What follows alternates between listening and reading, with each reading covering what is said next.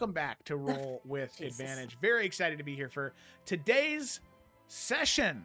We have returned.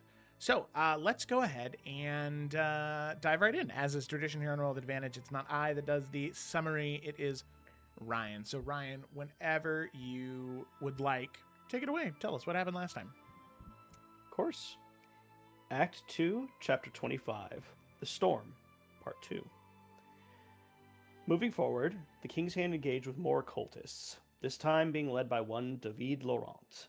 Despite a rough battle, they are able to defeat the cultists, and Edwin is able to slay David before he can escape once again. Moving to the final room, they arrive at the scene of the ritual, where amalgamation of dragon parts have been sewn together to form a giant dragon, with Thorn's sibling stuck to the head to be used as one of the primary catalysts for its resurrection. Despite a close fight where several members of the King's Hand went down, they were able to defeat Aurelius as Zephyros fired an incredibly powerful spell after Captain Moreau made him more vulnerable to magic. With the dragon and area falling apart, the King's Hand quickly saved Thorn's sibling and escape.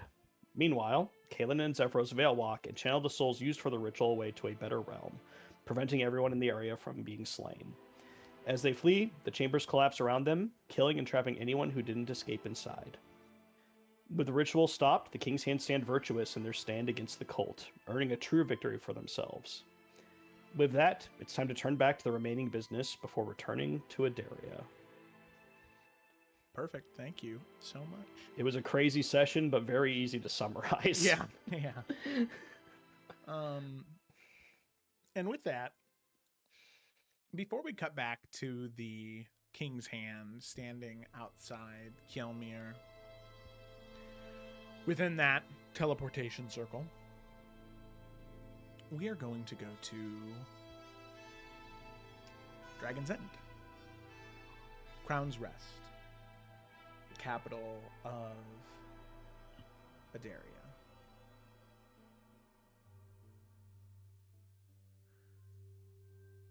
It is evening. Late in the evening. The sun has fully set behind the mountains, behind the Dragon Strait,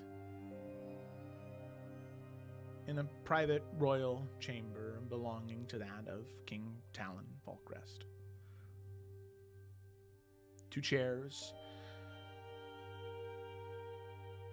a small table between them near the fireplace. It's a cold February evening.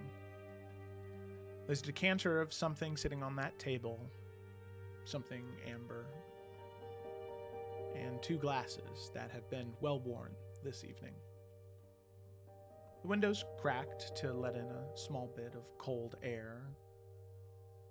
Rainier is in the room, as well as Talon. The two have been chatting for some time now. Rainier wearing his traveling clothes, preparing to head back.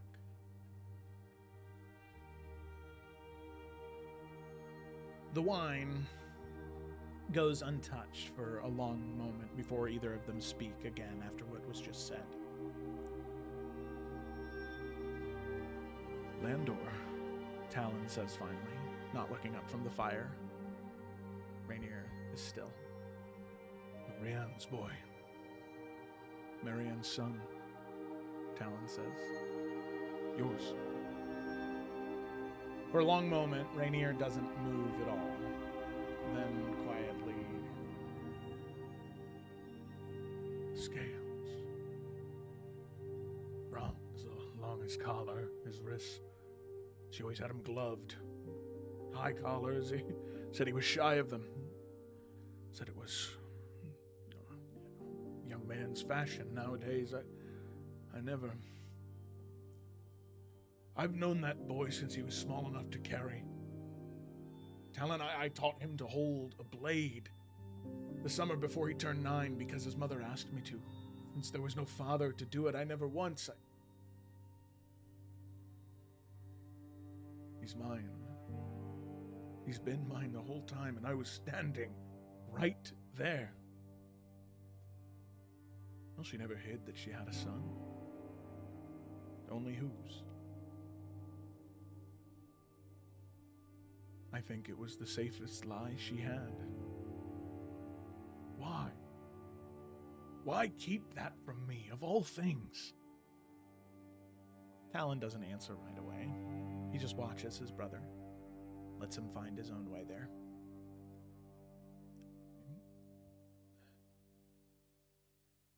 I remember. He looks into the fire, chasing the years that have passed.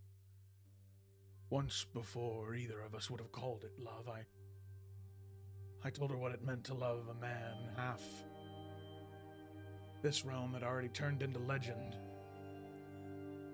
That if anyone ever wanted to cut Adaria off at the knees, they wouldn't waste a blade on me, they would put it in whoever I loved instead, because it's the only wound that would ever actually stop a man like me. I was gone half of every year, even then. Sometimes I was at border keeps, foreign dignitaries' palace, of a fresh disaster that needed a Falkra standing in the middle of it. There was no version of that life where I could promise to be there to protect her every hour that I wasn't in the room. I thought I was warning her. I never considered that she'd decide the safest thing wasn't just leaving me, it was making sure there was nothing left in the world that anyone could use against me. Not even my son. Talon sits in the quiet for a moment and says, well, that was true when you told it to her. I don't think that's the whole reason she waited this long, though. A cultist put a blade close enough to your heart that half this court still isn't sleeping right over it. You're no longer Sentinel, not because you failed, but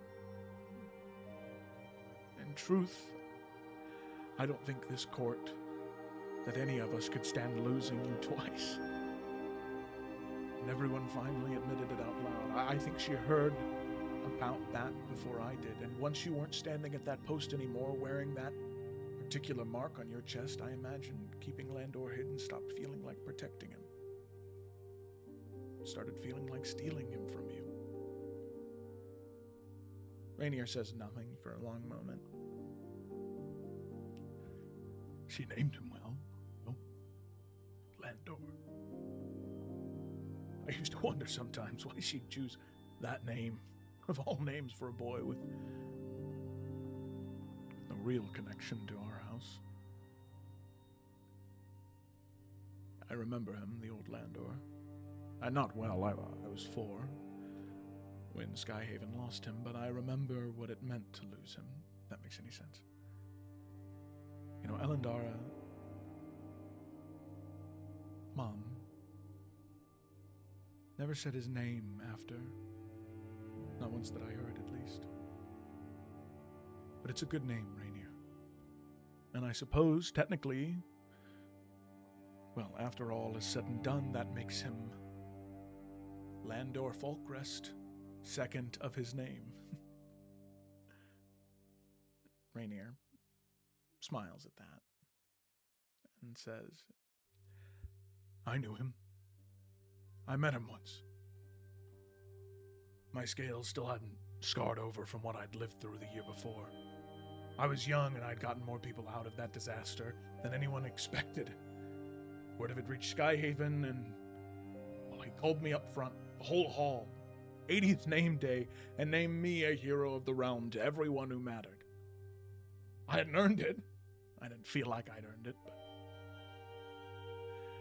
I wanted to believe. Ever since that moment, Talon, I have spent all these years trying to be worth what he said about me. And some days I still think that I could have saved more people that night.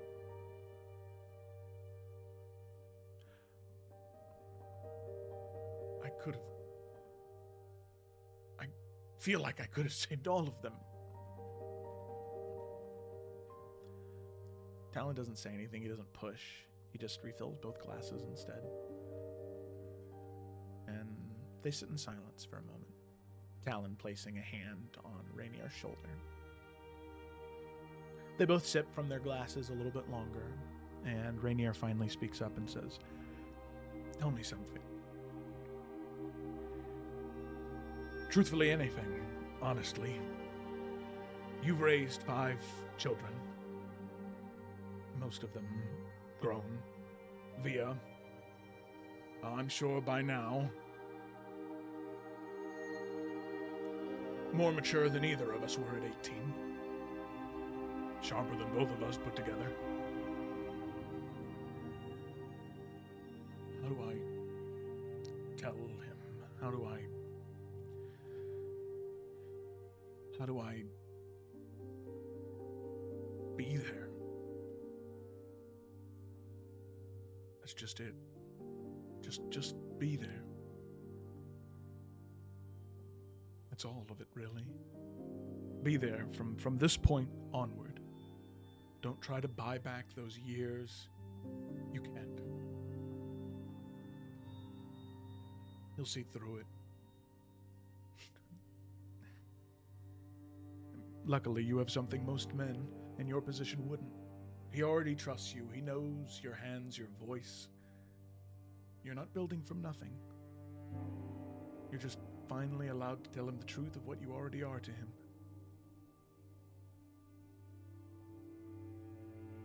I had 4 of mine from the day they were born, and I still wasn't there half the time. I told myself I was buying them a kingdom worth inheriting. That maybe I was. Maybe. But there's no version of this crown now that buys back the days that you weren't there.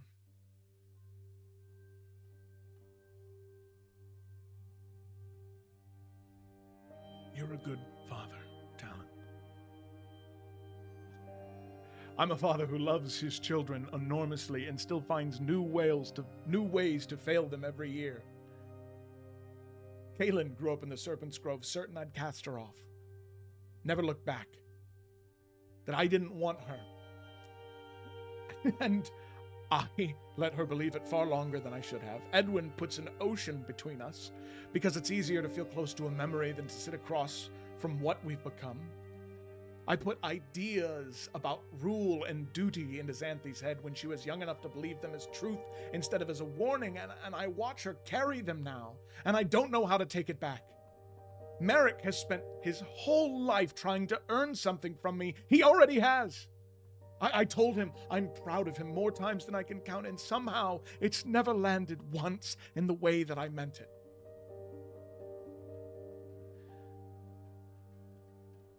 Octavia? Something shifts in Talon. Not the ease Rainier might have expected, but a flinch. He doesn't quite manage to hide it. Her, I think I'll wrong worse than any of them. He stops himself, his jaw's tight. The rest of the sentence is like a door he's deciding not to open. Not for anything I've done, but for what's still coming. Rainier leans forward. Well, then tell them. All of it. Whatever it is you're carrying, tell them, Talon. And let them help you carry it. You're not facing it alone. You never have been. It's not that simple. It never is it? If you commanded me, I'd do it. As a man of this realm, as a sentinel, as your brother, give me the word and I would open my heart to you. Whatever you need me to say, I would say it. I would tell them whatever you want. I would be there for you to do it.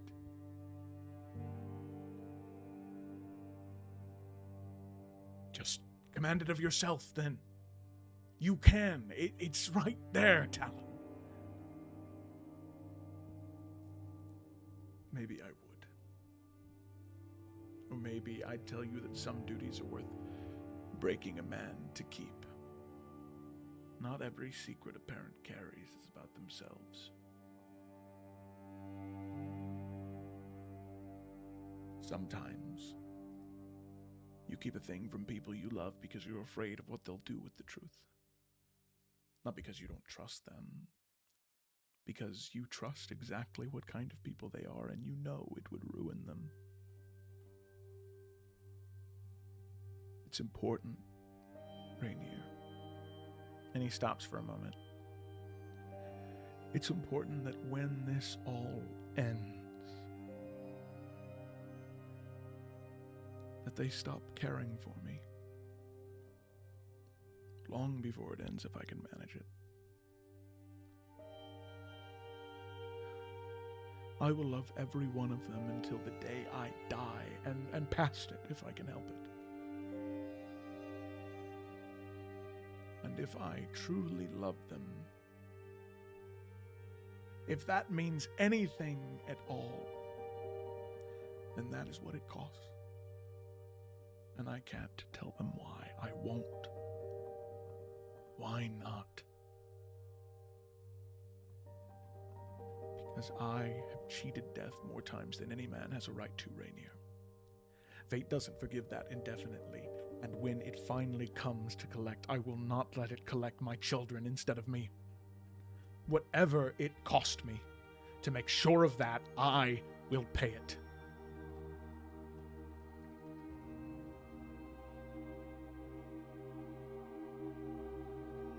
I wish I were built like you. Duty first. Always, even when it cost you everything else.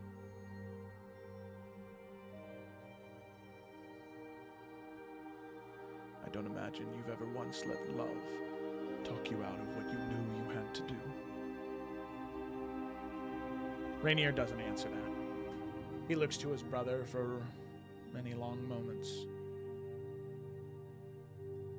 Something crosses his face that isn't quite a lie, but isn't quite the truth either. But he just lets it go. Rainier begins to rise. The evening is getting late, and he must return home. He's been avoiding it for too long. But before he can go, Talon reaches into his coat and sets a sealed letter on the table between them, wax stamped. Blank, but for a single line of neat handwriting across the front. A date, nothing more. I need you to swear something to me. You said if I commanded anything of you, you would do it. This, Rainier, is a command. Talon, swear it. You don't open this. You don't read it.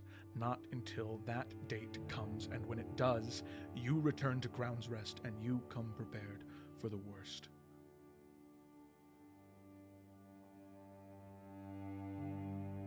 I swear it. Talon nods. Like something has finally been set down that he's carried for too long. Get some sleep. You look like a man who hasn't had any in weeks. Both of them walk to the door. He tucks the letter away without looking at it again. His hand lingers on it for a long moment, though. He says, I'll write to you. Tell you how Skyhaven is. And I will let you know how things with Landor go. Good. Rainier begins to walk out and stops and says, Talon, whatever it is, I mean it. You don't have to do it alone. Talon doesn't answer. Rainier refuses to walk away in that moment, his mind racing with a multitude of different questions, but there's one that he lands on. The date. What is it?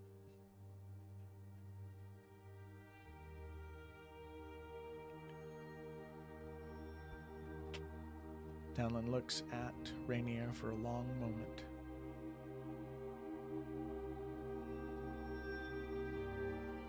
It's the day I die. With that, the scene fades to black. Who knows what conversation continues from that moment? Because we need to cut back to the snowy woodlands of Solele. All of you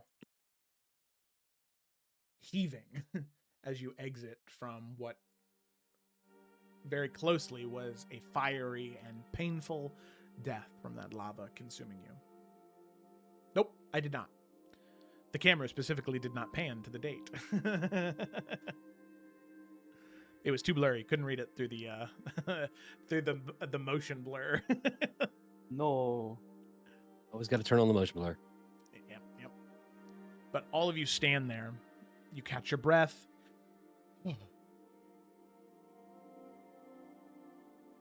Some of your allies have been lost in the fighting.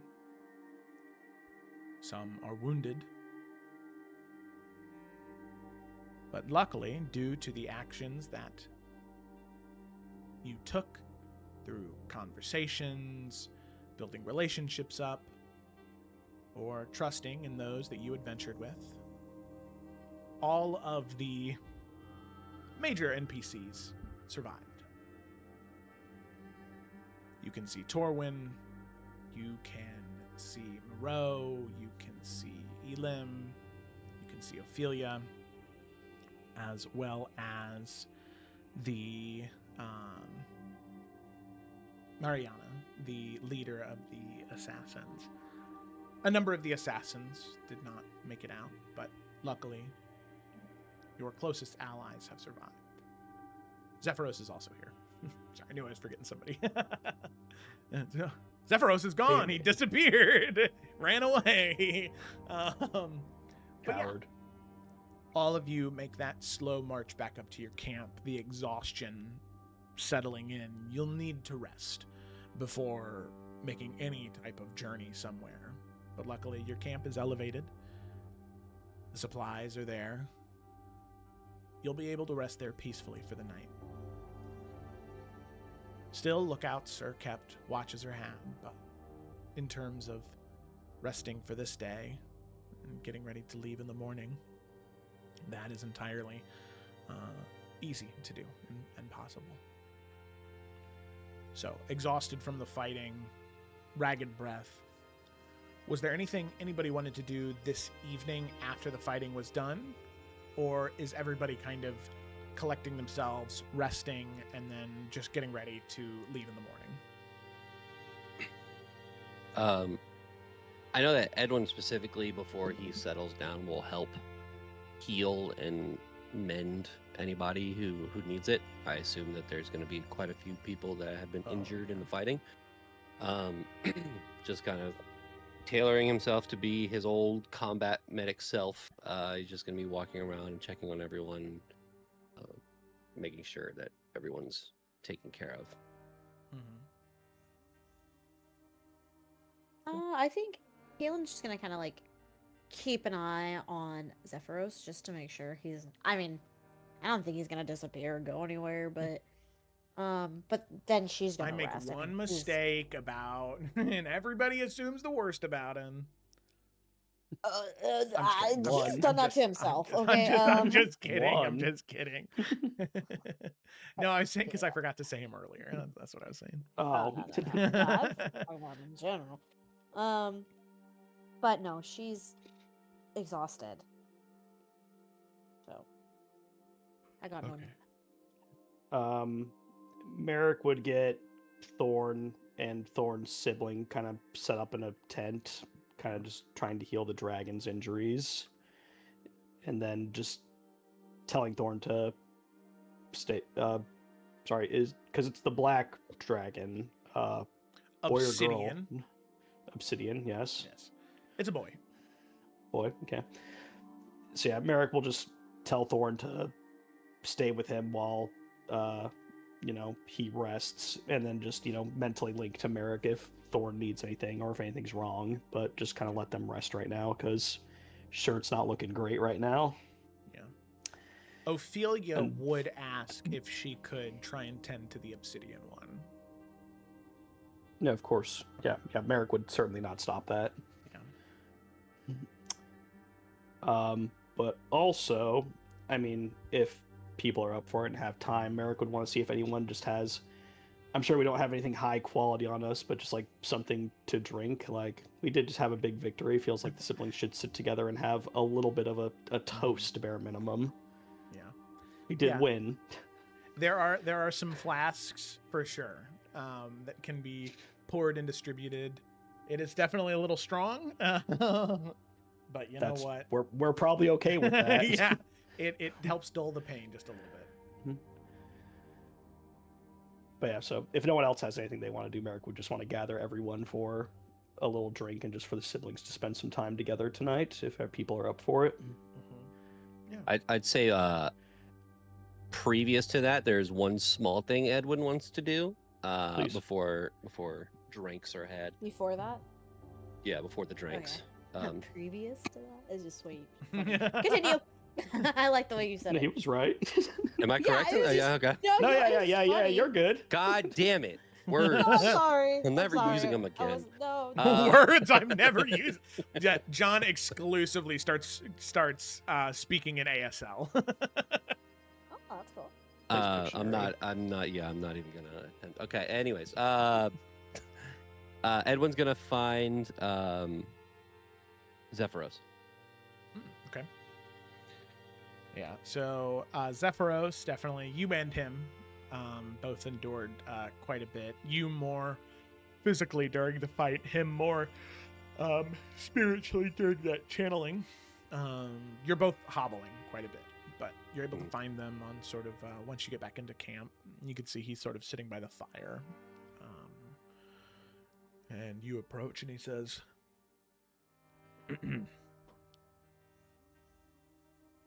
"Hello, Edwin." Zephyros? I was just wondering, are you heading off tomorrow, or will you be around for a little? I'm unsure of that in the current moment. I will at least be around for a few more days, but as I understand it, all of you will be heading to Faith Spine first before returning to Crown's Rest, and I haven't quite made up my mind if I'll be going there with all of you. I'll at least see you all from Soleil, though. Good. Not tonight, because I, for one, don't feel like it. But I would like to talk to you about something that I think you would be helpful. And what is that exactly?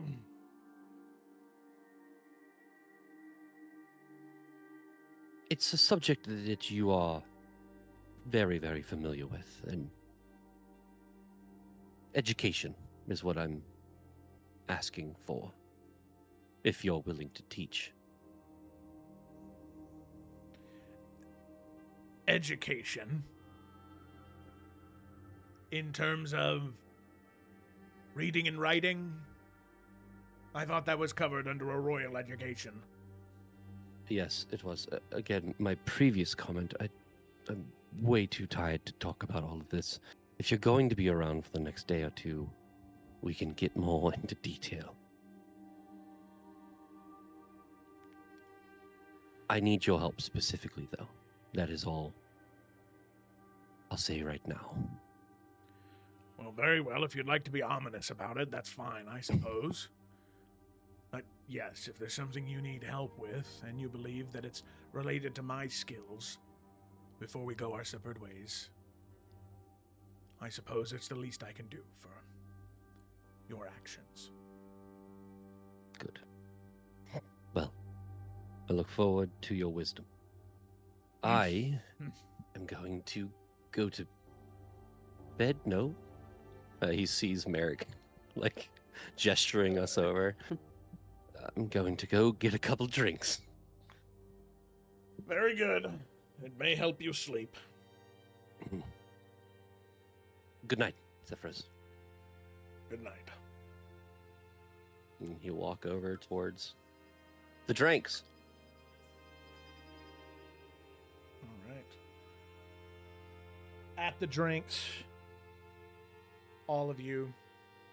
Well, I suppose the question is there anybody that is intentionally not going to be there? Is everybody at least humoring this in the moment?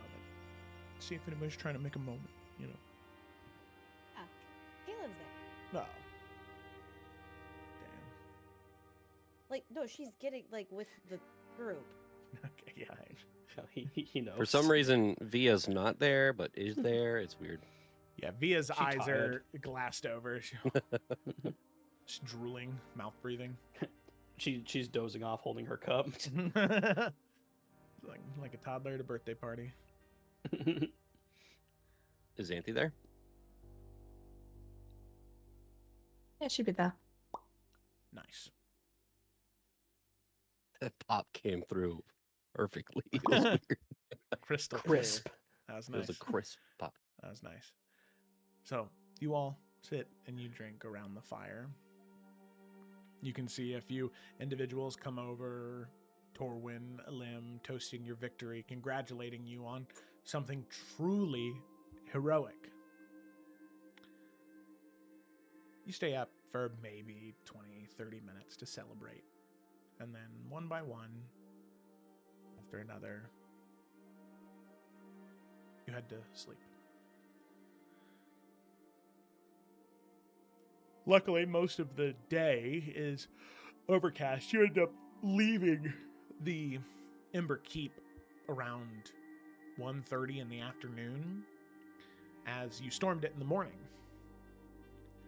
So you return to camp around 2, and then from 2 p.m., 3 p.m., to about 4 a.m. the next morning, most of you are sleeping the entire time. But you wake up. You are mechanically fine. Very sore, though. Very, very, very sore. As recompense for your bludgeoning you endured, there is quite a bit of soreness. But overall, you all recover. You gather your supplies, any of your materials, and people seem to be gathering to bid farewells. You see Marceline Duval, the leader of those assassins. She approaches all of you and says, I am very happy that we were able to have some type of partnership between us. It was costly, but it was effective. Some of my assassins found records and correspondence between various nobility within Solele. We will be taking it directly to the Roi de Soleil, and hopefully we will have those people removed from their positions of power, their families stripped of all royal claims, and some amount of the corruption within our government will be gone. With whatever position I am in, I will be sure to do everything in my power to assist all of you should you need it again. And she will give a bow, and with that they will head off on horseback with the rest of the assassins that were still alive, out and away. You can see that Ophelia seems to be the individual that recovered the least from the fighting. Even as she wakes in human form, as not to draw too much attention to this small area.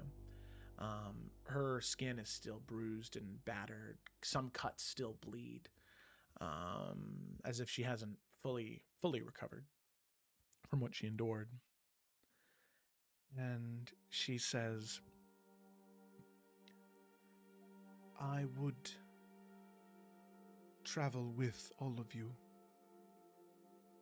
by foot, unfortunately, for a time. I was gravely wounded during the fighting. when I am stronger, I can fly all of you to wherever you need to go within Solele, but I will not be crossing the Dragon Strait. I'll return to where I was before all of you found the sanctum. But I will give you a sending stone that, should you ever need me, you can call upon me, and as quick as I can, I will be there. I would prefer if it is not within Adaria. There's much there that still haunts many of my kind. But We at least, understand. thank you. On the road, I will still tend to the young obsidian dragon. And Merrick, I will tell you how to take care of it and ensure that it heals properly.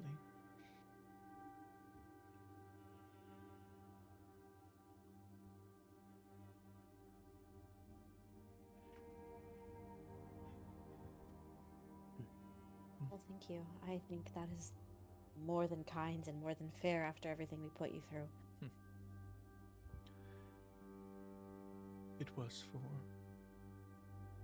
a very good cause. Well worth it. Thank you. You should rest. Yes. And she'll go back and she'll rest in, whatever way that she can. She does still spend quite a bit of time tending to that obsidian dragon during that time.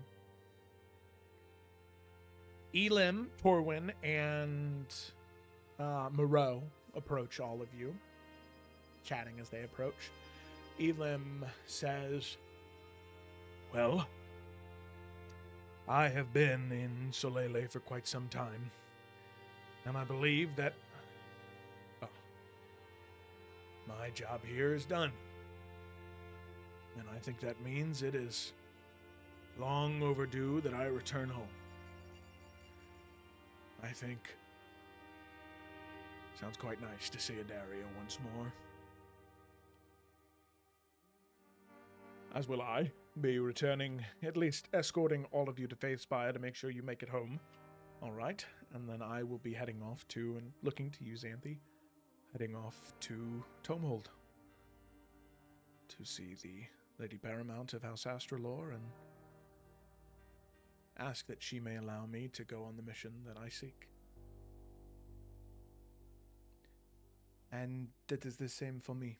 It is important I return to Tomehold to report of what the Blades of Zendoria found, what we've learned, what we've lost, and what we were, in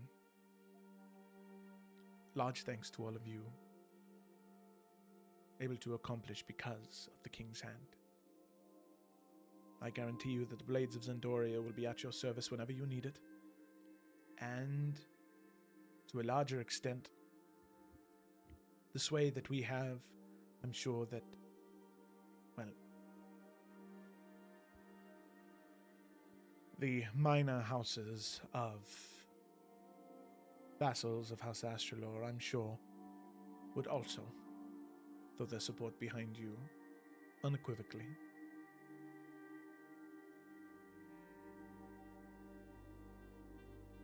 Thank you. To all of you.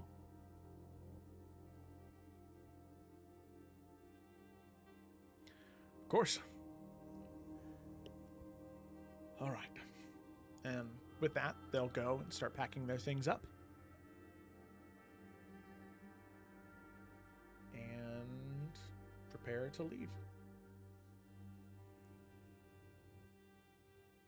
So, morning of, all of you begin to pack up your things and prepare to leave.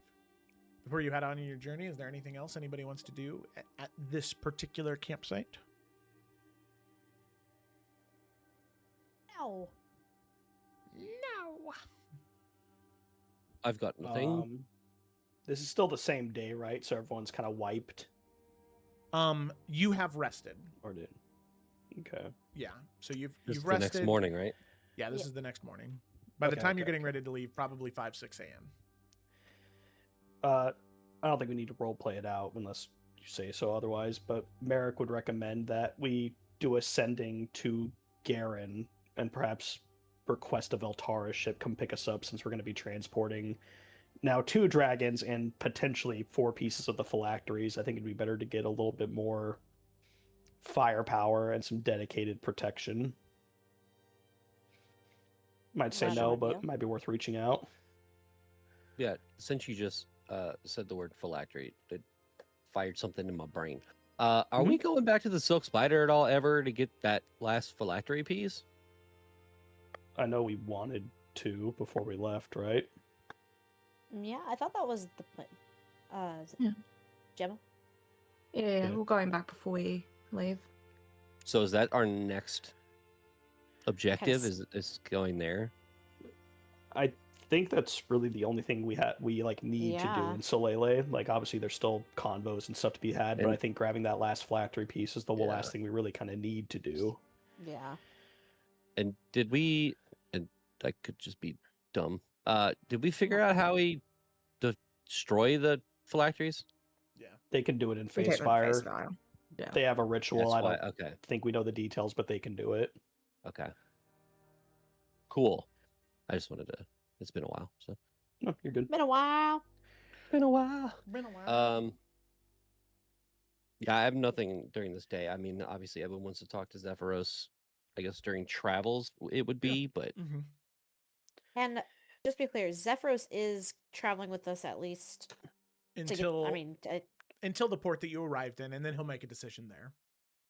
heard. Okay. So that would be all the way. Map up Solele.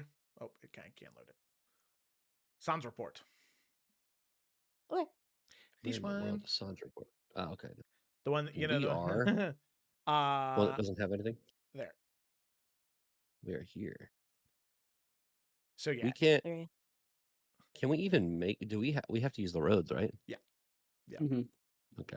Unless you want to go back to Zephyros' tower, you could go through the wilderness. No, that's No. okay. What do you mean? All right. Zephyros is like, well, why not? Mhm. My tower's safe, right? There's no way they're still there. Why The would tower's they? Probably not even there. It's Let's probably go. still there, Let's go. but not safe Gone. anymore. They took it. They took it. They pushed it over. Like it. I mean, brother was laser blasting. What do you mean? Laser blasting. It felt like. He was just using the Yeah. moveset of the bell-bearing hunter from Elden Ring. That's all he was doing. Yes. I think I have something for when we rest for the night, but I'm good to start traveling before doing anything else. To the spider. Spider shitting in the corner. Okay, you guys don't burn him inside the Yeah. outtakes. Okay, Mhm. yeah. Okay. 2021 classic. Am I right? That was 5 years ago. What the fuck? Okay. Sorry, I was looking for my. Where's my Solele music? There it is. Oh. And by Solele, I mean Claire Obscura. I like that it has the record player hitch. Okay, anyway. You begin your travels. Away from Kjelmir, up that main northern road, headed towards the city of Solibruv, as well as Colleen, which is where you'll make your first stop. Ophelia's pretty sure that by the time that you meet and speak with the Silk Spider, she'll most likely be ready to fly again, and you'll be able to avoid that undead passageway and head directly to Sandraport. So, you begin your journey. It does take you about a week of travel to head up that northern road and eventually get to Colleen. So there is a week of stopping and camping. My God, these hiccups could really fuck off. Mhm. You have about a week of travel before you get there. Most of these days are uneventful. Yes, it is. Which hopefully she'll be here by the time that happens. But it's okay. We can always kind of go back a little bit. You begin making your way northward towards Colleen. And as you do, the journey is uneventful. I mean, every once in a while you pass traders and merchants on the road. They peddle their wares. They sell you supplies. You meet strangers along the road, and there's a strange feeling that a lot of you get traveling through the road. Most of the time that you've been in Solele, it has been hell, literally. Sometimes, actually. It's been really bad a lot of the time. There's been a lot of stress and a lot of pain and a lot of frustration. And in this moment, even in the dead of winter, without that pressure on your shoulders anymore, with the ritual stopped, you truly can see how beautiful this place is, how serene and peaceful. Even the merchants and travelers you meet on the road are quiet. Not in a suspicious way, but just they respect the places around them. They don't want to be too loud to upset the trees or the animals within them.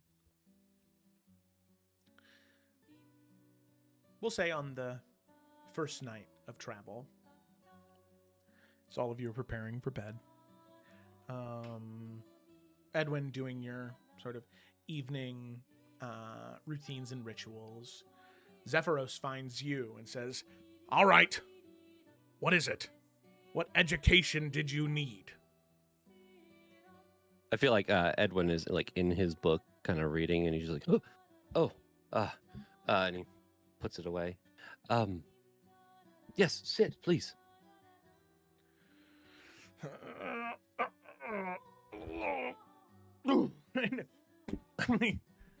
Big man. Wow. So, and he kind of looks around. I wanted to ask you about,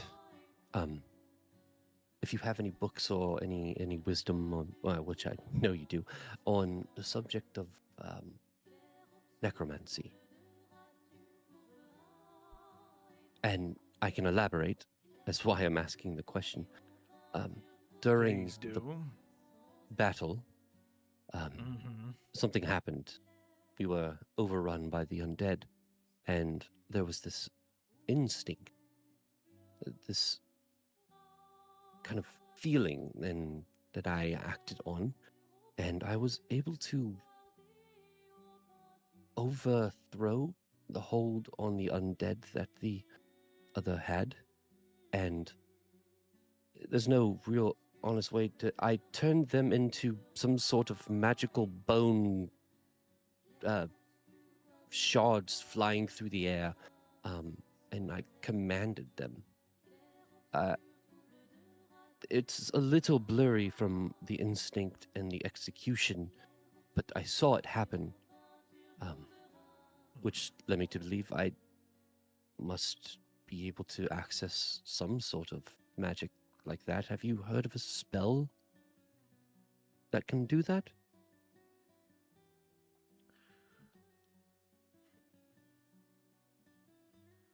Yes.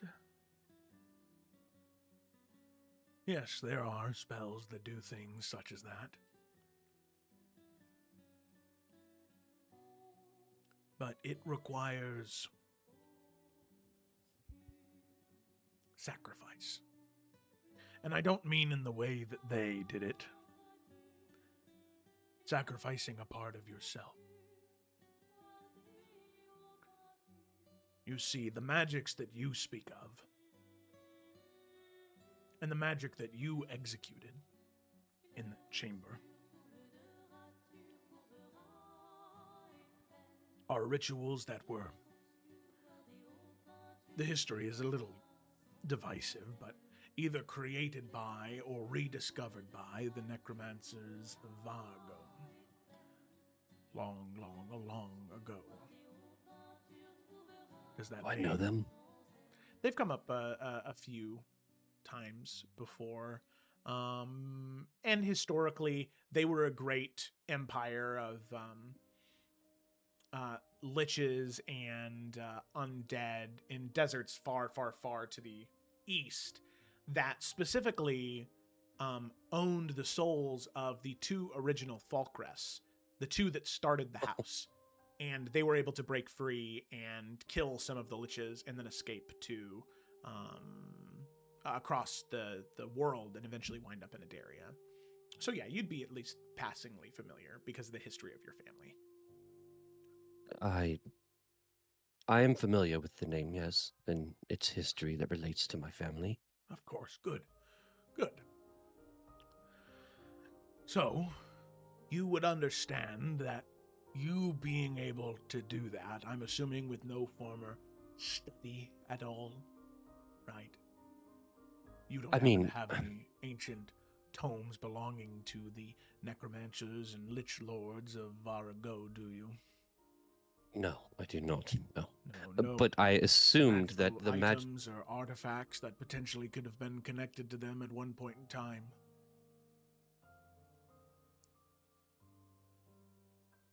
Does that trigger anything for Edwin? I mean, I know he's got the gauntlet, but like, would that like? I just heard Galen go,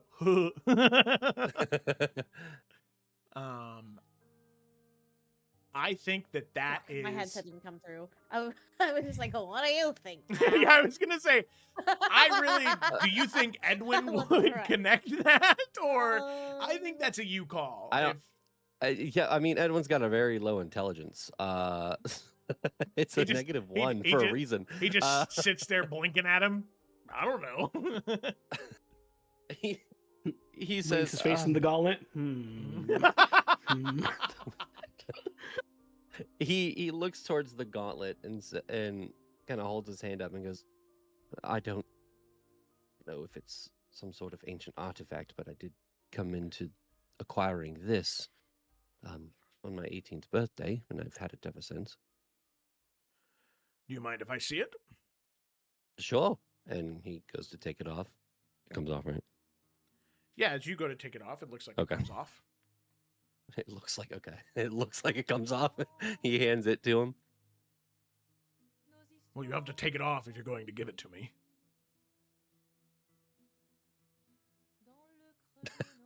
Of course. He tries to take it off. Here, you take it off. The fitting is weird. And he goes to touch it and immediately recoils his hand. A gift, you say? It kind of just showed up. I assumed a gift. I never found out who it was from. Your instinct was to put it on. I was 18 years old.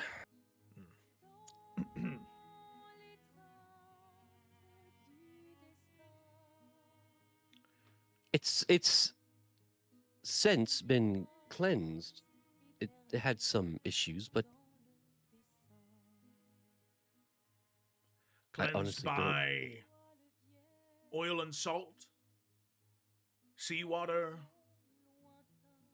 a blacksmith. No. Cleansed by Palo?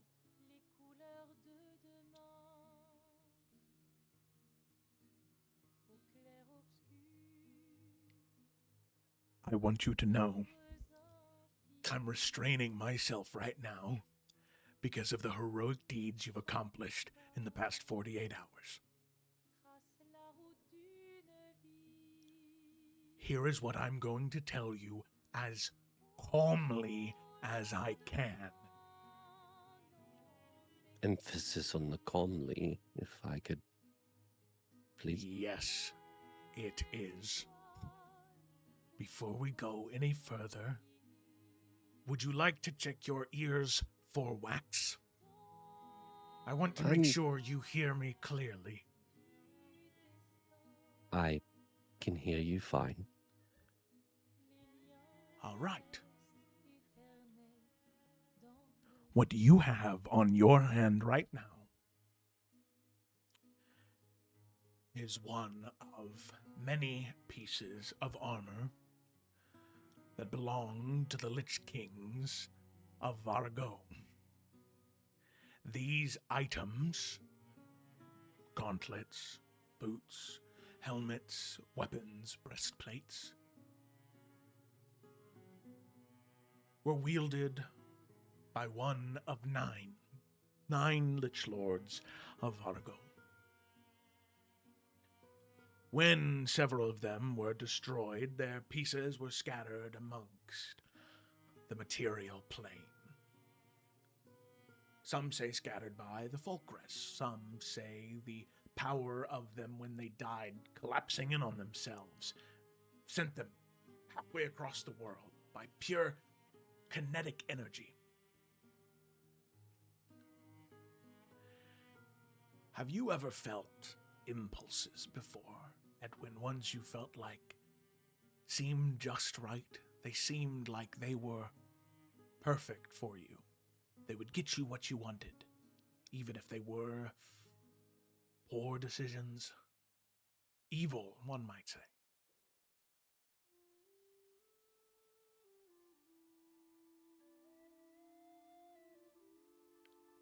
No. Yes. Your silence was enough of an answer. Regardless of what you've done, Edwin, this item is very dangerous. Incredibly so. No, but it was. No, everyone, they all know, like, kind of gesturing towards the siblings. But it's been checked. Via was able to tell that it no longer has power. Yes, of course. Of course. Of course, you're recently graduated from Arkenvale's sister, a true master of magic and analyzing these intricate patterns. Yes, of course. I didn't realize she was so masterful in her ability to identify arcane armaments. I didn't think All of right, that, Edwin. I didn't think of Hold that. on, Zephyros. Don't talk down to my sister. She's very accomplished and a very, very accomplished wizard. She knows magic. She can also see the future, so calm down. I trust her judgment. I trust her abilities. Then you have placed your trust in the wrong person, Edwin. Items like these, in the wrong hands, they can be dangerous. They can do irreparable damage, not to just the people around you, but to yourself. You are not an undying Lich Lord. You are not a king that commands millions. You don't feast on the souls that are given to you by your ever-loyal subjects. It takes a part of you.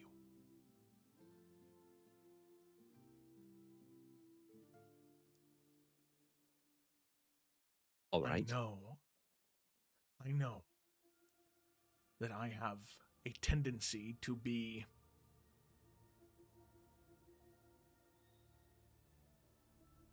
intense. And perhaps sometimes that is not the best approach, but in this instant,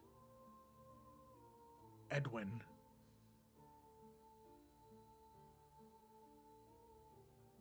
I think that we take that off of you right now. And in whatever arcane or divine energy that they pour onto those phylactery pieces, they should do the same to this gauntlet. Okay. I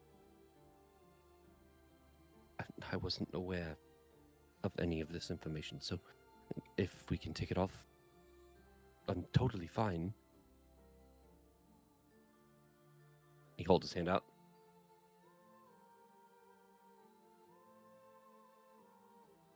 Really? Just like that?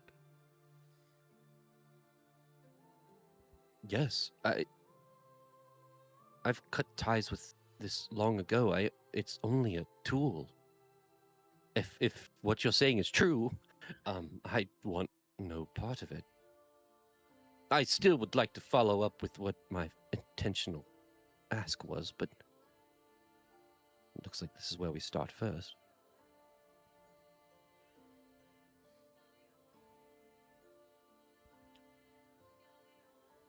For the journey back to Sandraport, I want you to keep it on.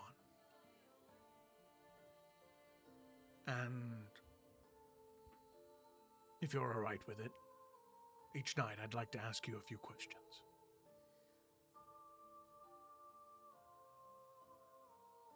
All right. Would you like to elaborate why you want me to keep it on?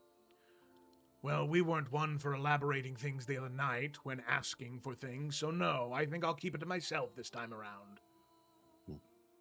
Well, now you understand why I didn't want to have this whole conversation that night. It was pretty long. What was your real question, Edwin? I want to learn, or study at least, the different spells of necromancy. I think that if I have the ability to do these things, which I obviously dabble in necromancy currently because of what I am, I can heal people and speak to the dead and revive those in a short notice. It's all the school of necromancy, but if I can tap into the other, I think it would be helpful to us going forward. We are going to be dealing with undead and cultists of the undead. If I can learn what they do, not entirely, I could counter their own magic. I could use it for our benefit.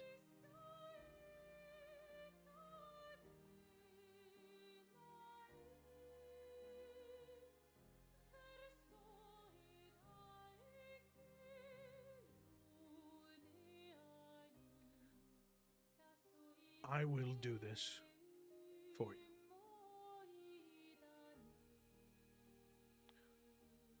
I will teach you everything that I know about necromancy in an effort for you to be able to better fight against it when you come across it.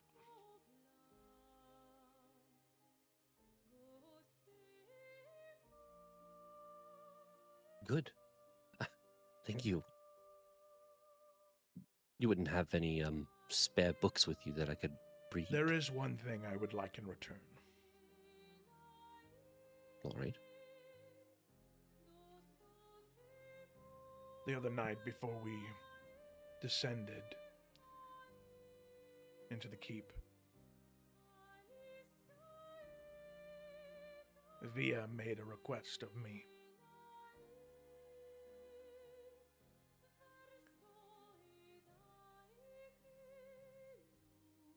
She knows the only way to save her friends is for them to die. There is no severing needle to save them. So for them not to be drained and used for whatever rituals the cult have left,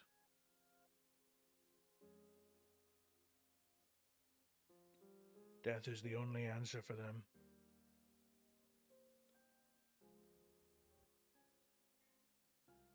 He told me that I should take the fall for such a thing as recompense for what I've done.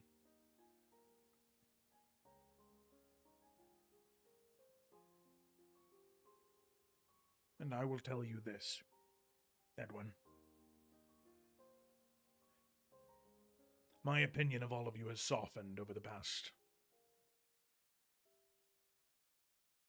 several weeks that I have grown to know all of you. And I think perhaps upon our initial encounter, I was too harsh to Octavia. A little. So to save her from that trauma, I would be willing to commit such an act.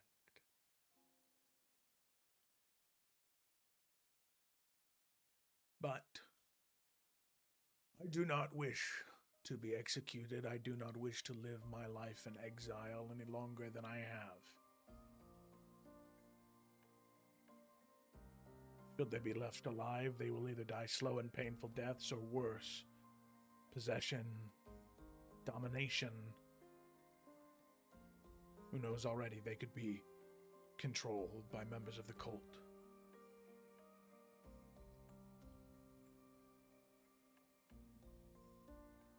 I would like to be pardoned for this and any other transgressions against the nation of Adair.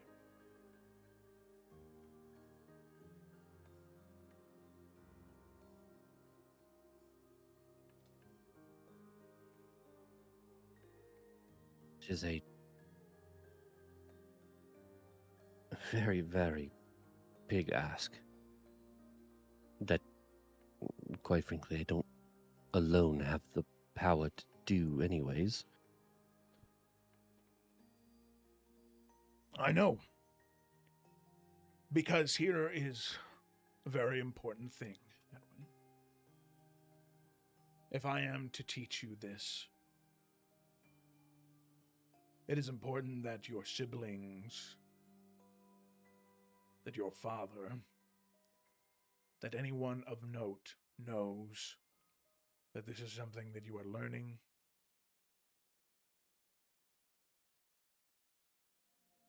And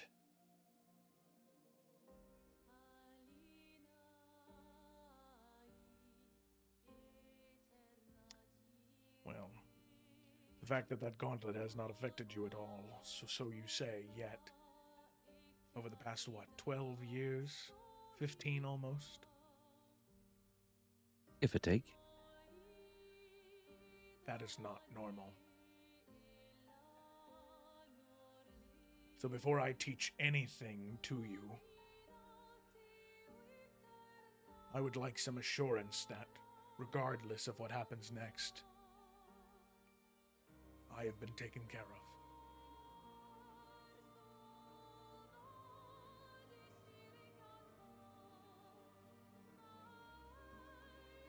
What I Right. can say is if you are able to control it, these skills will be invaluable in the days, weeks, months, and years to come. And I would like for you to have them. But I do not feel as though I can give it away so freely. That is understandable. I can see what I can do. I can't give you a direct answer on that. It doesn't need to be a big ceremony if it were to happen. It could be similar to what they did for your uncle. Just a few passages in a law book.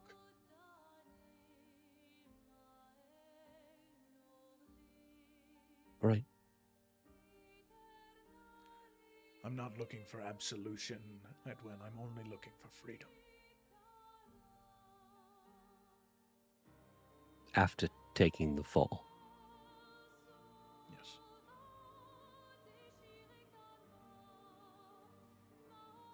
I think if you're willing to do that, then there's something to be said, and there's a case for your pardon. I will see what I can do. That's the best I can say. Of course. In the meantime, there are a few things that I will teach you to help maintain control over undead. If you control too many of them, they can consume you instead. You have all their voices alive in your head. 2 or 3, it's easy.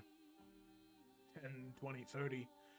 A weak-willed man will be consumed by them. They will tear him limb from limb. We'll make sure that at least that doesn't happen. The rest is up to chance, though. All right. Well, thank you. Do you have any spare books that I could start reading? I find that reading helps quite a lot when learning. Yes, there is one, I think. I made sure to take from my estate south of Sullybrew before we left. And he'll hand you a book. And you recognize the author, surprisingly enough. Morgana Umran. Oh. Theories and incantations regarding the animation of dead bodies to lifeless life. Lifeless life. There we go. Just flipping through the first few pages. It is about creating autonomous undead from piles of bones, not identifiable, that can be used to do menial tasks. Things like stocking shelves or harvesting fields, as opposed to anything more aggressive or mean. Raising armies is not in this, but creating an undead that will live forever and do a menial task, it's all in this book. It's a little, I don't know. When you think too hard about it, it feels really bad, but, you know, it is what it is. Thank you. Thank you, Zephyros. Do you need help getting up or? No, I can get up. I'm not geriatric. Oh. I'm fine. He'll go over and put his hand out. He smacks it out of the way and he stands up very awkwardly. I'll start reading, and I will talk to you tomorrow night, is what we said? Every night? Yes. Every night. Good. Okay. Alrighty. So with that, you travel down the road again and again and again. Some more conversations happen. Does anybody have anything they want to do as you continue to travel another day or 2 or 3? Question for all the Sibs. Did we all want to have a chat with the Black Dragon to see if it knows anything about the cult since it was there for some time? Yeah, I mean, I'd be down to see what it has to say. All right, cool. Just didn't want to make that America only thing since I feel like that applies to everyone. Mm-hmm. Also, are we good to say that we sent the sending to Garrett and he's arranging a ship for us? I know we said we'd do it, but did that happen officially? Yes. Yeah, he is Okay, cool. overjoyed to hear directly from all of you, and he will do what he can to get that ship. Thanks, Grandpa. All right. Then, yeah, I think just one of the That's nights. so funny. I'm not gonna lie. What? I thought you were talking about your guys' Sentinel. Because Gareth, Oh. Garrett, Garen. Yep, you love your GAR names. A true Game of No, Thrones story. Veltaris. Yeah, it really Veltaris. is. I was really inspired by George R. R. Martin to make sure that it was as confusing as Scourge. possible. Yeah. Excellent. Thank you. Excellent. The Elden Ring experience. Yeah. Melina, Melania, Mikola. Oh wait, that was also George R. R. Martin. It was. Sure was. You can see it. But yeah, before getting all the rest of the Sibs, I think Merrick would head over to Ophelia, who you said has been checking in on the Black Dragon. Yeah. How's he been doing? Better. He is still quite weak. Some of his strength, I don't know if he'll ever get back. But he eats, he speaks, he walks, and he can glide, at least, a little bit. The strength of flying, I don't know if it'll ever return. I think that Thorn is helping him get a great deal of strength back, quicker than maybe he would have otherwise. Same size as Thorn, bigger, smaller? This is gonna sound strange describing a dragon, but thicker.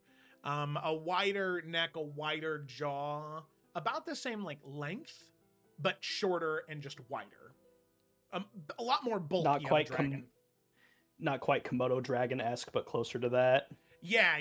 A lot more Okay. lizard than serpent, like Thorn is. Got it. Yeah. Is it up for some conversation? I think it would. Yes. Okay. I'll talk to him first and test the waters, but I think my siblings should be here, but I'll check in with him first, see how he's feeling. Of course. Alright, so heading over. What's going on? What are they doing? You can see Thorn is just kind of like laying up against the obsidian dragon. As he just sits there, his eyes closed. You can see around the legs and underbelly and arms, the skin is very pink still. Almost like when you get like a burn on your hand, or maybe you get bleach on like exposed skin, and you get those sort of like white flecks or white dots that happen just from like I said, that acid burn. That's kind of what the entire bottom half of his body looks like. It's really sore. The scales have been like melted off, it seems, from that assimilation. But you can see as the head comes up and sort of looks around, blinking. There's a lot of motion. There's a lot of energy in the eyes and in the face, but not so much in the legs and wings. Okay. Merrick's gonna approach and take a seat.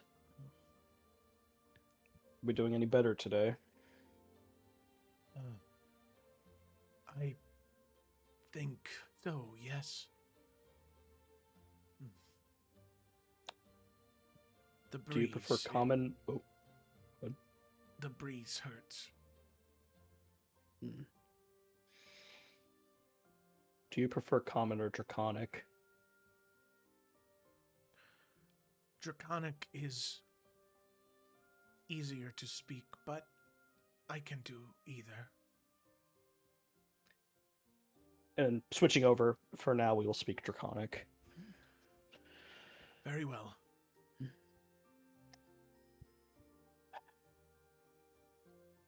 I have many questions. Do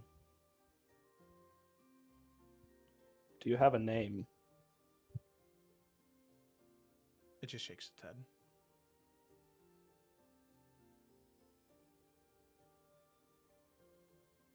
Would you mind one? Be easier to speak to you with one. He just kind of shrugs.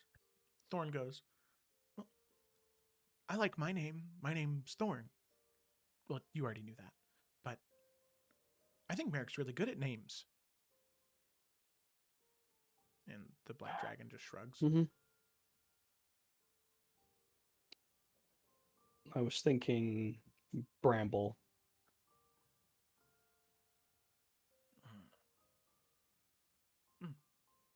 If you don't like it, we can change it, but it'd be easier to have one for communication. I like Bramble. I know that things have been challenging for you lately, but as I'm sure you knew was coming, my siblings and I have a lot of questions about what you went through and what you've seen and what happened. Would you be up for talking to all of us? If you need more time to rest and get your strength, it can wait, but it is important. I can talk now. I don't know how helpful I'll be.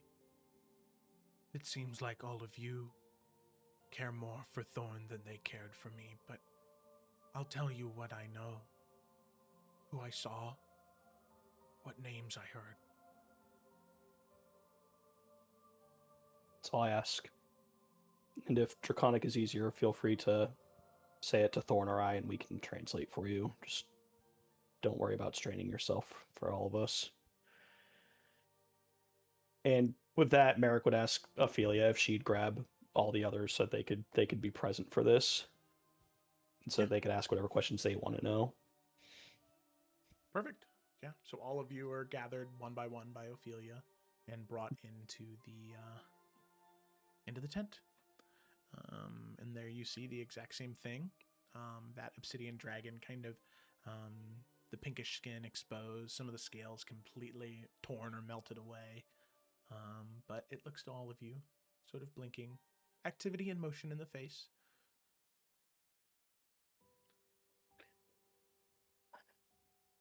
I think we should start from the beginning.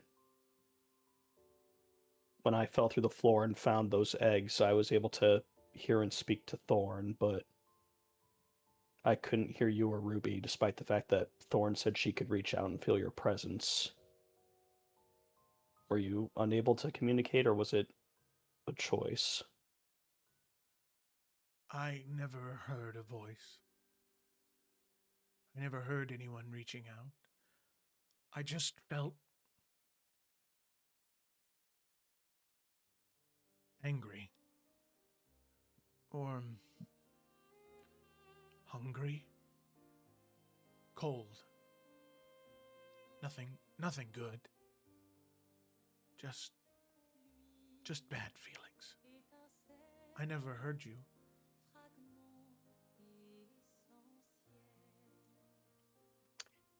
And then, I'm trying to remember from last session, was it only able to physically call out to Merrick, or was it still able to psychically talk to Merrick, like they had a connection? The obsidian dragon? Yeah. It is not able to psychically communicate with Merrick. Okay, so it can just talk. Got it. Do you remember anything that happened before you hatched?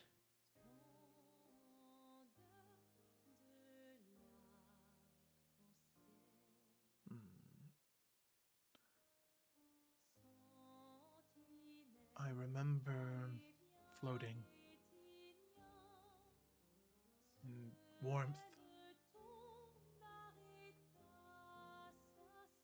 And then there was a cold plunge. Like water. And then we slept for a long time. Until we were pulled from that cold. And I remember hearing a voice, I think. They called him Sir. Galdrin, I think. And we were sealed away. I remember the stones. And then nothing else until I hatched.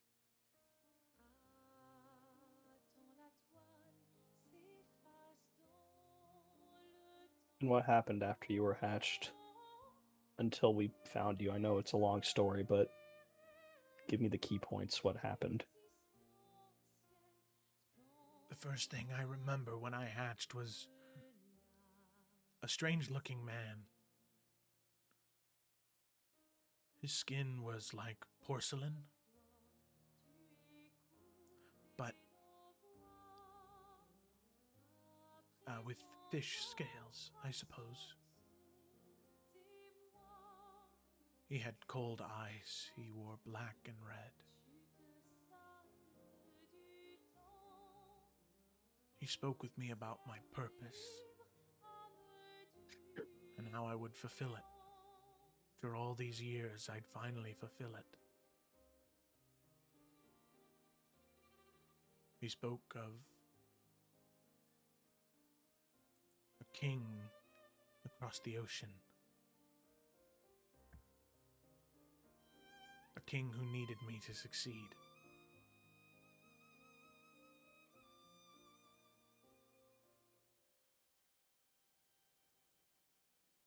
He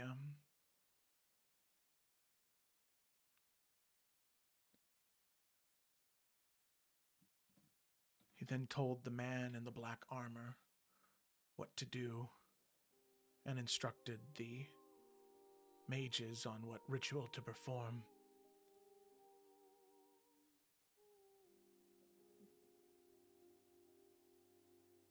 The one in the molten armor. He seemed subservient to the man that I talked to. He took orders from that man.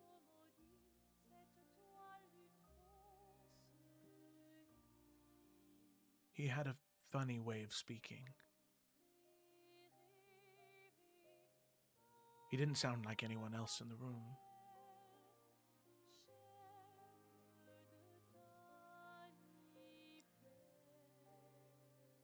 But I remember he had a gauntlet. That's what he used to pull off my scales.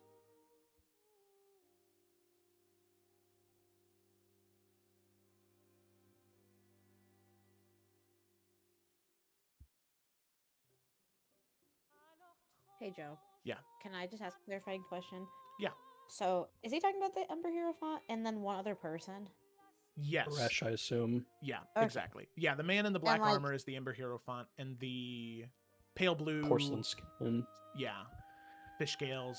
He's describing. Have we? Good.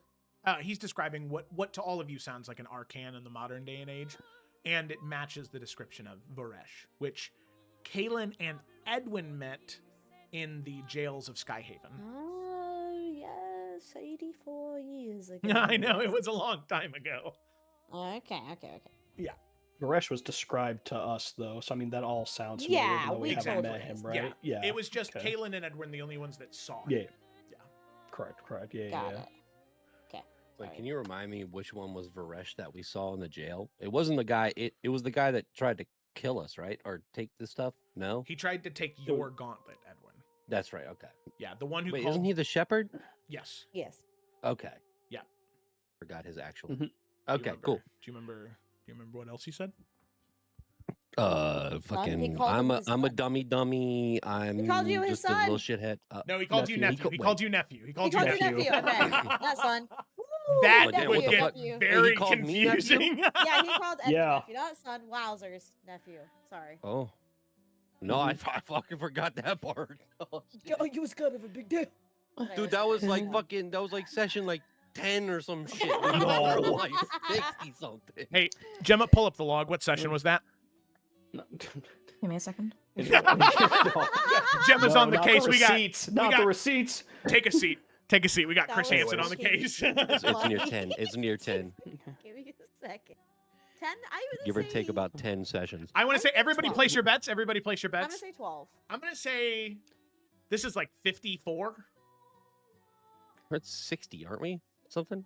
No, I don't think we're that high yet. Regardless, I'm gonna say 15. It's around 10. Like, I think it's- No, I think Any it's more higher than bets? that. I'm gonna go 19. Ooh. Risky. Anyone else? Kayla, you said 12? I said 12. Okay. What did you say, Joe? 15. The winner is drum roll. Ryan being only one session off as it happened in session 20 Night of Roses. What? 20? I 20? want the record. Well, to yeah, I show was that like- said 10, session 10, give or take 10. That's what I said. So from don't take 0 those to margins, 30. Yeah, Or 0 to 20. Perfect. yeah, Cover all because your I was like, first 3 to 4 sessions was Serwyn Keep. Then we had a few downtime in Adaria. Gemma, do you have the then we had date everything on in that session? Facefire. Yeah, Put them on. That's what really matters.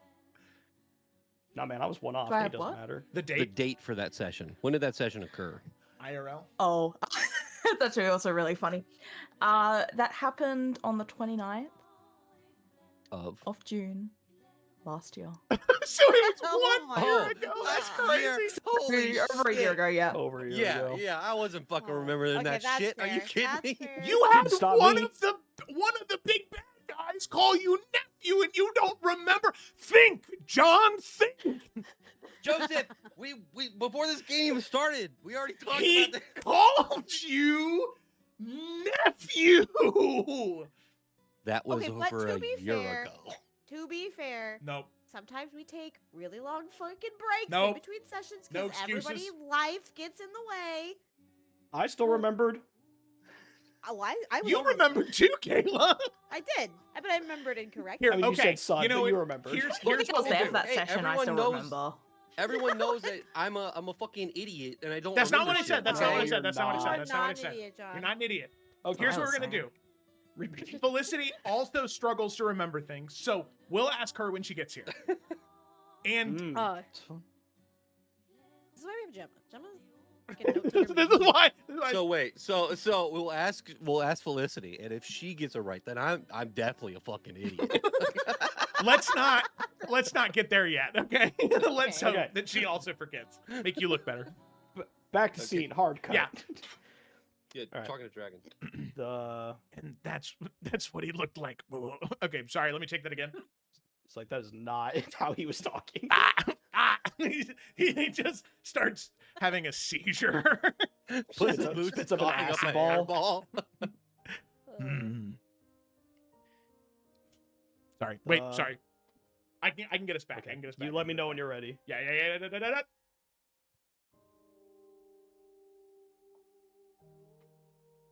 So. Okay.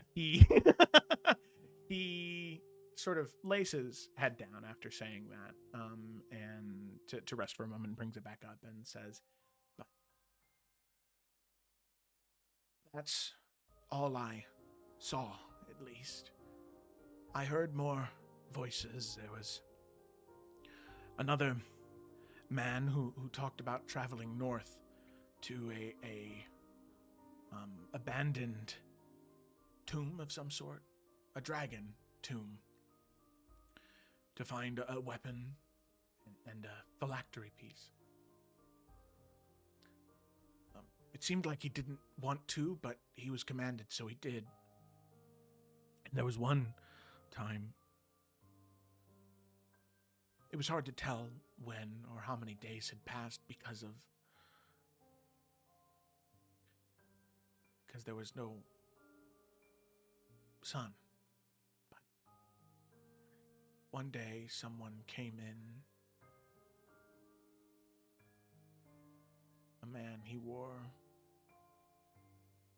dark armor. He wielded a sword that I could feel in my bones.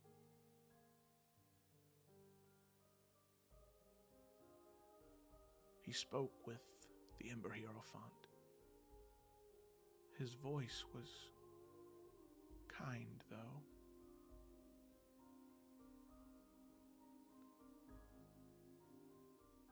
It was very strange. A man I felt like I wanted to know more. But that sword.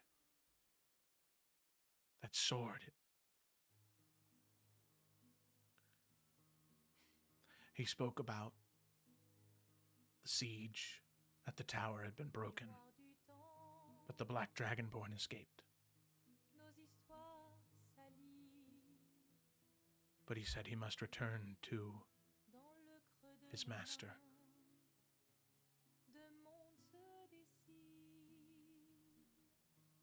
He said he had to return across the sea. Back to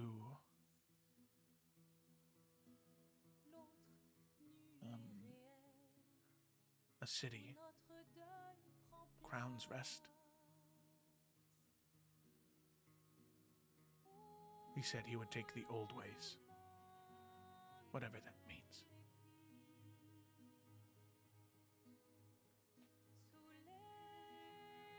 Did you get a look at this man at all? He wore a helmet and dark armor. Curved, pointed metal, almost horns, emerged out of the helmet.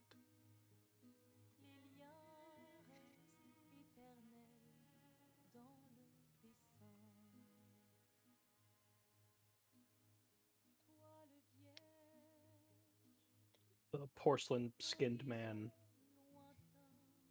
the one who spoke to you initially. Do you know why he wasn't at the ritual? say where he was going, anything.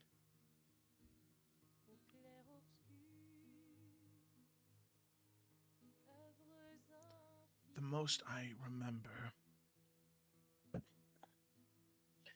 a place, his home,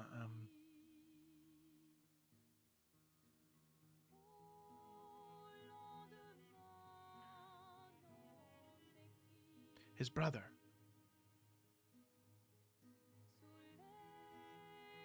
He needed to tend to his brother.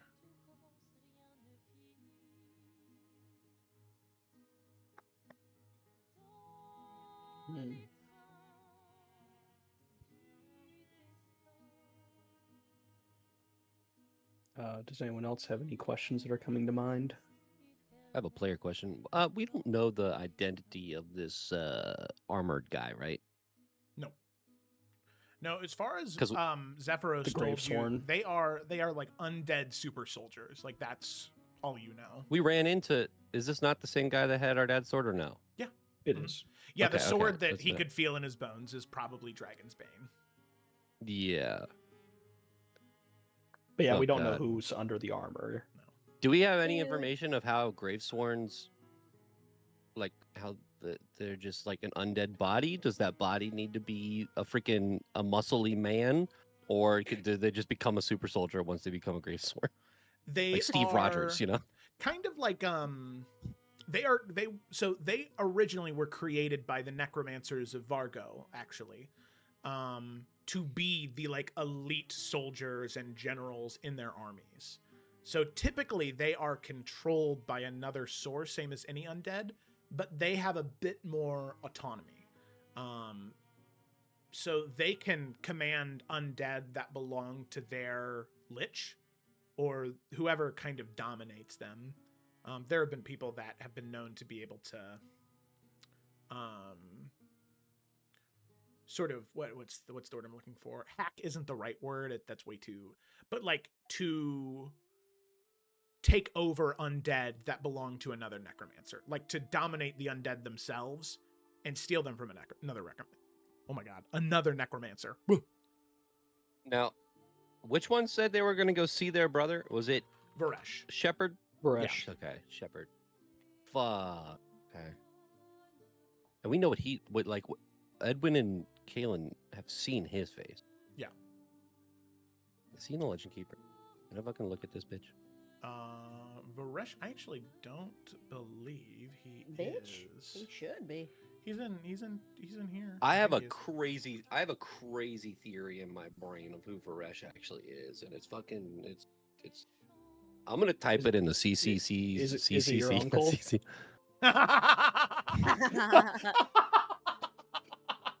So here's the We thing, do have right? an uncle that's unaccounted for, so We also Not have an really in the uncle. grave, I don't know.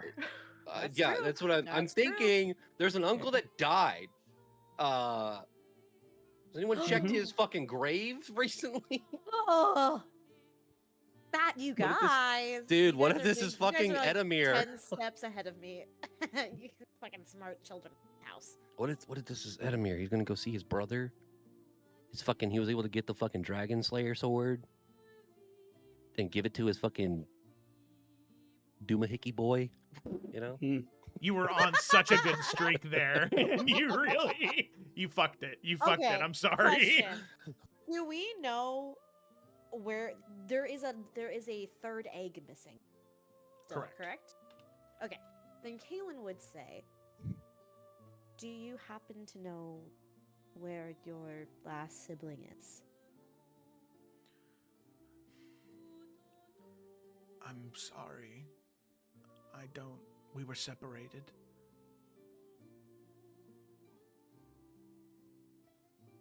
That is okay. And you heard nothing, no one speaking of it. There was Her? something Ma'am? the porcelain skin man said. Somewhere far north, I think. Some matters to the north. Across the sea. Perhaps there.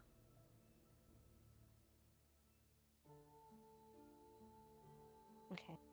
Maldaris.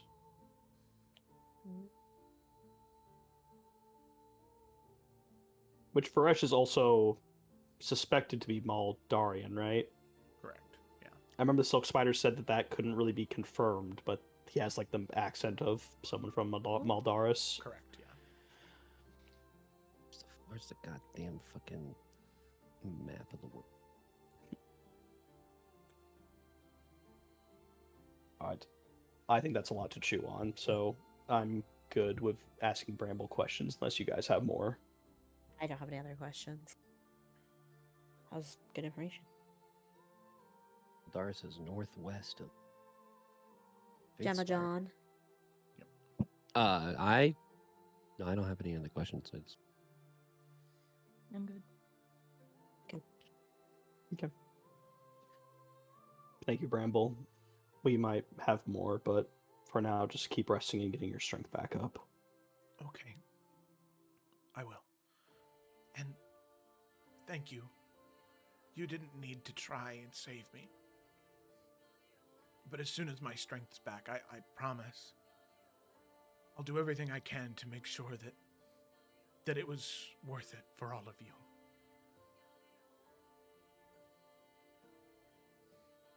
I'll see what I can do about making that breeze a little more forgiving on you. Just give me some time. He nods.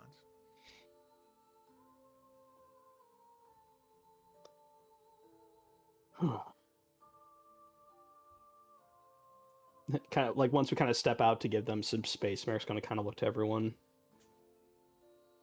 I wonder what's so important in Maldaris that Varesh would leave the ritual unattended.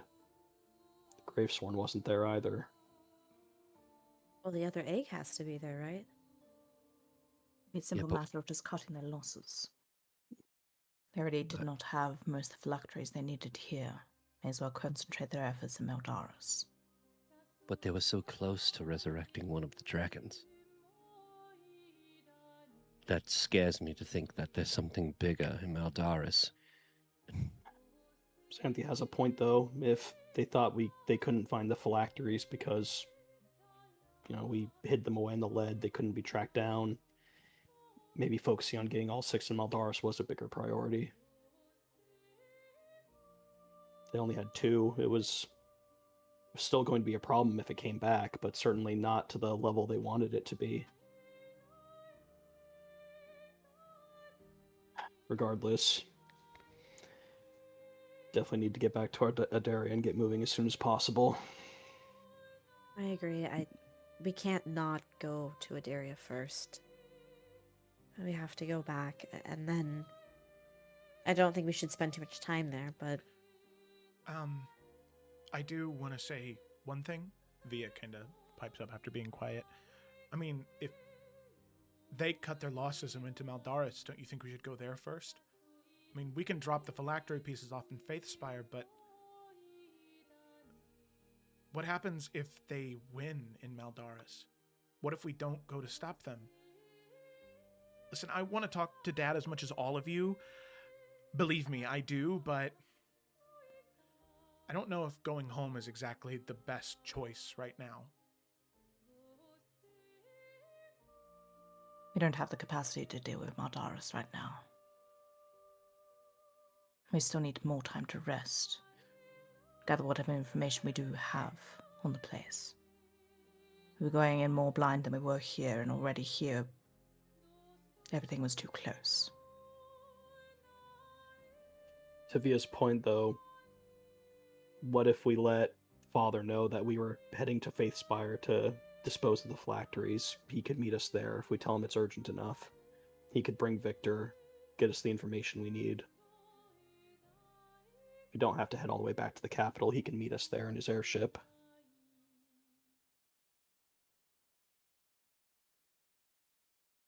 Besides, perhaps talking to him without the eyes and ears that are currently in the castle might be a better idea. Is Faithspire not south of Crown's Rest, or am I just remembering that wrong? It's north. It's north. What's north? Okay. Yep.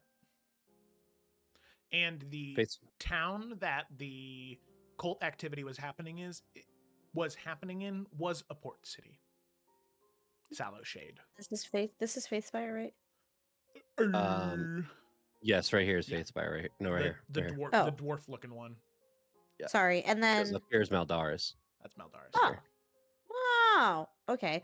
So then, yeah, Kaylin will say, "I actually think that might be a great idea, Merrick.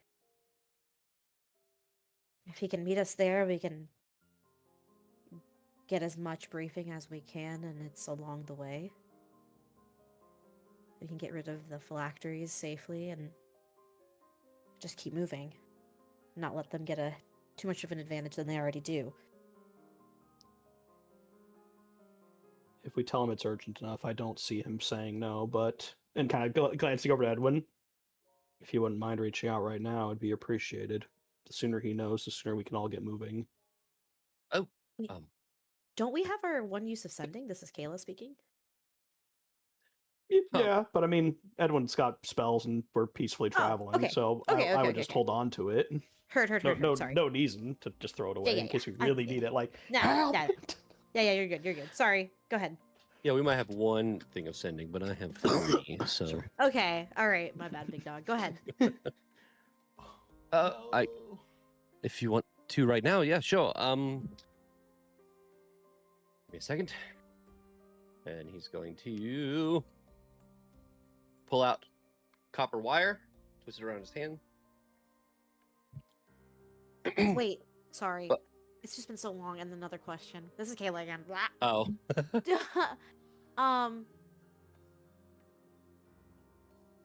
My brain is deflating.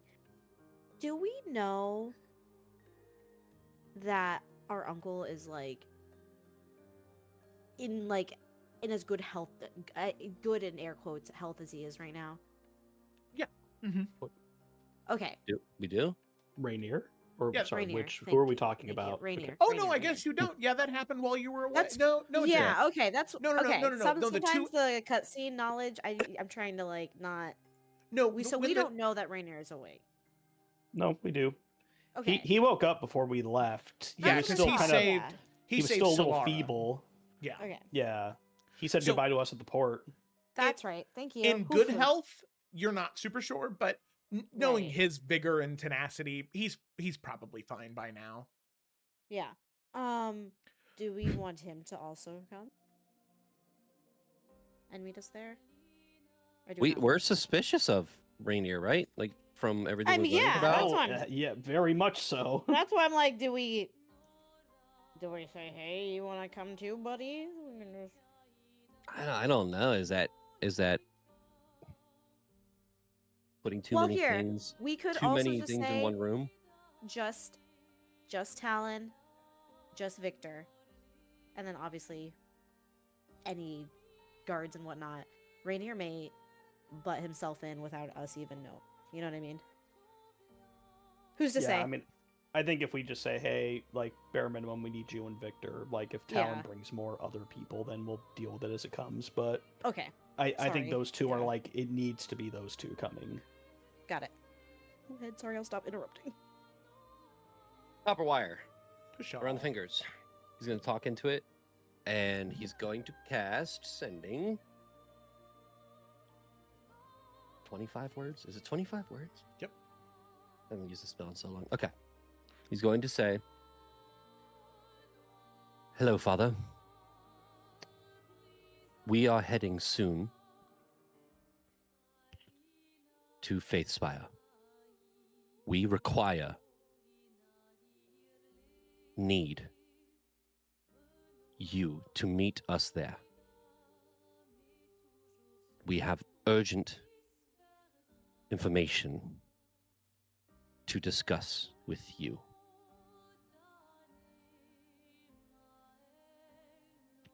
Victor! No, Fucking at the end, he goes, "Oh, shit." He casts it again. Follow up. Please bring Victor with you.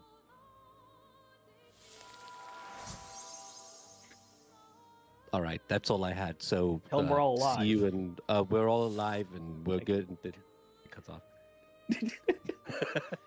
I was imagining her and Merrick chime in the background. You hear a healthy mix between like a hearty surprise laughter and a warm laughter as he says, I'm glad to see not much has changed. Yes. I will take Victor as well as an envoy to Faithspire. We will meet you there. I'm glad to hear things went well and all of you made it. We'd been receiving updates of where you were and what was happening. I'm happy to know that you succeeded. Talon got 50 like words because you did it twice.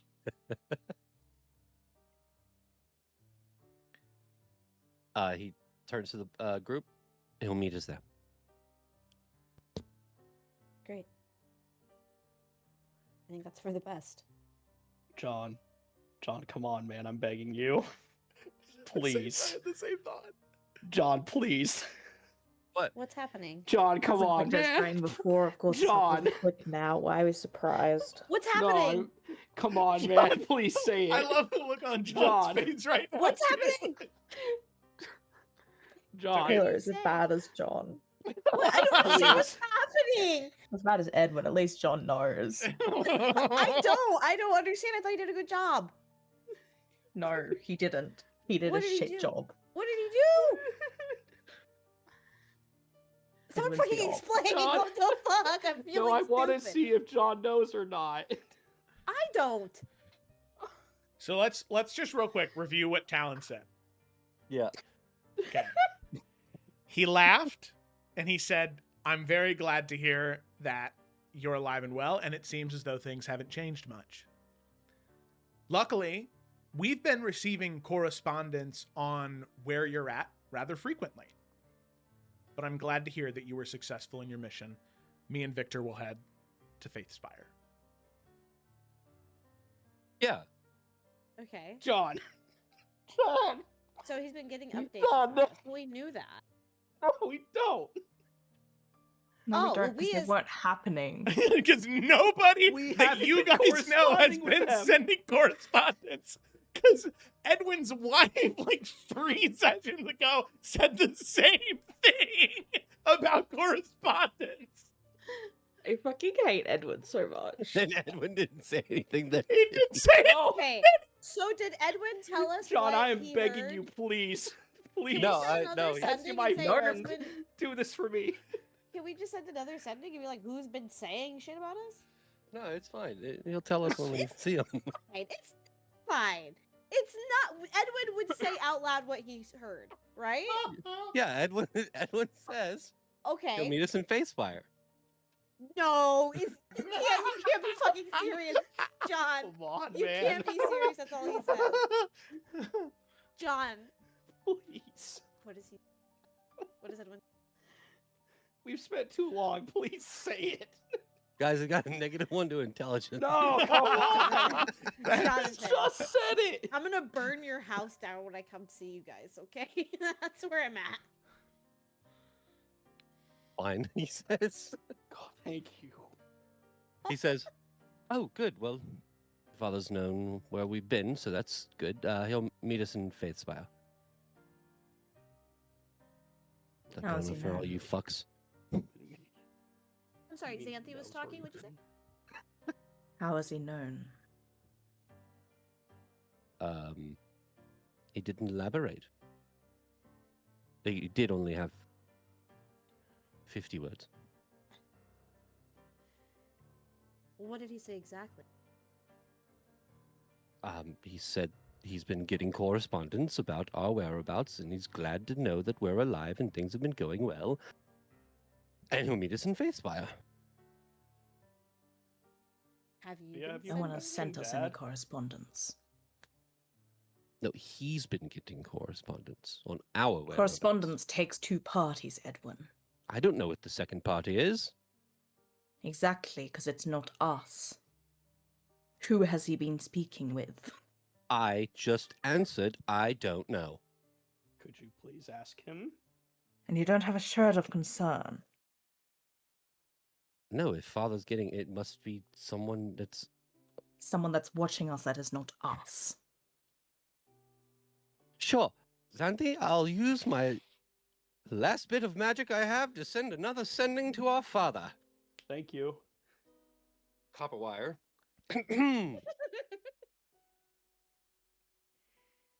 Hello again. You say you've been getting correspondence? From who? Would you like to elaborate on that information? We are very interested. Thank you very much. Well, we've been receiving correspondence from Captain Moreau. She hasn't been sending them? You receive a message via sending, Edwin. Wait, Edwin, that's not the response? that is the response, but he ran out of words, so now you can't respond to that. So he has to use his spell slot. Edwin, has Moreau not been sending letters to us denoting where you are and where you're going? Updating you on updating us on your mission? So the siblings see Edwin's face go from jovial to deep thought.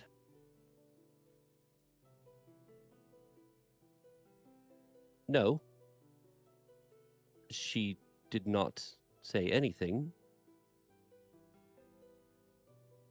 We have not received anything.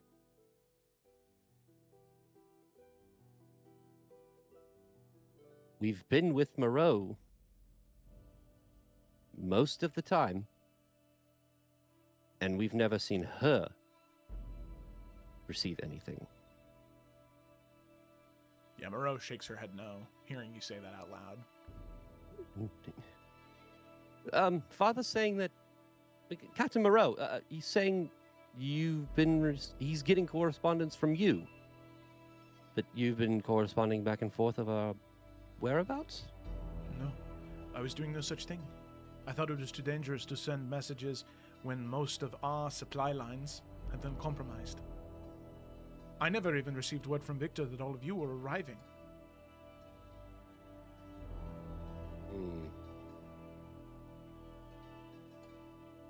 So who's been watching him? Can Kaylin veil walk? Oh. Truthfully.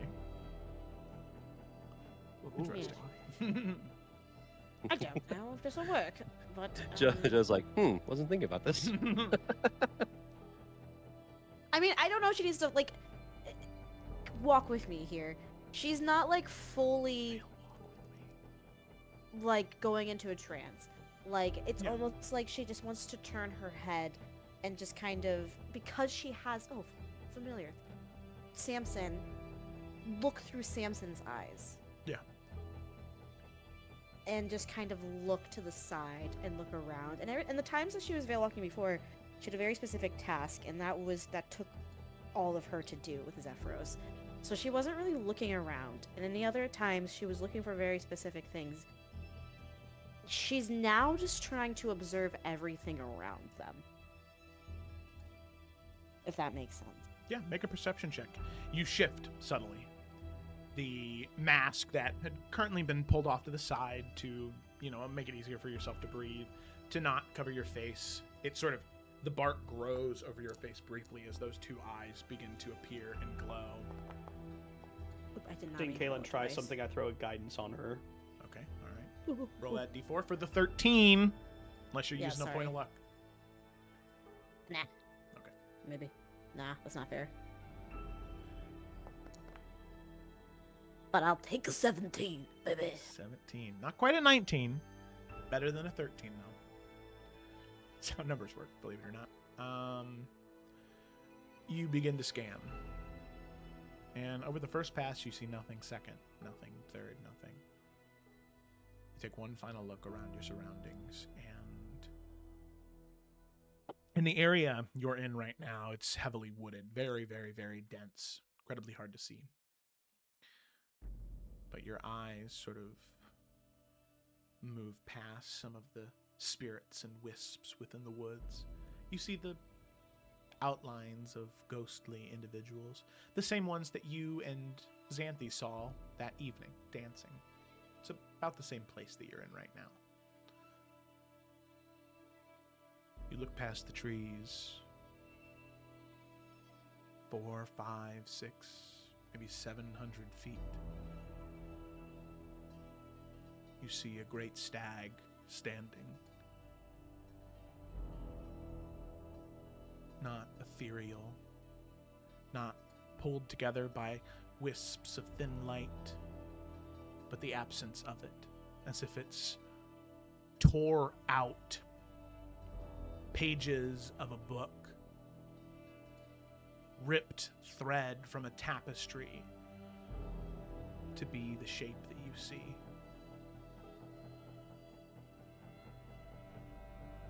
Standing and watching.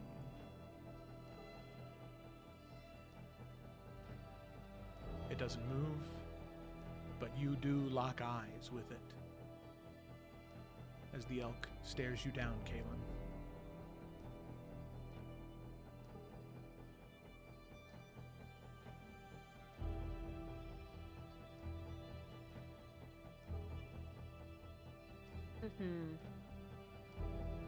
And Kaylin, does she get a sense of familiarity from this? Yep, Yeah. just like what Ryan said. Yeah, the stag was the animal Yeah. of the people he was from. Yeah. So you Yeah, can yeah, you yep. can make that jump. And the fact that it is the absence of the realm that you're in, that's the first time you've ever seen that. When you saw him in human form, he didn't look like that. Seeing him veil walk, though, he really has destroyed something within this realm. And that destruction is a part of him now. It follows him. Yeah, Kaylin's gonna quickly, under her breath, say, never mind. She doesn't want to say anything to Samson because that kind of scares her. So she doesn't want to put him in danger. So she's going to not do that anymore, and she's going to kind of turn her head back to bring herself back to the conversation. And she's going to take Edwin's hand and she's going to say, tell Talon not to accept anything from anyone unless it's directly from us.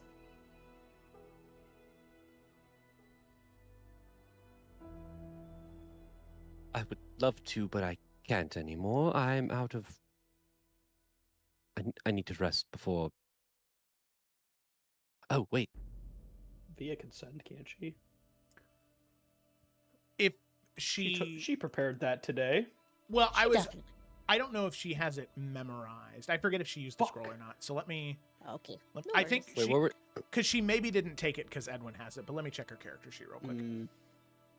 Fair. Fuck. Octavia would rather kill people. Fair. True. Spells 3rd level.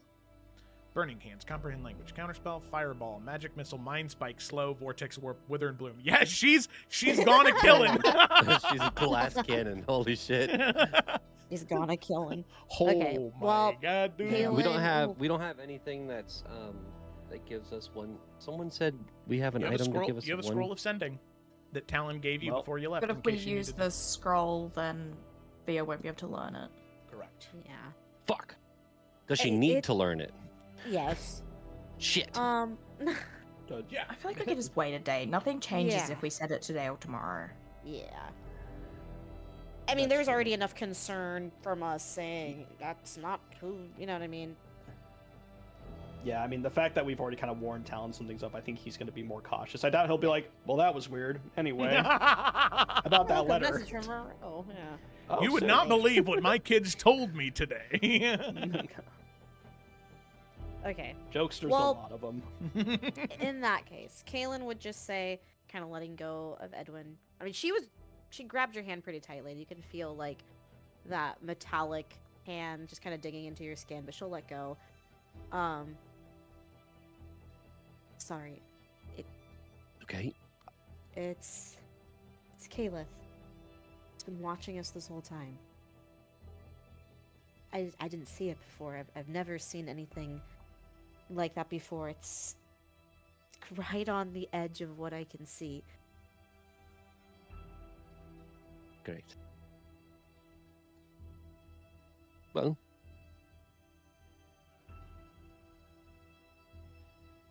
but why would they be spying on us, but also sending correspondence back home? I don't know. I'm at a loss.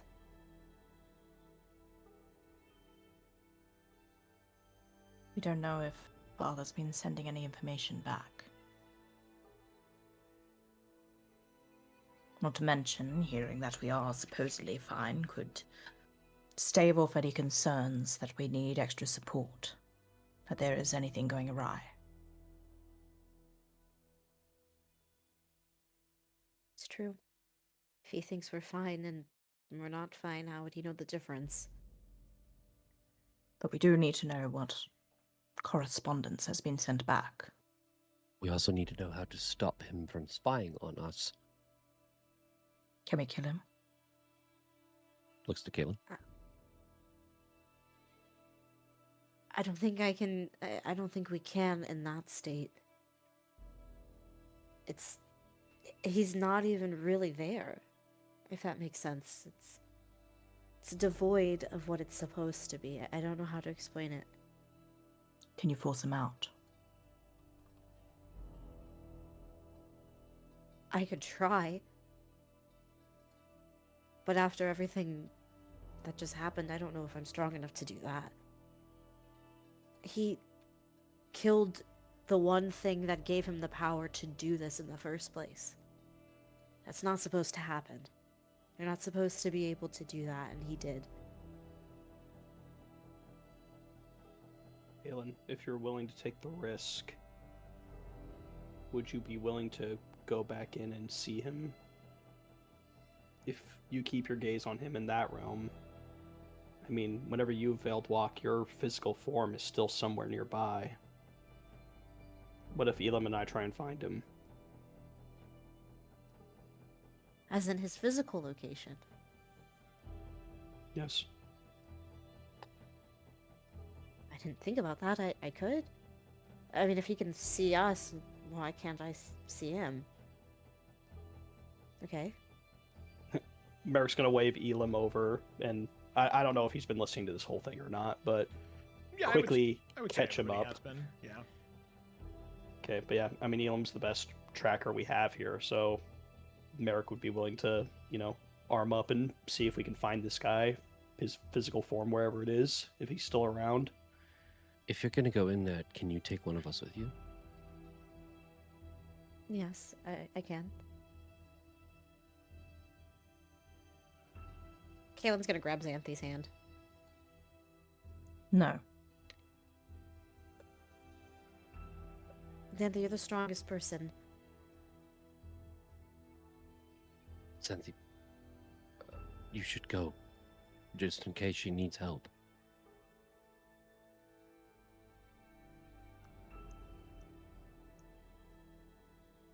Out of all of us, you're the best in a fight. Please. You're more attuned to this spiritual things, though, Edwin. But I'm going to I would be no suggest that help you in a would not. fight. You're not fighting him in the Vale, are you not? I You don't- It is don't his want physical to. body. She'll hesitantly let go. I'll just go. No, take me. Are you sure?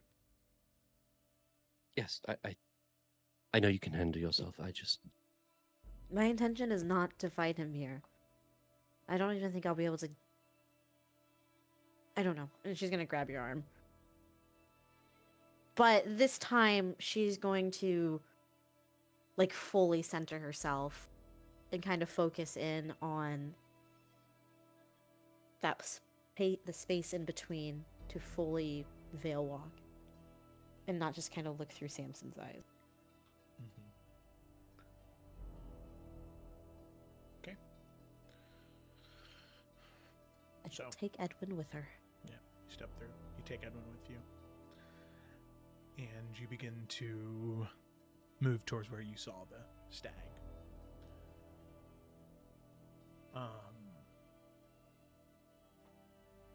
Elim and Merrick begin to fan out, searching the area, trying to find a physical form.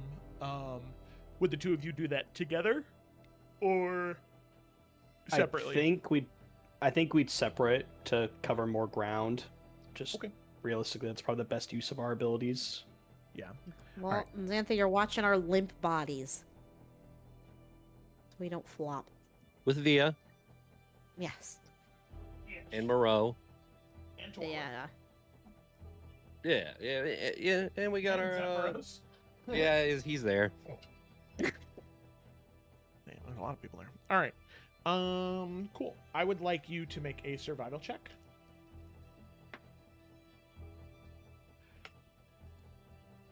Sorry, who was that directed at? You're tracking. Okay. Thought so. Just wanted to make sure.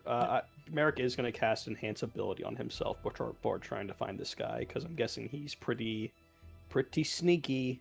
Pretty sneaky. So I'll give myself advantage on Wisdom checks.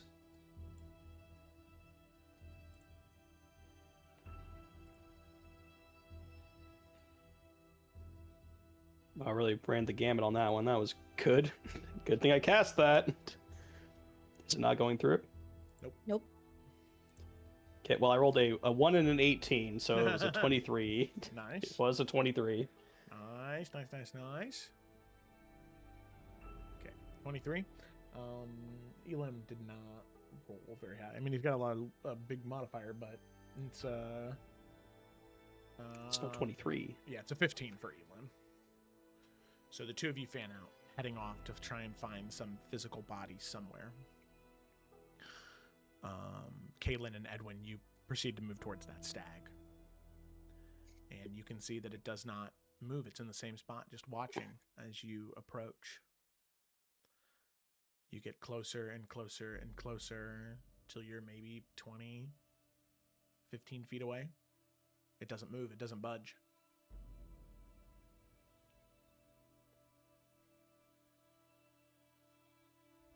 Okay. Kaylin kind of fully putting her mask on her face. She's going like is it like looking at us? Is it looking at it? Mm-hmm. But it hasn't moved. Has not moved. Okay. Kaylith is going to get a little closer. I mean, if it's looking dead at us, she's just gonna say, Kaylith, are you watching us?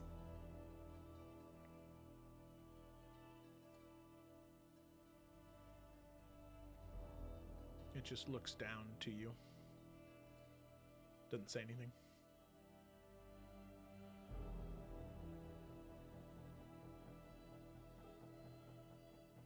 Well, if you are, then you know that I spoke to your people. And she's gonna kind of reach into her pocket and pull out the little totem she was given. And they miss you. And they are still searching for you. Despite everything. Did you know that? All of the pain and the lives that you've taken, they are still searching for you. And they are still wanting to welcome you back with open arms. Can you believe that?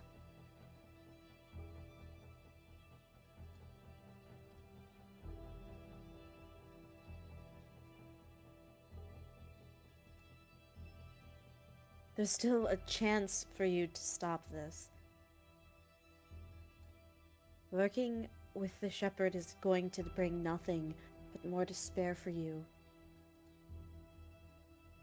And it is sad to see your people, though they smile, they are hurting. They are heartbroken, they are destroyed by your actions. And it's watching them stab their hearts every day even more, if it's even possible, as they follow and wait for you to return to them. Is that the kind of life you wish to live? What does watching us gain you? You're not going to stop what we've done. We've already accomplished so much.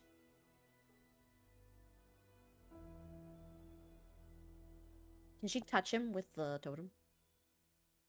With the totem. You know, like a little cross moment, like singe him. Yeah, you reach up.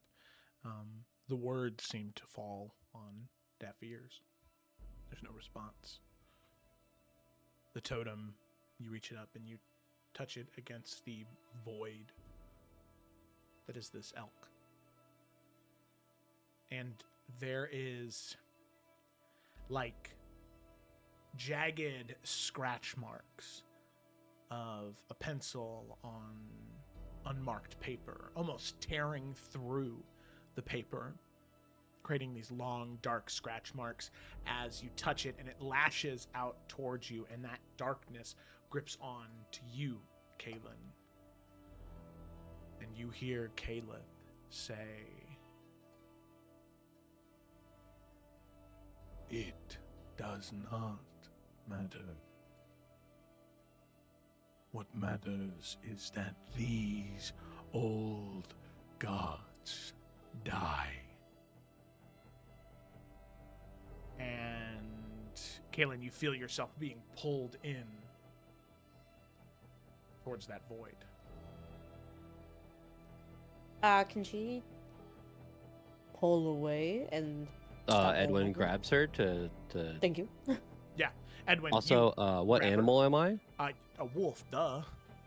Oh, Bitch, okay. I'm a wolf. It can't be the same animal. You're both wolves, though. Yeah, they can. Okay. Isn't Meow. that nice? I chomp. Wait. I chomp her. Oh. Wait, is she? Are you a wolf right now? I'm a black wolf, but not right now. Right now, I am like weird tree thing. Yeah, right now Right, normal. yeah, you are a wolf, and she looks like a Leshen from Oh, shit. yeah, Witcher. yeah. All right. Well, I chomp down on her leg. Not Like a big to hurt gray her. Yeah. You begin like a to- dire wolf. You know. Yeah. Mhm, To pull mhm. away, and you begin Yeah. heaving and pulling to the best of your ability. I'd like you to make a wisdom check. This isn't actual physical strength. This is just your willpower contested against Calith's. Me or Who? John or both? Edwin with advantage because he's the one trying to pull Kaylin away. Love. Yeah. Natural brother. 20, baby. I like how that popped up on my screen. 7. So you grip and you pull and you yank to the best of your ability. And Edwin, you feel your teeth grow hot. As Kaylin, you can feel this warmth growing in your leg as the teeth pierce. There's a pain initially, but then there is this warmth that courses through you, seeping through the veins of the tree bark and up your hand, and there's this burst of divine energy that burns away that nothingness from holding on to you any longer. You pull away, and Merrick, you moving around the area, you stumble upon a camp, well hidden behind a rocky crevasse, shrouded by trees, but you find a camp. You sneak up behind, and you see an individual sitting near the fire burning different shades of green and blue and purple, dark, low colors. But the man you see sitting there, you've only heard descriptions of Caleb. You've never seen him. He's very strange, though. His body isn't corporeal. It's a faint silvery blue. It's transparent. But he's meditating. He's focusing. Something that you haven't seen before. But you see him there, meditating. What do you do? Because, like, not knowing what's going on, but knowing that Caliph is very much a threat to Kalen specifically and all of them, I think that Merrick's just not going to hesitate because he just doesn't know what's going on back with the fight. And so I think he would get, close enough to have a clean shot. And despite this thing kind of being energy and whatnot, he's going to pull out the last word with it being, a weapon of magic and hoping it'll do something. Yeah. And he's just going to point at the back of him and just fire center mass as much as he can. Also knowing that the sound will alert Elim and hopefully get him some reinforcements. Yeah. You do just that. You aim and you fire, and as the bullet makes contact, it only takes one shot. You see that form dissipate, turn to mist and silver string.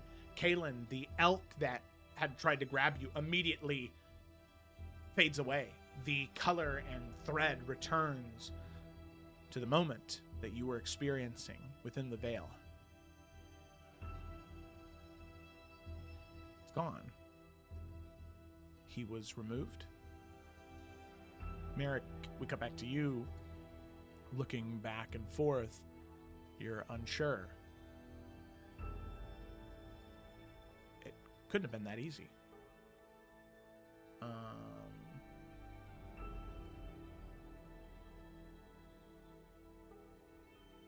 What's your passive perception?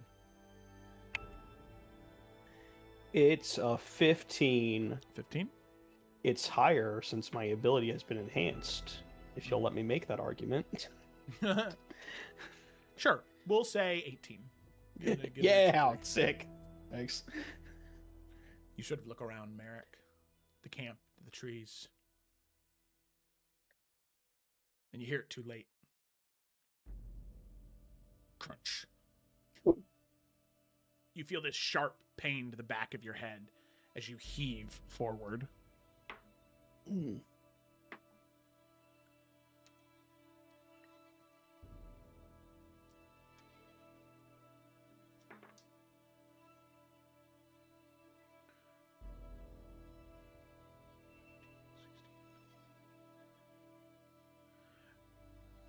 You take 18 points of slashing damage and 4 points of psychic damage. Ow. I need you to make a wisdom saving throw. Oh, okay. I assume enhance ability only helps with checks. I actually didn't read if it helps with saving throws. Give me a second.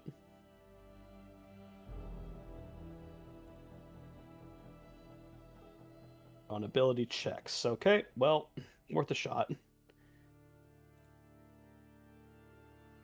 Yeesh. Fail. 9. 9. You feel a flat darkness for a moment. You look around you. There's only shadowy apparitions. There are these threads and strings of light that appear to you. They bound you for a moment. They wrap around your face. They grab hold of you. You can't see anything. You can't hear anything. You're just blinded, deafened, everything for a moment. You feel like you can't move.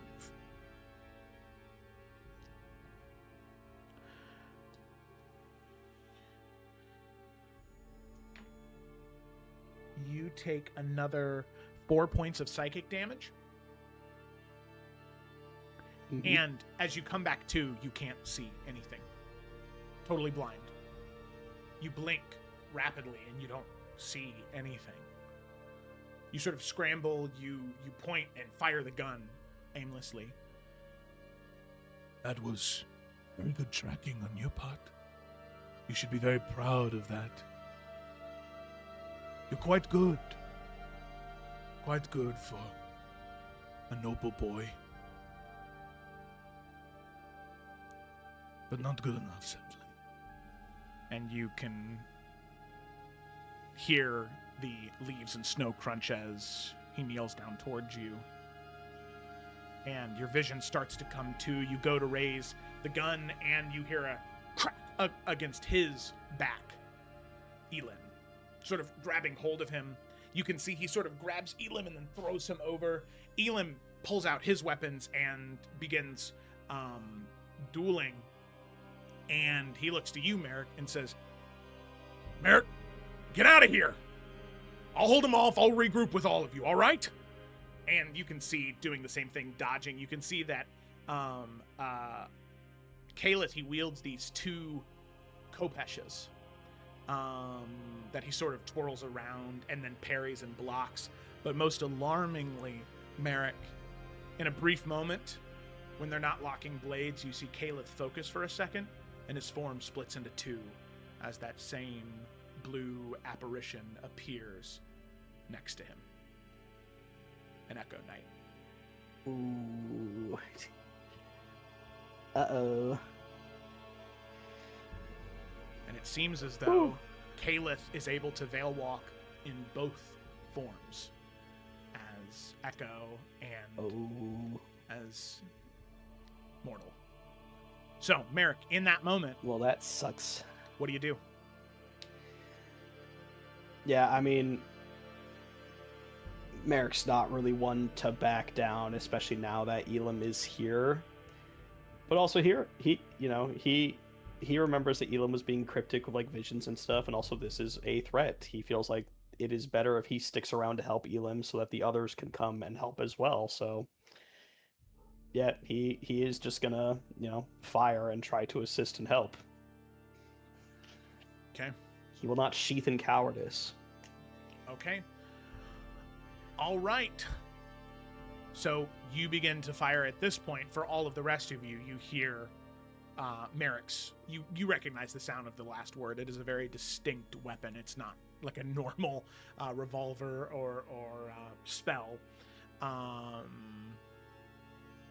Kaylin and Edwin are immobile in the current moment. I'm assuming when the apparition goes away, the two of you come back. Yeah. Yeah. Okay, so the two of you come back after the gunshots. So for Xanthi, Kaylin, Edwin, you hear the ringing of the gunshots throughout the woods. What are all of you doing? Running towards it. Yeah. I mean, definitely investigate, like, hearing that. Okay, Oh, yeah. perfect. All right. So you run off in that direction. Merrick, you continue to fire shots in the meantime? Yeah, absolutely. Okay, you can see the echo begins to move towards you. I'd like you to make 2 attacks. Okay. Using the regular revolver. All right, 24. And the other hit, not good, 11. Okay, 24. With the 24, the shot does fire, pierces through the echo, and the echo will dissipate. Fire the other shot towards Elam, or not towards Elam, towards Caleb. He's able to dodge out of the way. You can see Kalith deflects one of Elam's blows. He's going to move towards you. He's going to make 1 attack towards you, Merrick. That is a 25 to hit. That'll do it.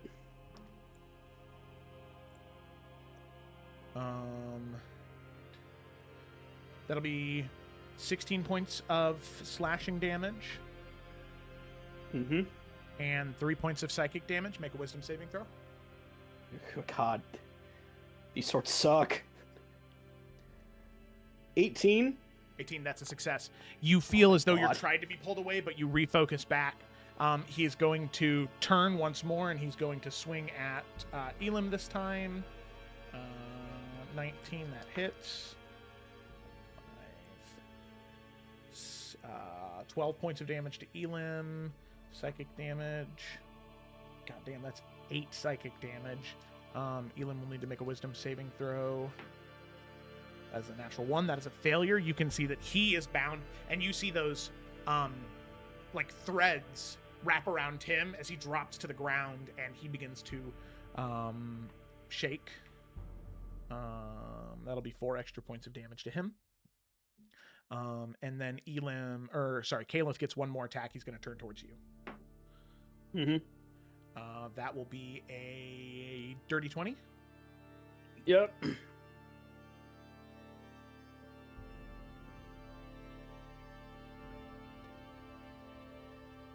14 points of slashing damage, Mm-hmm. 1 point of psychic damage. Okay. Merrick is dropped to 0, but he will use his relentless endurance to remain at 1 HP. Okay. All right. You drop down to one knee and you get back up. You can see at that point, Elim sort of comes back to. He's able to break free the blindness, or for him it was deafness, where he could see, but his ears were covered and muffled by that string that he's able to shake off. He takes a swing at Caliph. That will hit. That will get sneak attack damage. So it'll be 8. So that will be 15 points of damage. And then he is going to bonus action disengage and move towards Calith's camp. As he moved towards the camp, you can see he immediately sort of like dives towards what looks to be some type of travel bag and immediately begins rooting through it. And Caliph immediately turns towards Elim and starts going after Elim. And as he's going towards Elim, Merrick, what do you want to do? I'm going to fire one of my special shots, my called shot, and I'm going to aim for his leg. Okay. So first we'll see if that hits. Okay.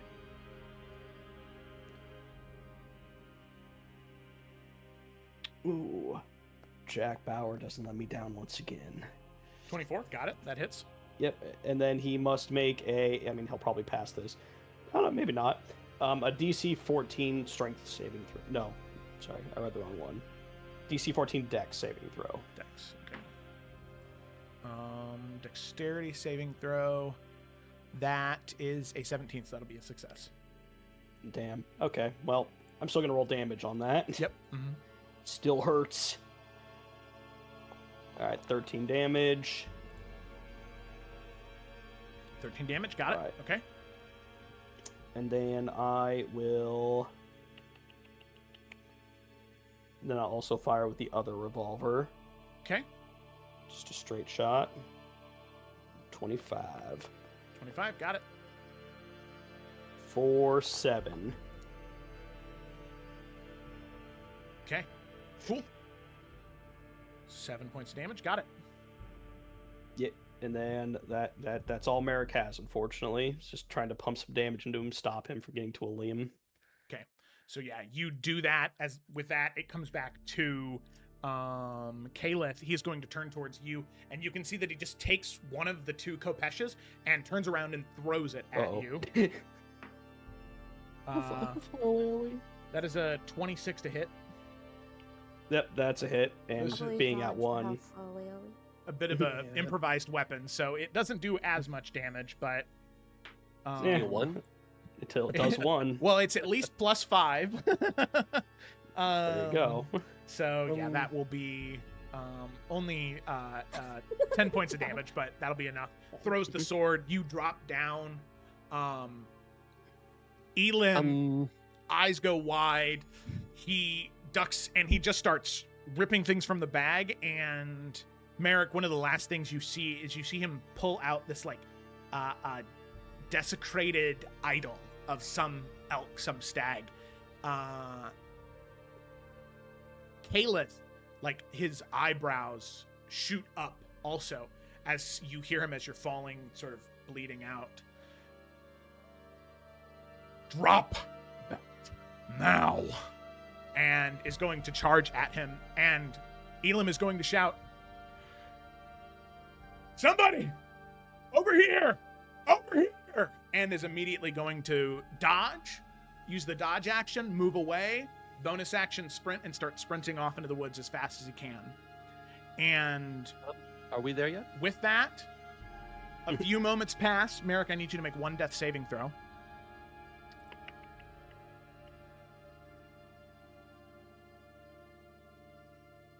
Pass. Pass. The bleeding, it still is happening. You're spurting blood out of your mouth, but you're able to retain some amount of vitality fighting against those death throes. However, with that, all of you are finally able to find the clearing, as none of you are really expert trackers at all. Some of you have some concept of spacing and nature and tracking. It's hard. It's hard to find, to echoing past all of the trees, the gunshot. Eventually you do find it with the help of the yells from a limb. You can see maybe 120 feet north of you. You can see a couple of figures sort of moving between the trees, but they're getting smaller and smaller. They are both going incredibly fast. And you see Merrick bleeding out in front of you, unconscious. You can see a Kopesh sort of jammed in his stomach, just sticking up out. He's bleeding out. He's dying. What do you guys do? I think Edwin would die. What the fuck? I mean, Edwin's already immediately readying a healing spell. I honestly think Edwin would be like, "Go, continue after them. I will get Merrick. Go!" And he's going to cast Healing Word on his run up there, and then as he gets next to Merrick, touch his shoulder and cast Cure Wounds. Mm-hmm. Yeah. So I don't know roll the if, healing. I don't know if Xanthi and Kaylin keep going, but I mean, Kaylin doesn't. I mean- weird. Go ahead. Sorry. Are we even going to be able to? Like, they're both moving Yeah. way faster than I imagine both of us can. The one being Elim, Rogue Ranger, and then Kaleth with the athleticism and the Ranger abilities as well. Some of them, some having some Ranger abilities. They're just able to navigate this wooded area and run through it faster than you guys could. So, I mean, you could probably catch up with them. Or not catch up. You could probably keep pace with them and keep you in your line of sight, but there might not be a chance that you could catch up to them. Like, you would need to run, like, pushing your bodies to the absolute limit to catch up with them. So that's up to you. You can certainly try. There's a chance that you could catch up and Not corner him. because Elam is like, this is what he does. So I'm going to hope that he can circle back to us. you'll take you'll not take heal 7 and then heal 15. Take negative 8 points of Yeah. damage. Thank you. Yeah, Kaylin will just kind of come to like a skidding halt and just kind of like looking the direction that they ran and then looking back at Merrick and Edwin. We're not going to catch up. Merrick, he's casting the spell. Are you okay? Merrick just reaches up and he just yanks the Kopesh out of him and just drops it. Yeah, Merrick, as you grab onto it, you can see it turns to sand in your hand and drops. Oh no, the wound. Ow! Fuck. Yeah, and he just pushes himself up. Yeah. Bastard's What happened? tough. Snuck up on some sort of a projection of him, and I fired a shot. It dissipated. I thought it was just a part of how he veiled walk. His physical body got the jump on me. It was like his projection was veil walking like your physical body does. So he wasn't... his physical form wasn't vulnerable like yours is. Something like that, at least.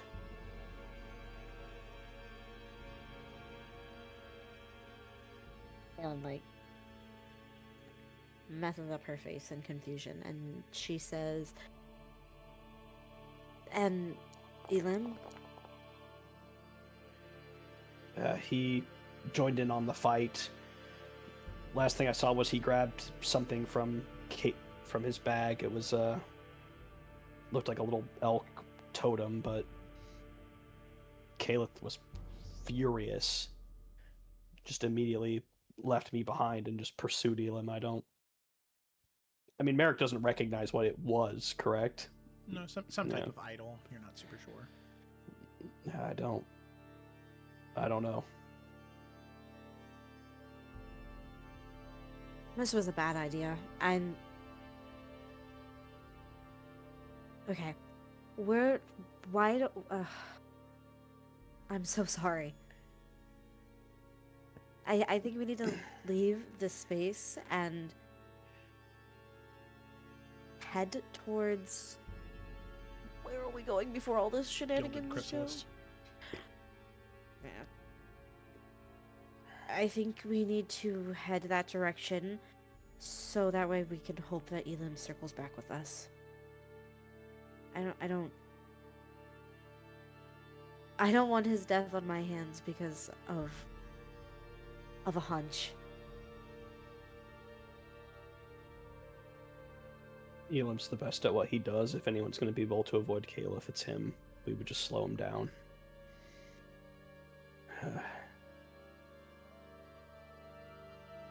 I just don't know if I can prevent him from watching us more.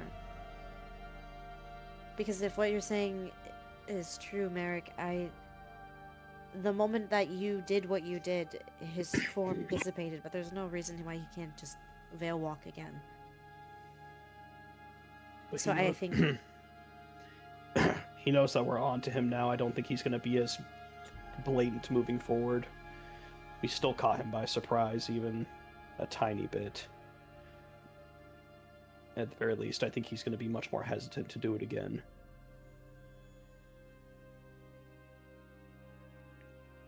I don't think we do this again unless we are all together.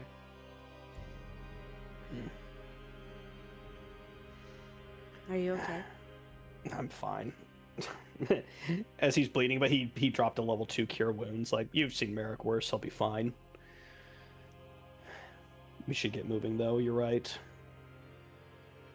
Caliph might circle around back to us and try and draw them back to help us, so the sooner we move and create some distance, the better for all of us. Loath as I am to do it. Is there anything else in the campsite, Joe? There are some supplies that were here. There's a very small campfire. The bag that he carried with him, you can see that it has some furs and some blankets and some rations. But it seems as though that idol was really the only important thing here at a glance. You can make a investigation check if you'd like to look a little deeper. A little deeper.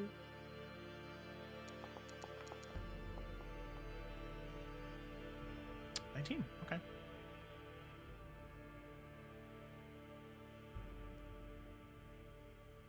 You dig through the bag a little bit more, trying to find anything that could be of use. You feel a little rushed just because you don't know if he's going to come back. You don't know how quickly he will or will not catch up to Elim. If it's already happened, you feel like you need to get moving, but you feel like there's got to be something else here. And you find a collection of letters within this bag. Correspondence from Crown's Rest. All affirming the information that was sent.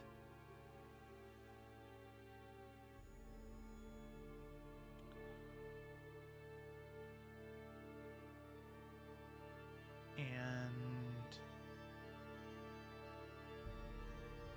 there's no name that assigned all of these, just a moniker. The Crown. That is the only piece of identification, but they are all confirmation of correspondence received and that they have been shared with the council.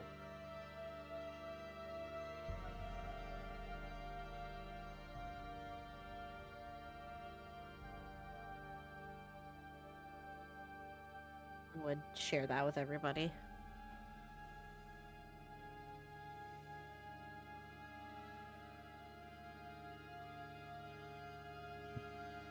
Well, one mystery solved, I suppose.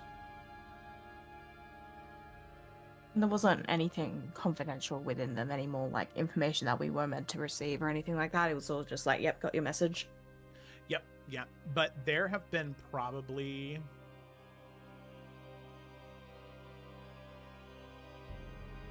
15 confirmation messages, all in particularly nice penmanship. Well, it's not Caliph.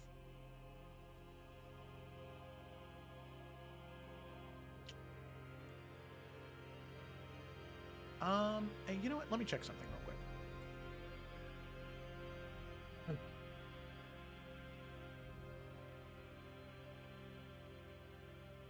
Edwin will say to the group, "Let's head back to camp. Stop packing up. We need to start getting a move on. Making some distance."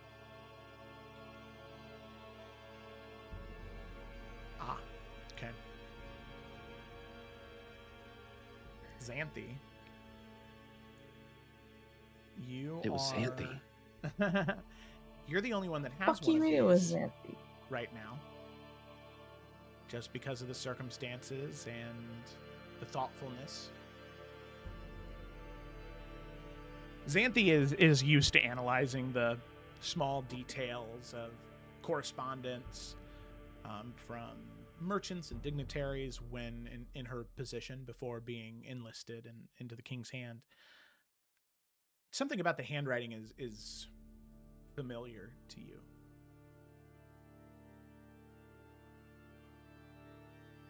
And for a moment, you don't want to double check, but you go into your bag, you pull out a few pieces of paper, and this handwriting matches a letter that you received some time ago. I mean, it's Talon's hand, right? My darling daughter, forgive me. I begin your 34th name day letter with an apology. The handwriting is the same. Yeah.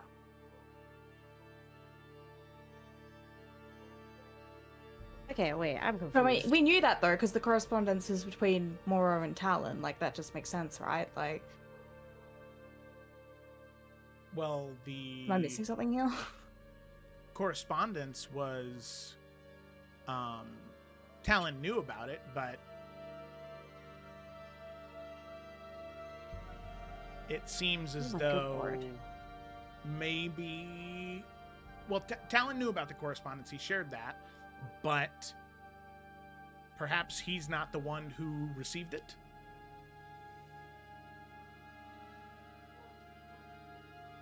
Okay, wait, I'm confused. So the letters that we found are written in Talon's handwriting, but the correspondence is saying what we've been doing. I think Joe said that they're in the same handwriting of the letter that Xanthi got, which does Yeah. Well, not yeah, mean but that. assumedly they're the letters that we would have been receiving that have just been intercepted by Caliph. So it kind of makes sense that it'd be in Dad's handwriting. But I think the alluding here is it may not be Dad's handwriting, But it is though, because Joe just said it's the same, right? but that letter that you received might not be Dad's handwriting. It might not be from Dad. They're both the No, same handwriting. I think It's I by think the it is same John. hand. Okay. I'm confused. Yeah, so this just confirms what we thought. I don't. Yeah, yeah, I think there's a disconnect somewhere here. yeah. I'm trying to think about how I want to phrase this. Oh my gosh. So, what I'm trying to say is that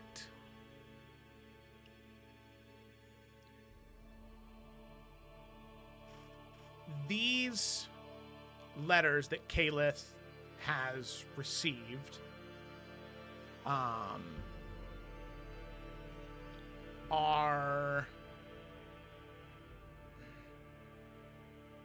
Oh man. I'm trying to think of how to say it without just spelling it out. Oh man. Can you- I hate that. Can you- Well, Can you give an example of what one of the letters says? Because I think I'm confused about the letters in Talon's handwriting. Like, what? Give me an example of what one says. Yeah, it says that most of them all say about the same thing. Your correspondence has been shared with the council. Yeah. So we know that there was correspondence that was supposedly happening between us and the council/dad. These are the letters that the council/dad was sending to us that were intercepted by Caliph, who was writing what was supposedly our information back. Yes? So these letters are from the council that have been intercepted that were meant for us. They didn't get to us because we weren't part of the correspondence. And so there's just those letters. But it's weird that it's going directly to Talon, right? Because like it's not like they went to Victor or anything. So any of the information that the council received, it was said to have come from Moreau. But Caliph is not a forgery artist. He's a scout and a fighter. That's what he's very good at. So any of the letters that he sent were not in Moreau's handwriting, but they were delivered to the council as if they were from Moreau. Yeah. Yeah. Okay, yeah. So that means that there is a third party of some kind that is receiving the correspondence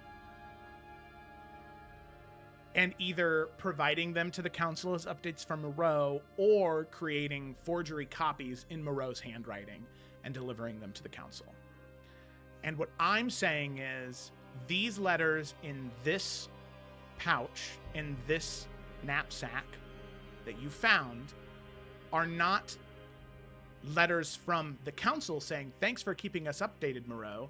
These are letters from a connection in Crown's Rest, close to the council, that is letting Caliph know, thank you for updating me.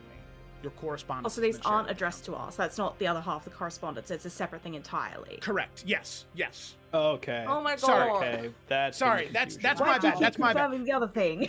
Because I kept saying correspondence for both things, because they are, but I used that for the other thing when we were talking about it before. So that's my bad. Okay, so there's a completely different set. These aren't addressed to us. They're addressed to Caliph. Correct. So yes. these letters, though, that are addressed to Caliph are in the same handwriting as the letter that Xanthi got. From Talon. So Dad's for been her talking to birthday. Caliph. And it's completely unrelated to the correspondence between us and the council, supposedly. Correct. Yeah, but Dad, Okay, so it's well, just I mean, completely he could be different lying. Yeah, he could be Well, lying. But yeah. Dad was like, wait, what? You haven't been getting our letters? So... I mean, he could have also just been trying to get Caliph to keep an eye on us and have a connection to Caliph, because I wouldn't be surprised if that's a thing. Yeah, I mean, but this is why I'm bringing up that I think that the letter that Xanthi got that was supposedly from Dad is not from Dad. It's just kind of keeping up appearances, but whatever. No, that letter was given to Merrick to give to Xanthi on her birthday. Like Talon gave Merrick that letter before you left because this is my way of being able to give you guys birthday presents on your characters' birthdays is, oh, somebody had to hold on to a letter from Dad until your birthday came, just in case you were out of town. So Talon is writing Caliph. That It is appears what I mean, he that probably way. just doesn't know or doesn't realize that he's then spying for the cult as well. Because, I mean, Talon already has other connections to the Serpent's Grove. We know this. So, like, I don't think it's that out of the blue to think, oh, he knew someone that's in Solele and was going to get them to keep an eye on us for him.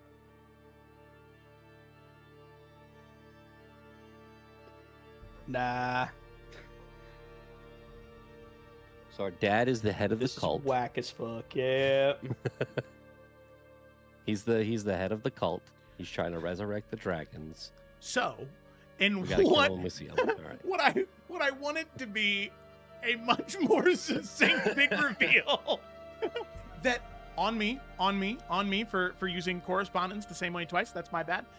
But with that, having the matching handwriting of this, these letters between Caliph and an individual whose handwriting matches that of your father's, there is a much bigger haste behind getting to speak with him now more than ever. But on that note, we're going to go ahead and take a quick break. Stretch our legs, think about that for a bit, and we will be back shortly. Thanks so much for watching, and we'll be right back. Well, the rest of you being there would only add complication.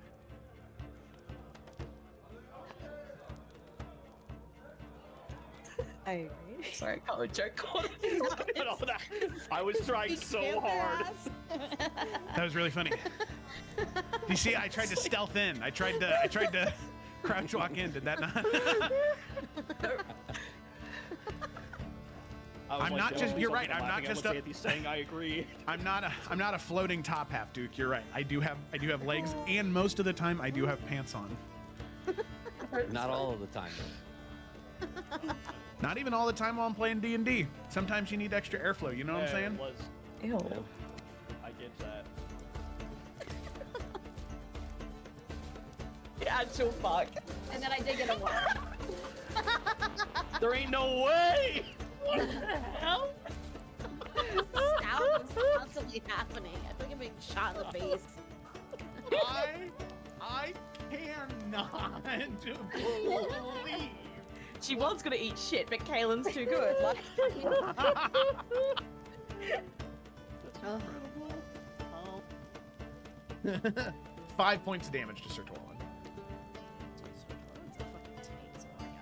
He is undefeated in single combat.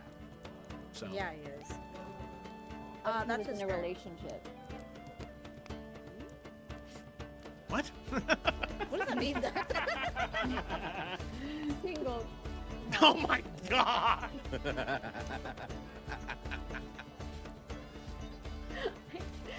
okay, I'll go away for a little. Is that it? Yeah, that's it. All right. Guys, I don't have anything anymore. That's a 17 to hit. That misses. I knew it. Yes. My Yeah, AC is 18.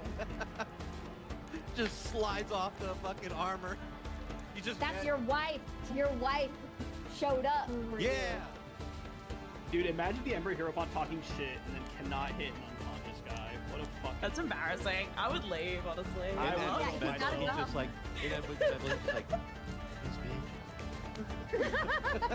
Yeah. Yeah. Yeah.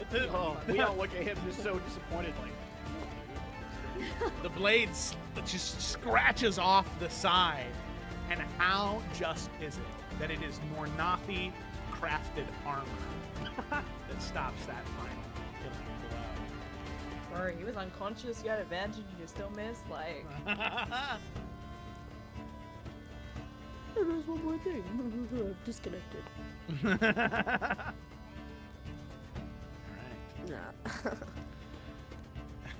I will say, from the other side of the door, any of you that were like coming out to check, the only thing you heard as you like moved towards the door was Kaylin and Samson squeaking. Kaylin was speaking ferret, not the other way around.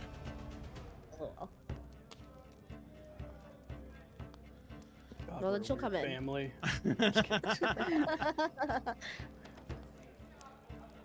Not Unless I don't know how many charges you wanna use. Oh no, I think it's only one charge. I just really wanted to cast the spell since I've gotten it, and now it's my time. Yeah, that's what I mean, main guy, man. Where? Not the fucking grunts. Wait. Oh, you're talking about using it on the actual knight himself in here. Yeah, Sorak or whatever the hell. Yeah, wait. That's so good. Oh wait, never mind. No, never mind, guys. I just read It's it. definitely gonna be like a witch. I think he's been dead longer than can't hide 7 days. those Oh yeah, Yeah. that's so funny. Rough. God damn it! One day. What the fuck? Oh, that was good. Holy shit, dude. I was so excited. I was too. Just Looking at. Let me just do this simply, please. Why must you? 10? 10 does not hit. Okay, well, good thing he has a second attack. Well, God. does that it? No. I love life. Some things never change. You know, truthfully, it's Ryan's fault What do you mean? because you just went. Well, it'll Not only be one, bad if this we miss fucking everything. round.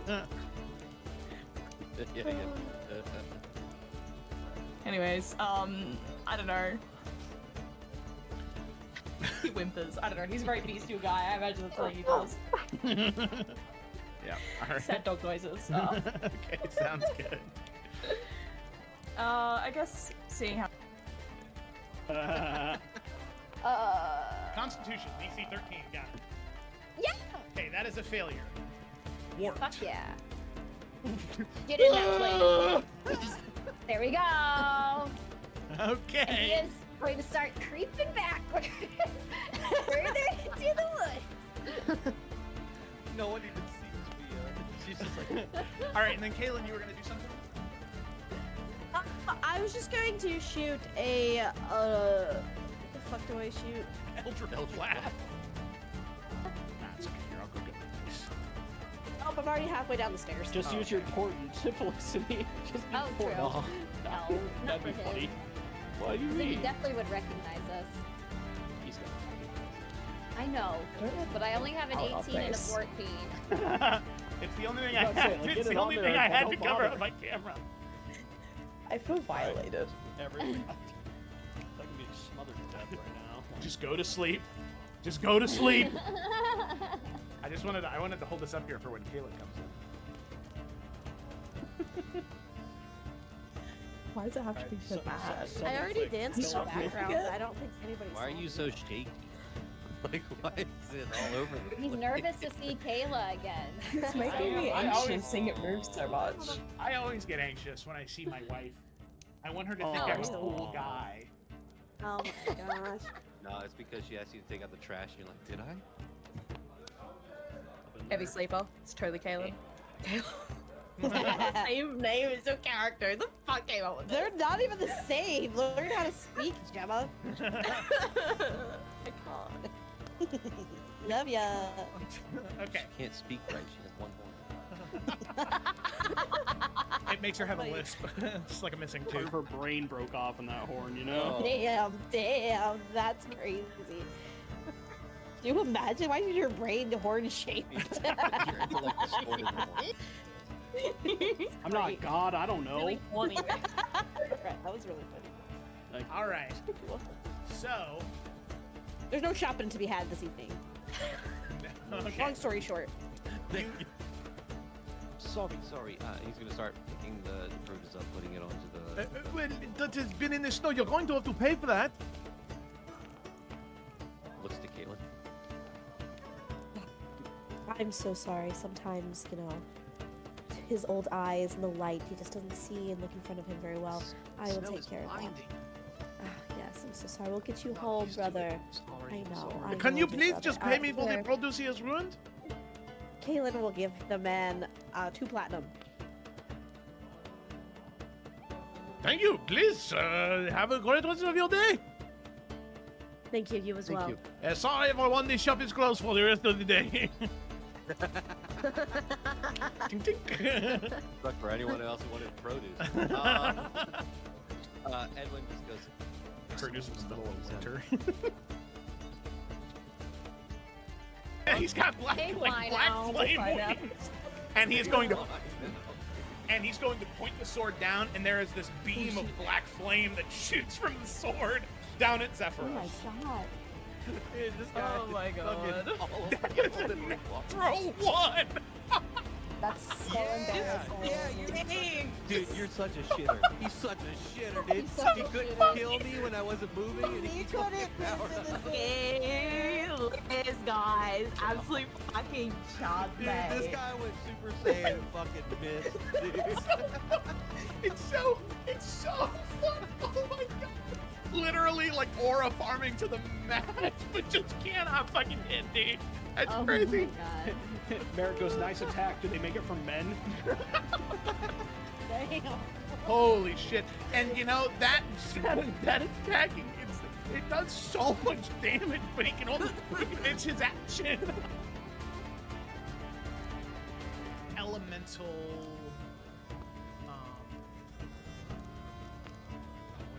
what is the word I'm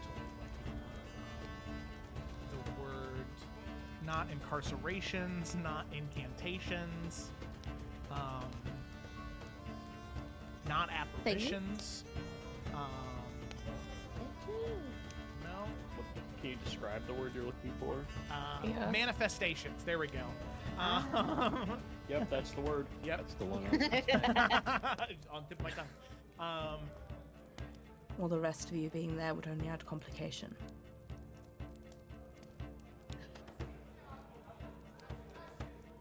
I agree. Sorry, I can't joke on I was trying so hard. That was really funny. You see, I tried to stealth in. I tried to crouch walk in. Did that not? I'm not just. You're right. I'm not just a. Saying I agree. I'm not a floating top half, Duke. You're right. I do have legs, and most of the time I do have pants on. Not all of the time, though. Not even all the time while I'm playing D&D. Sometimes you need extra airflow. You know what I'm saying? Was, Ew. I get that. The actual fuck. And then I did get a one. There ain't no way. What the hell?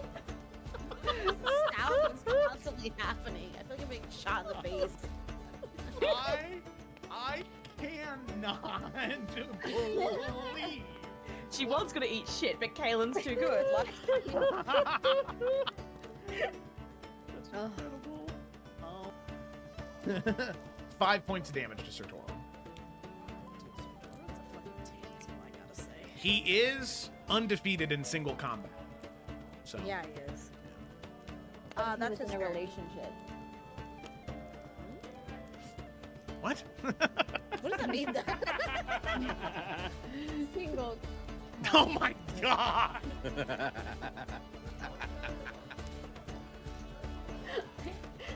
okay, I'll go away from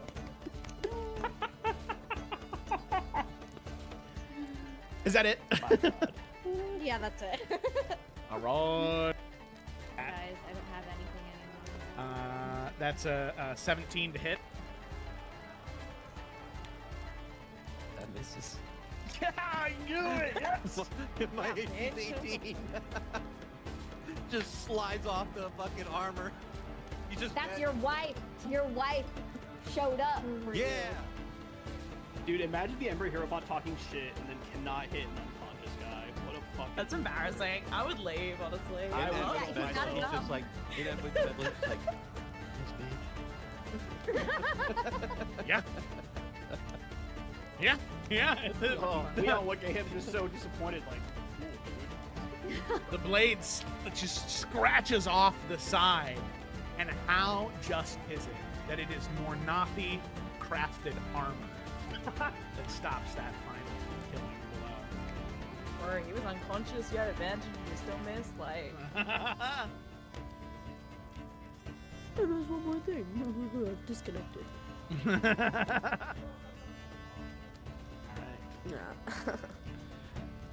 Yeah. I will say, from the other side of the door, any of you that were like coming out to check, the only thing you heard as you like moved towards the door was Kaylin and Samson squeaking. Kaylin was speaking ferret, not the other way around.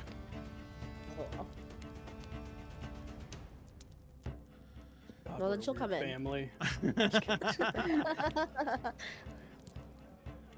Not other side, I don't know how many charges you wanna use. oh no, I think it's only one charge. I just really wanted to cast this spell since I've gotten it, and now it's my time. Yeah, that's what I mean, main guy, man. Where, Not the fucking grunts. wait, Oh, you're talking about using it on the actual knight himself in here. Yeah, Sorak or whatever the hell. Yeah.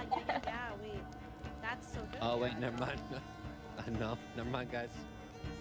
I just read He's it. definitely gonna be like a witch. I think he's been dead You longer than can't hide 7 days. those Oh yeah. Yeah. That's so funny. Rough. God damn it! One day. What the fuck? Oh, that was point? good. Holy shit, I dude. was so excited. I was too. Just Looking at.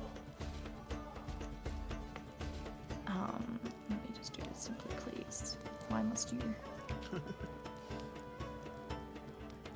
10? 10 does not hit. Okay, well, good thing he has a second attack. Well, God. Is that it? No. I love live. Some things never change. You know, truthfully, it's Ryan's fault What do you mean? because you just went. Well, it'll Not only be one, bad this if we miss fucking everything. round. Yeah.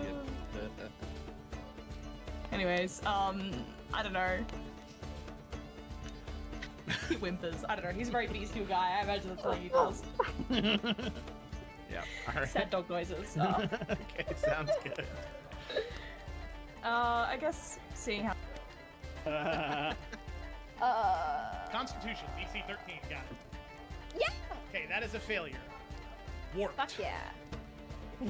Get in that plane. There we go. And he Okay. is going to start creeping backwards further into the woods. No one even seems to be. She's just like. All right, and then Kaylin, you were gonna do something. I was just going to shoot a what the fuck do I shoot? Eldritch Blast. That's okay. Here, I'll go get my face. Oh, I'm already halfway down the stairs. Just use your portent, Felicity. Just use Oh, true. portent. No, That'd not be for funny. him. What do you Then he mean? definitely would recognize us. He's I know, but I only have an 18 and a 14. It's the only thing I I was about to say, had. like, It's get the it on only there thing I and had to don't cover bother. on my camera. I feel violated. everyone. Like being smothered to death right now. Just go to sleep. Just go to sleep. I wanted to hold this up here for when Kaylin comes in. Why does it have to be so bad? I already danced in the Stop background. moving it. I don't think anybody's. Why are you so shaky? Like, why is it all over the place? He's nervous to see Kayla again. It's making me I always- anxious seeing it move so much. I always get anxious when I see my wife. I want her to think Oh. I'm a cool guy. Oh my gosh. No, it's because she asked you to take out the trash. And you're like, did I? Heavy sleeper. It's totally Kaylin. Same name as your character. The fuck came up with They're not even the same. Learn how to speak, Gemma. I can't. Love ya. Okay. She can't speak right. She has one horn. It makes her have a lisp. Just like a missing Part of tooth. her brain broke off in that horn, you know? Oh. Damn, that's crazy. Can you imagine? Why is your brain horn shaped? Your intellect is distorted in the horn. I'm not God, I don't know. Really funny. Right, that was really good. Like, All right. So. There's no shopping to be had this evening. Okay. Long story short. Sorry. He's gonna start picking the produce up, putting it onto the. Well, that has been in the snow. You're going to have to pay for that. Looks to Kaylin. I'm so sorry. Sometimes, his old eyes and the light, he just doesn't see and look in front of him very well. I will Snow take is care of that. blinding. Yes, I'm so sorry. We'll get you home, brother. I know. I Can know, you dear please brother. just pay me for the Here, produce he has ruined? Kaylin will give the man 2 platinum. Thank you. Please have a great rest of your day. Thank you, you as Thank well. you. Sorry, everyone. The shop is closed for the rest of the day. Tink, tink. Suck for anyone else who wanted produce. Edwin just goes. Produce was the middle of winter. Yeah, he's got black, Hey, like, why black now? flame Why now? wings. And he is going to And he's going to point the sword down, and there is this beam of black flame that shoots from the sword down at Zephyros. Oh my god. Dude, this guy Oh my god. Throw one! That's so embarrassing. Dude, you're such a shitter. He's such a shitter, dude. He's such He a couldn't shitter. kill me when I wasn't moving, and he You keeps fucking couldn't power. listen to Hey, look at this guy's absolute fucking chud, Dude, mate. this guy went Super Saiyan and fucking missed, dude. It's so fun. Oh my god. Literally like aura farming to the max, but just cannot fucking hit, dude. That's Oh crazy. my god. Merritt goes, nice attack. Do they make it from men? Damn. Holy shit. And you know, that attacking, it does so much damage, but it's his action. Elemental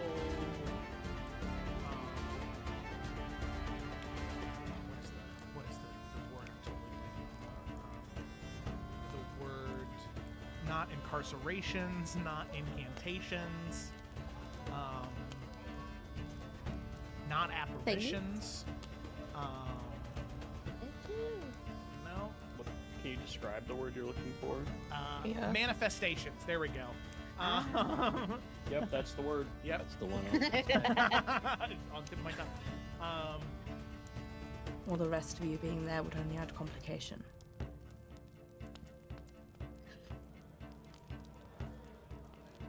I agree. Sorry, I can't joke on I was trying so hard. That was really funny. You see, I tried to stealth in. I tried to crouch walk in. Did that not? I'm not just. You're right. I'm not just. He's saying I agree. I'm not a floating top half, Duke. You're right. I do have legs, and most of the time I do have pants on. Not all of the time. Not even all the time while I'm playing D&D. Sometimes you need extra airflow. You know what I'm saying? It was. Ew. I get that. The actual fuck. And then I did get a one. There ain't no way. What the hell?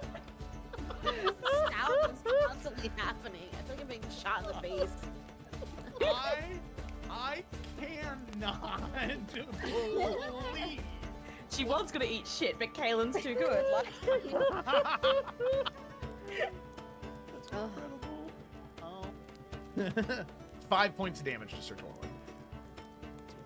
That's all I gotta say. He is undefeated in single combat.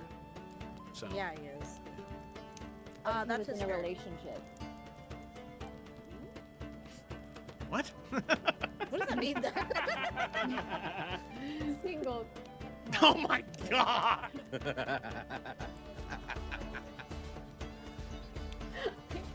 okay, I'll go away from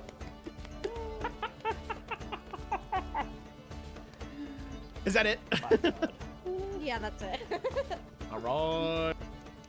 Guys, I don't have anything anymore. That's a 17 to hit.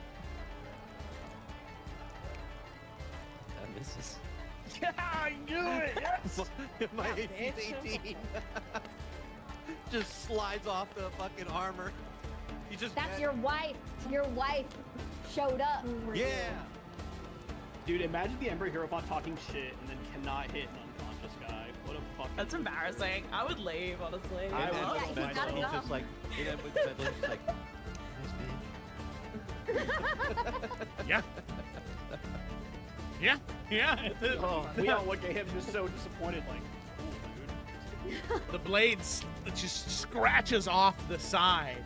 And how just is it that it is Mornathi crafted armor that stops that final kill? Bro, he was unconscious, you had advantage, you still missed, like... There's one more thing. Disconnected.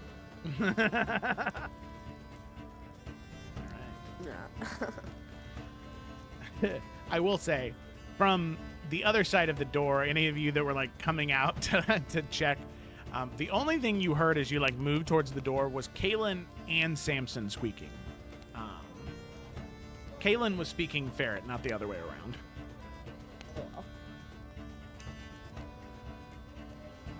Well, then she'll come in. family.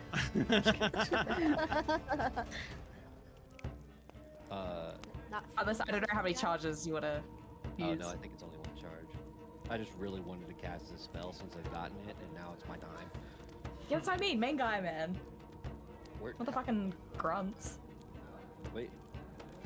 Oh, you're talking about using it on the actual knight himself in here. Yeah, Sorap or whatever the hell. Yeah, wait. That's so good. Oh wait, never mind. No, never mind, guys. I just read It's it. definitely gonna be like a witch. I think he's been dead You longer can't than hide 7 those days. lights. Oh yeah, Yeah. that's so funny. Rough. God damn it! One day. What the fuck Oh, is that was point? good. Holy shit, dude. I was so excited. I was too. Just Looking at. Let me just do this simply, please. Why must you? 10? 10 does not hit. Okay, well, good thing he has a second attack. Well, does that it? No. I love live. Some things never change. You know, truthfully, it's Ryan's fault. What do you mean? Because you just went, well, it'll only be bad if This we miss fucking everything. round. Yeah. Anyways, I don't know. He whimpers. I don't know. He's a very bestial guy. I imagine that's what he does. Yeah, all right. Sad dog noises. Okay, sounds good. I guess seeing how. Constitution, DC 13, got it. Yeah. Okay, that is a failure. Warped. Fuck yeah. Get in that flame.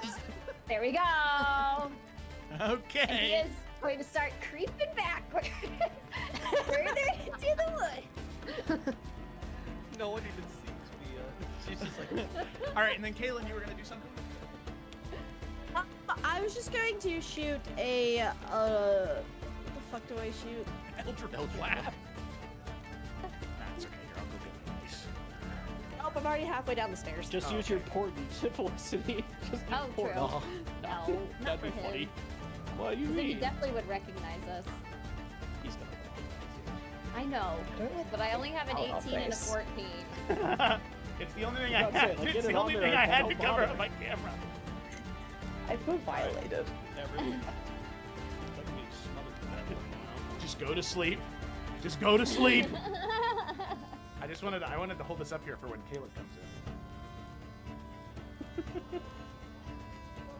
Why does it have to be so bad? I already danced in the so background. good. I don't think anybody why saw are you me. so shaky? Like, why is it all over the place? He's nervous to see Kayla again. It's making me I anxious always- seeing it move so much. I always get anxious when I see my wife. I want her to think Oh. I'm a cool guy. Oh my gosh. No, it's because she asked you to take out the trash. You're like, did I? Heavy sleeper. It's totally Caleb. Same name as your character. The fuck came up with They're not even the same. Learn how to speak, Gemma. I can't. Love ya. Okay. She can't speak right. She has one horn. It makes her have a lisp. Just like a missing Part of tooth. her brain broke off in that horn, you know? Oh. Damn, that's crazy. Can you imagine? Why is your brain horn shaped? Your intellect is stored in the horn. I'm not God, I don't know. Really funny. That was really funny. Like, All right. You're welcome. So. There's no shopping to be had this evening. Okay. Long story short. Sorry. He's gonna start picking the produce up, putting it onto the. Well, that has been in the snow. You're going to have to pay for that. Looks to Caleb. I'm so sorry. Sometimes, you know, his old eyes and the light, he just doesn't see and look in front of him very well. I will Snow take is care of that. blinding. Yes, I'm so sorry. We'll get you home, brother. I know. I Can know, you big please brother. just pay me for the Here, produce he has ruined? Kaylin will give the man 2 platinum. Thank you. Please have a great rest of your day. Thank you, you as Thank well. you. Sorry, everyone. This shop is closed for the rest of the day. Tink, tink. Suck for anyone else who wanted to produce. Edwin just goes. Produce was middle of winter. Yeah, he's got black, Hey, like, why black now? flame Why now? wings. And he is going to And he's going to point the sword down, and there is this beam of black flame that shoots from the sword down at Oh Zephyros. my god. Dude, this guy Oh my is fucking God. all over the golden ring box. Throw one! That's so embarrassing. Dang. Dude, you're such a shitter. He's such a shitter, dude. He's such He a couldn't shitter. kill me when I wasn't moving, and He he couldn't fucking powered listen to up. Okay, this guys, absolute fucking chud, Dude, this guy went Super Saiyan and fucking missed, dude. It's so fun! Oh my god! Literally, like, aura farming to the max, but just cannot fucking hit, dude. That's Oh crazy. my god. Merritt goes, nice attack. Did they make it from men? Dang, Holy shit. And you know, that attacking, it does so much damage, but he can only, it's his action. Elemental.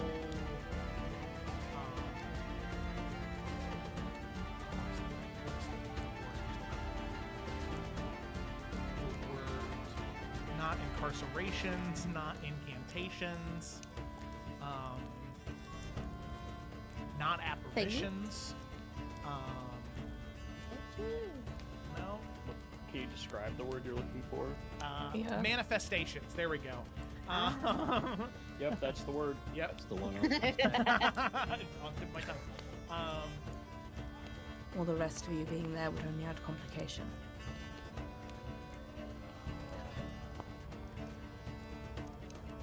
I agree. Sorry, I can't joke on No, I was trying so hard. That was really funny. You see, I tried to stealth in. I tried to crouch walk in. Did that not? I'm not just. You're right. I'm not just He's saying I agree. I'm not a floating top half, dude. You're right. I do have legs, and most of the time I do have pants on. Not all of the time. Not even all the time while I'm playing D&D. Sometimes you need extra airflow. You know what I'm saying? It was. Ew. I get that. The actual fuck. And then I did get a one. There ain't no way. What the hell? Sound is constantly happening. I feel like I'm being shot in the face. I cannot believe. She was gonna eat shit, but Kaylin's too good. Like, Oh. 5 points of damage to Sir Torlin. That's a fucking tank, is all I gotta say. He is undefeated in single combat. So Yeah, he is. He That's was his in a turn. relationship. what? What does that mean? Single. Oh my god! It's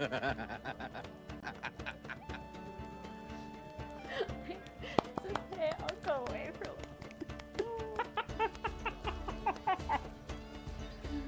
Is that it? Yeah, that's it. All right. Guys, I don't have anything anymore. That's a 17 to hit. That misses. I knew it. Yes. My Yeah, AC's bitch. 18. Just slides off the fucking armor. You just That's your wife. Your wife showed up. Yeah.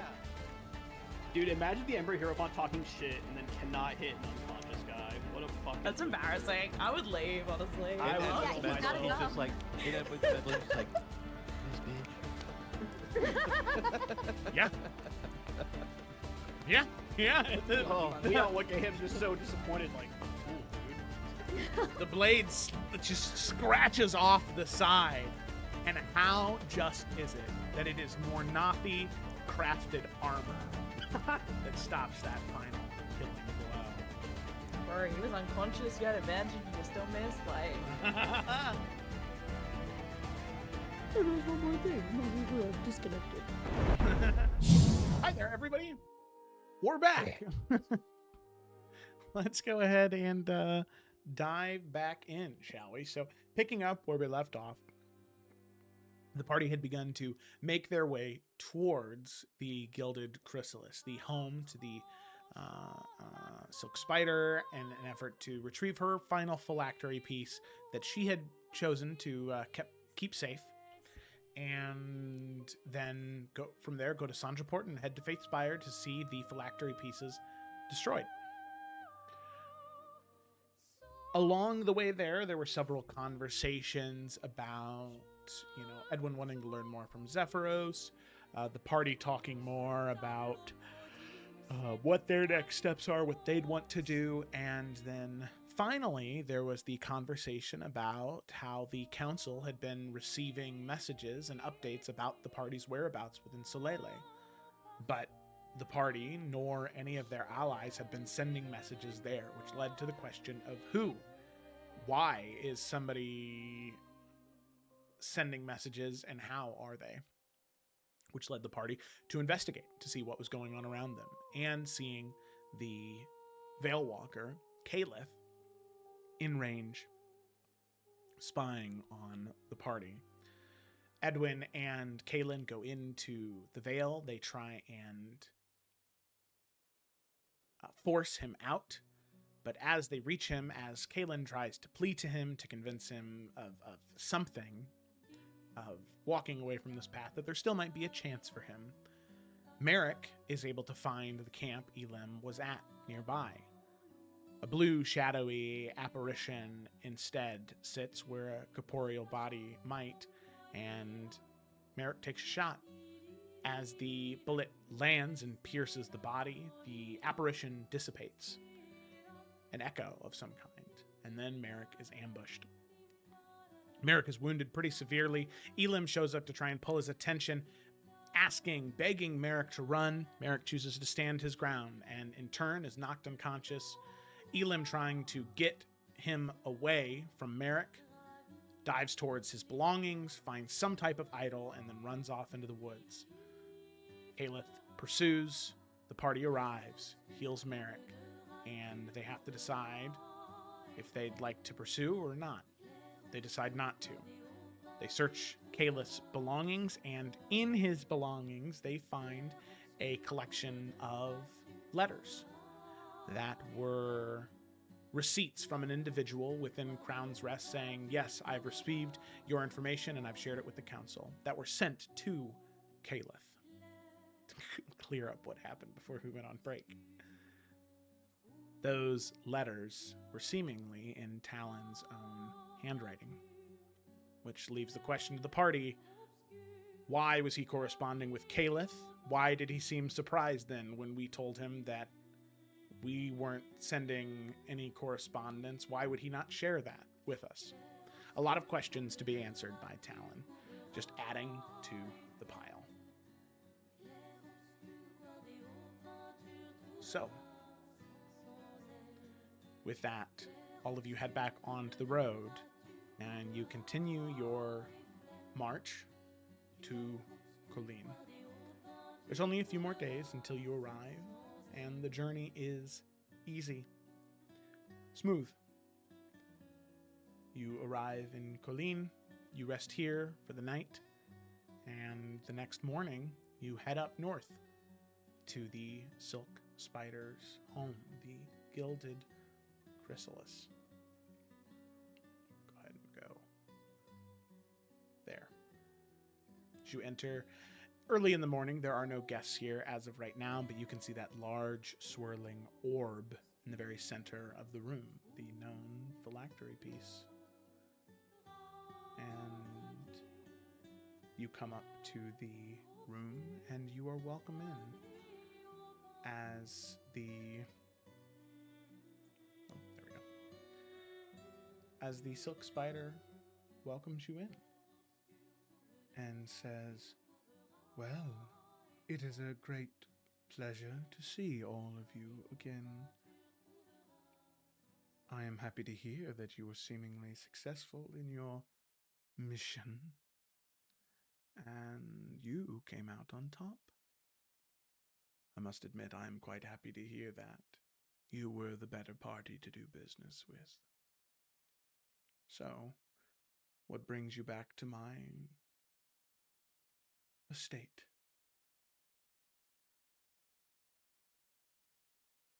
We'll be taking that phylactery back with us. You will. You said you were using it as leverage, as protection against the cult. Their business in Slele has been largely rooted out. I'm sure you have no need for it anymore.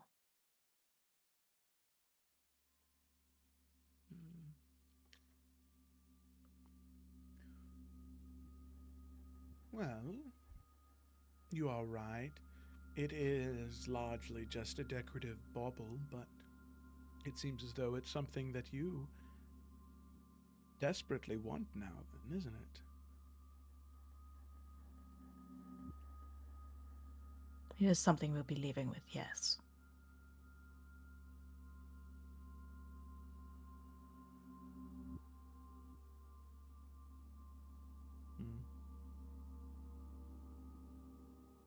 Yes, I suppose so.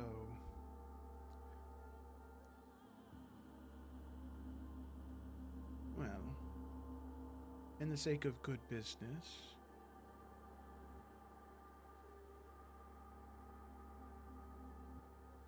what will you offer me for it?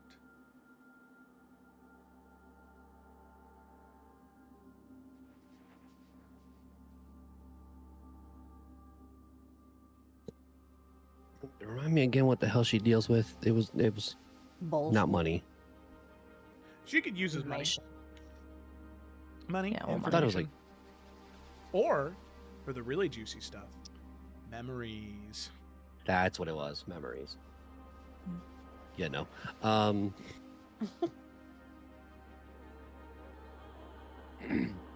mean, go ahead, John. No, my brain isn't working. I'm trying to think of what to say. And Okay. I can't think of anything. Kaylin did not like her originally. Opinion hasn't really changed. But she's gonna just say, respectfully, I think if you haven't heard, and as someone who deals in information, I think if anything, we should be able to just walk out with it. After all that we've done, I think we've given up more than we should have at this point. We've given a lot of ourselves to this already. Why give up more? Wasn't that what heroes do? They give until they've got nothing left.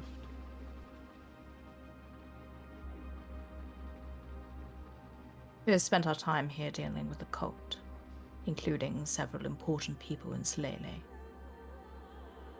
I'm sure we have information on them that you would be interested in. There we go. Please, tell me. Anything you share with me, I will see if it's worth my while. And because I know that they had the list of names of the nobles and stuff that were involved with it. Mm-hmm. So I imagine just prattle those off because we don't have any loyalty to these people. And then Yeah. like obvious shit with the Ember Hierophant. I mean, we didn't really deal with the shepherd here, but you know, David as well, I guess. Yeah. David, okay. I don't think there's anyone else notable. Very interesting. All very, very, very good.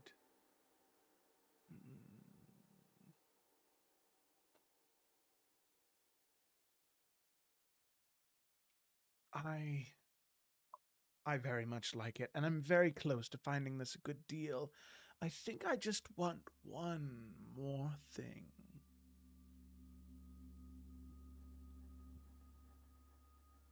Clearly you have a price in your mind, you may as well name it. I want to know.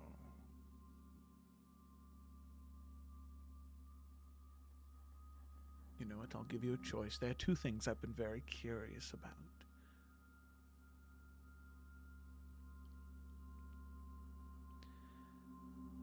One, I'd like to know what wounds King Talon suffered during the attack on Skyhaven.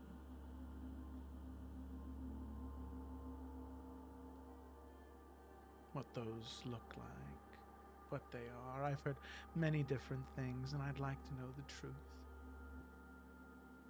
Second. I would like an hour alone with Zephyros.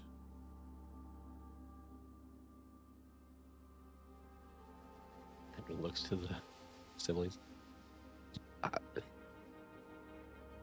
And what's the nature of the conversation, or whatever you have dealings with him?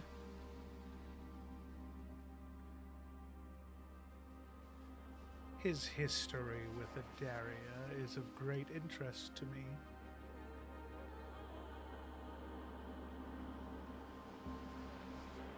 And you can assure that this conversation, this hour, will not involve any harm or maiming or anything of that nature?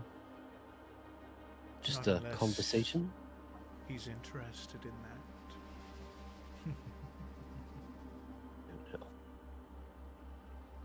He's yours for the hour. Very well. Tell your soldier to march in here then.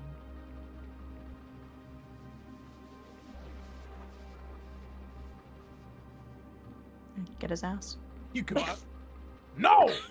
No, I'm not going in there for an hour. Are you insane? It's just an hour, Zephyros. It's just an hour.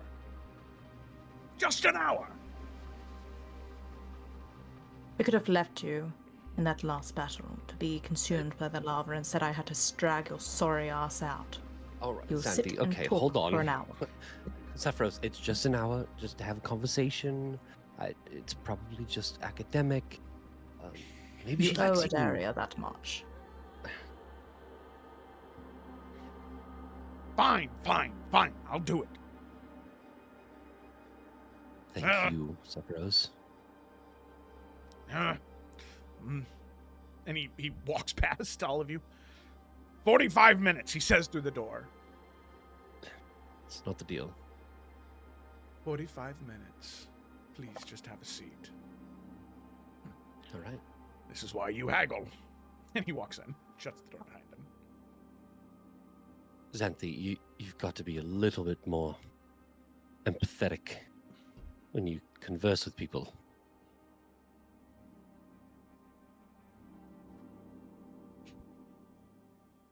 Stop you do staring remember at what me. He's told us about what he's done in Adaria, yes. Yes, I understand, but if you want things from people and you want them to go smoothly, it is better to use a softer hand than a very hard, clenched one. I believe we've seen enough of Zephyros to know that he's durable enough to not be dealt with a soft hand.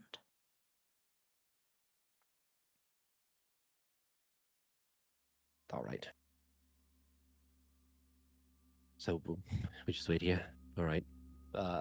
He's gonna find a seat outside, like where we are, and just sit down and open his book and start reading. Are we able to hear anything of the conversation that they're having in there? Yeah. Good thing. Sip. You place your ear right up to the door. I was thinking about it, but Make a perception I'll check. think of these doors. Make I'll a think of these perception check. doors. Make a perception check. Let me look something up real quick. What are your tiefling ears here? I don't hear anything. Okay. Damn. I'll throw a I mean, guidance it's on really that. intrusive because she doesn't want to ruin this, but Yeah, Yeah. no, I get you. I was trying to see something. Edwin's sitting down, but he does have a passive perception of 20.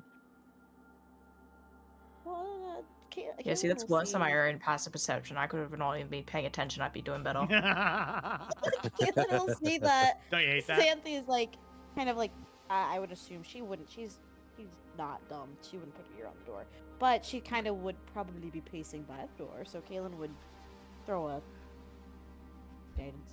Yeah, roll Roll a a d4. Roll a d4.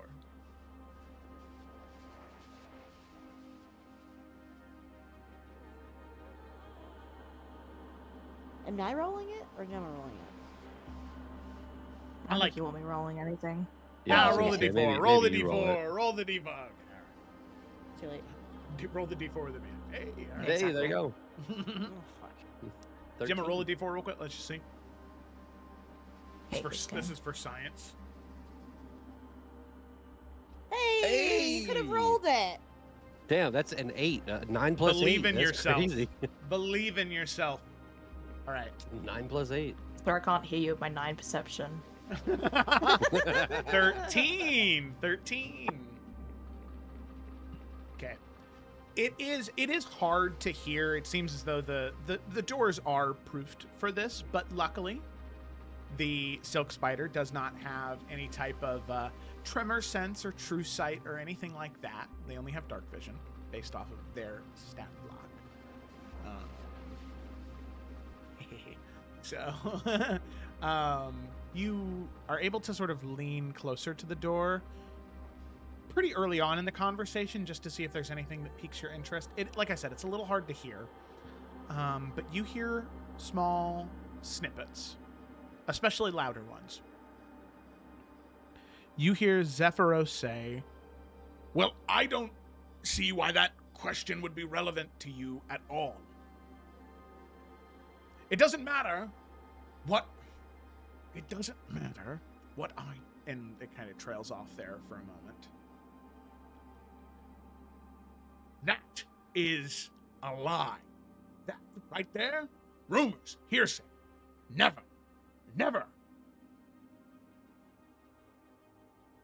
The silk spider never rises above a whisper or never raises their voice. You hear Zephyros 2 more times throughout. Yes, I did. I did travel to the deserts of Nakaru. I did practice, but I left that behind. I didn't take any of that with me. I saw what it did to those around me.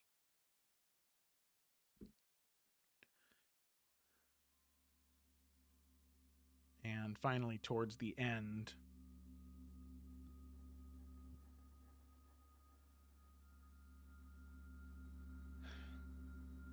Yes, I do. I do want to know.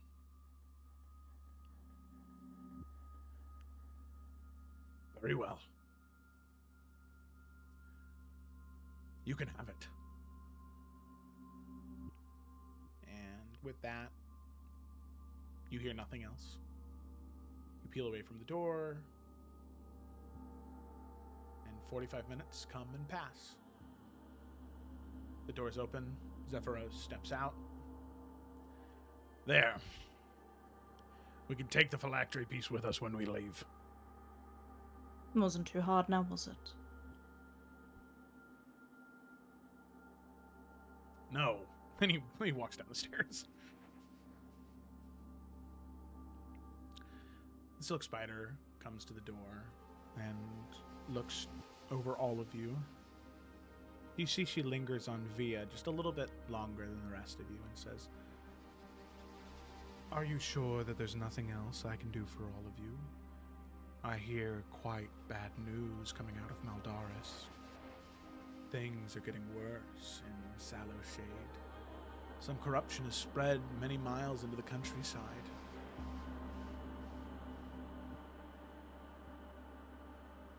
I think we're quite done. Thank you. Are you sure? When fighting against these cults, information is your best tool, and I hate to say it, but there is no one nearly as good as me in Maldaris that can help you. Well, it's a good thing we have resources elsewhere. Thank you again. We'll be taking that. Where do you think Victor got his information from? At least some of it. Great, and I'm sure there's more awaiting us. Octavia? Any more questions? Octavia will think for a moment and shake her head no. Not say anything to her. Very well. Farewell, and safe travels. And she'll shut the door behind her. What, do we roll this thing out of here like a bowling ball? No, so as Zephyros approaches, and all of you go to walk out, you see he was told what it was. He steps in. Like, there's no physical barrier. He walks into the ball, and as he steps out, he holds what's no bigger than a billiard ball in his hand. And as he walks out with it, the orb behind him disappears. Fits in the palm of his hand.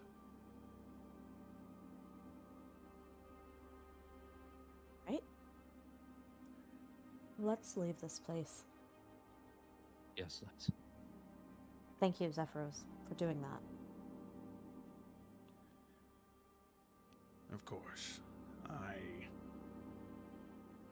am happy to help.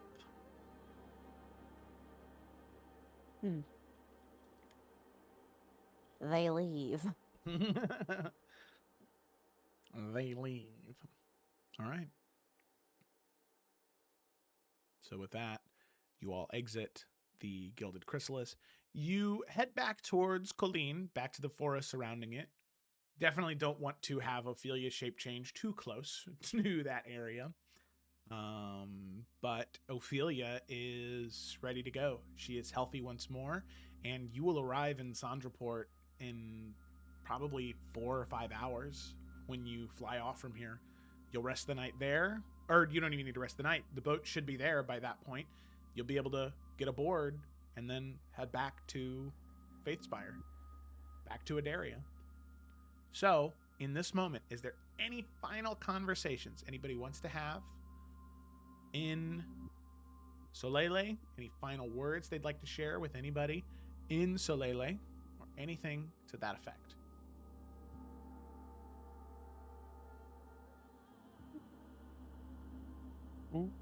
I don't think I have anything.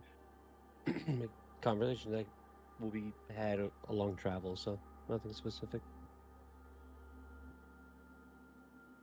I feel like you have so many things, John. Well, I can't do them all in one single session, and I won't have things to do in the next session. Okay. I can't expend everything now. I know. Pretty important things that you're sitting on, but that's what. Hey, I've given you guys a little bit of things that you could have approached me with, like reading a book of necromancy in front of all of you. Oh, I didn't realize that was what was happening, brother. Yeah, man. He's been reading a book of necromancy for like the past week. Some light reading. Some light reading. Yeah. That's so weird that the snowflakes are going up. I don't know why that is. I don't know. I don't know. Shit, what we're in the happened. Feywild. The sky is sucking up the snow. No. That's what happens when winter's over. Evaporation. They'll breathe Have a them. thing. It's Okay. small. Small. Wait, are we already back at Faithspire? No, this is No. Colleen. This is I'm Colleen. an idiot. You've got to be doing a bit, right? Like No, I wish. at a dude, certain I wish point, I was. it has to be a bit. Because this is insane. You haven't seen the Faithspire art in forever. You've seen this art really recently. You say really recently? This was months ago. that we It was saw this. A month ago. You were in Colleen before you headed south. No. Okay, well, the thing I wanted to do had to do with Xanthi, so. Well, Yeah, I'll see good. what I'm about. John doesn't know where you're at. I don't know where the fuck I am, dude. Where is Why this? are the snowflakes going up? Where is this? This is Bella Clara. What's going on? All right, what's Ajax doing? We're in Colleen. So you're in Colleen. You are getting any last amount of supplies that you want or need here before boarding your flight, just south of Colleen. Gathering supplies, getting ready to meet at the outside of the city limits. Caitlin, it seems as though the tribe, as you're just walking through town, of individuals from the Great Herd, the Zakari people, they've moved on. They've left. Seems as though they are heading out and away somewhere. But you find Xanthi. Okay, yeah. She's just gonna kind of go up to her, and she's just gonna say, "Were you afraid to go with me?" No. Okay. As friends, why did you not want to go with? I believe I've made my stance on your arts clear enough. They have their uses, and well, I suppose that even showed has its uses, but I will not take part.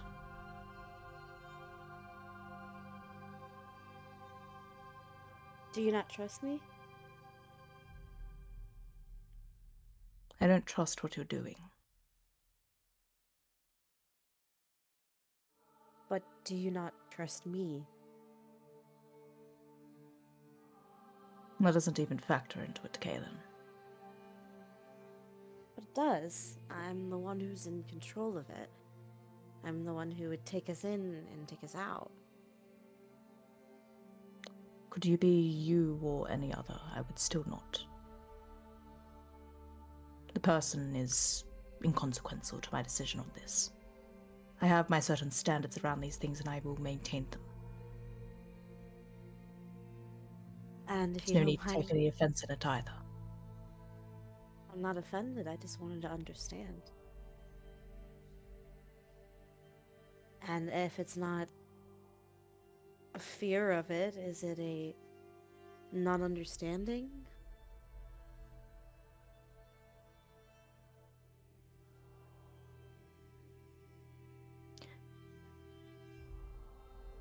I wish to engage in it, as much as I wish to step in a piece of shit, Kaelin. There is nothing harmful necessarily in it. But I don't agree with the practice.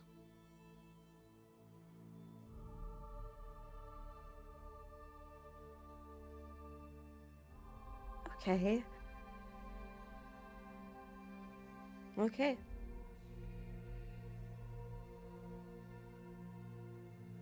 Well, that is fine. I can't make you agree with something that you so staunchly disagree with and seemingly so disgusted by. But I wanted you to come with me because I trust you, and I trust in the abilities that you possess. And I know that if something was to have gone wrong, I would have the best chance of making it out of there if I had someone like you at my side. And that is no offense to Edwin.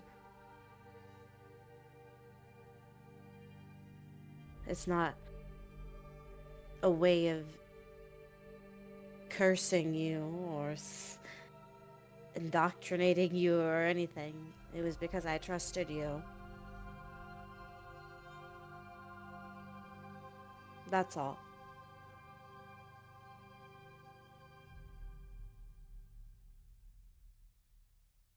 And I appreciate that, Kaelin.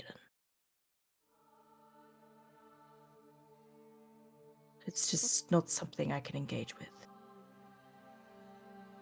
I should like for you to appreciate that in turn. Yeah, and I will. I won't ask again.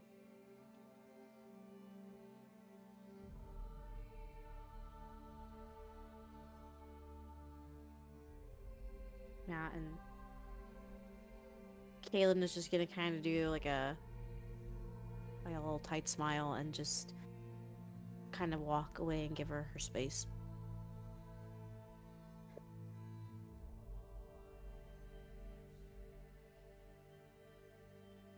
Where did this happen? Was this close at all to the, or Somewhere by the tree where the snow is falling upward. Mhm. All right, I'll fix it. I think it. No, you can leave it. I think it was like a. I mean, I don't know. It wasn't like behind closed doors, but it was like definitely just a conversation that she was having privately. I mean, you could probably see Kaylin walking away from Xanthi. How's Kaylin looking right now?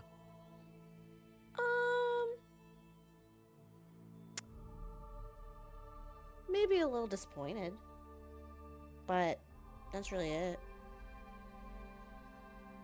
Like, she's not frustrated or sad, just disappointed. Um, But you didn't hear any screaming, so that's always a plus. I think Edwin will just kind of walking towards Kaylin.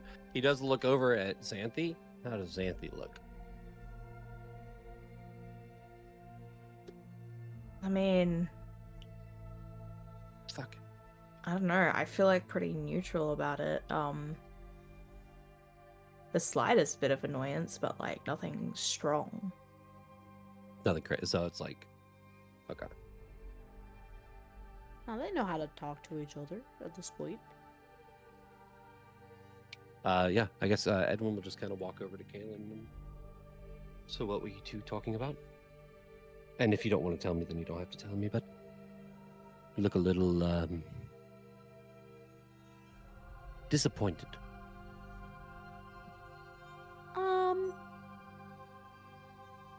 Yeah.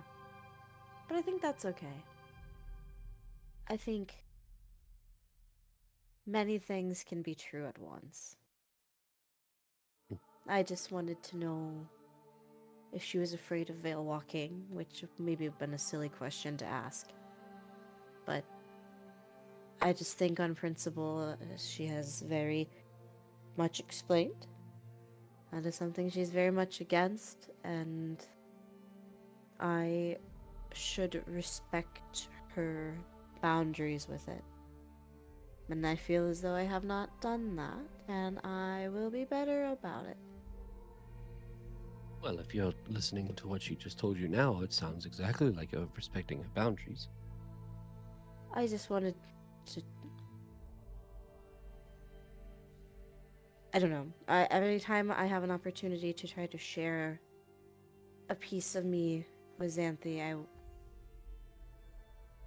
I want to do that in hopes that it will bring us closer, which I think we have. I think we have definitely made a lot of improvement, which is good. I can't necessarily change this part of me. And if she doesn't want to be a part of that part, I have to respect that. Well, I think the two of you have made strides in the right direction of your relationship. Thank you, Edwin. Well, since you're talking of always wanting to give a little bit of yourself, I was wondering if I could just pick your brain a little bit. Do you have everyone are more in tune with the occult, with supernatural, and I've been learning some stuff recently that I think is not necessarily in your wheelhouse, but something I know that you... I've seen your book, Edwin. Oh, right, yes. So then you know what I'm asking is... No. Oh. Well, I guess the first question is, what do you know of it? Of necromancy?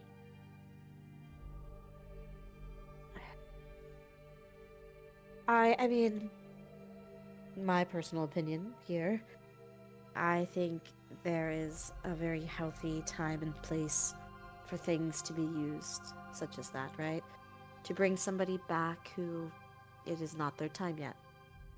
To perhaps, and I know this is something that you're capable of doing, asking questions to the dead that only those who have passed have the answers to.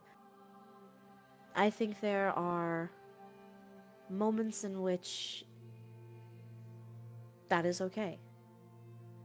I think there are people who abuse that, and I think there are people who take advantage of spirits who are lost and roaming or angry or no longer what they once were, and use that against people, as you can see what we've been dealing with. But I also think that life is a cycle, and that when we do die and we do move on, our spirit goes where it needs to, but our physical forms are left to nourish the earth back. And if it benefits somebody in a positive way to utilize my old bones to do something beneficial. Again, positive, not harmful. I don't know. Does that make sense? I don't think we should be disturbing the dead for our own whims and to hurt people. I want to be perfectly clear. I'm not learning or trying to educate myself in this so that I can animate the dead, so that I want to learn this to counteract what we have been facing. I want to learn so that I can help us more in the future, rather than just healing.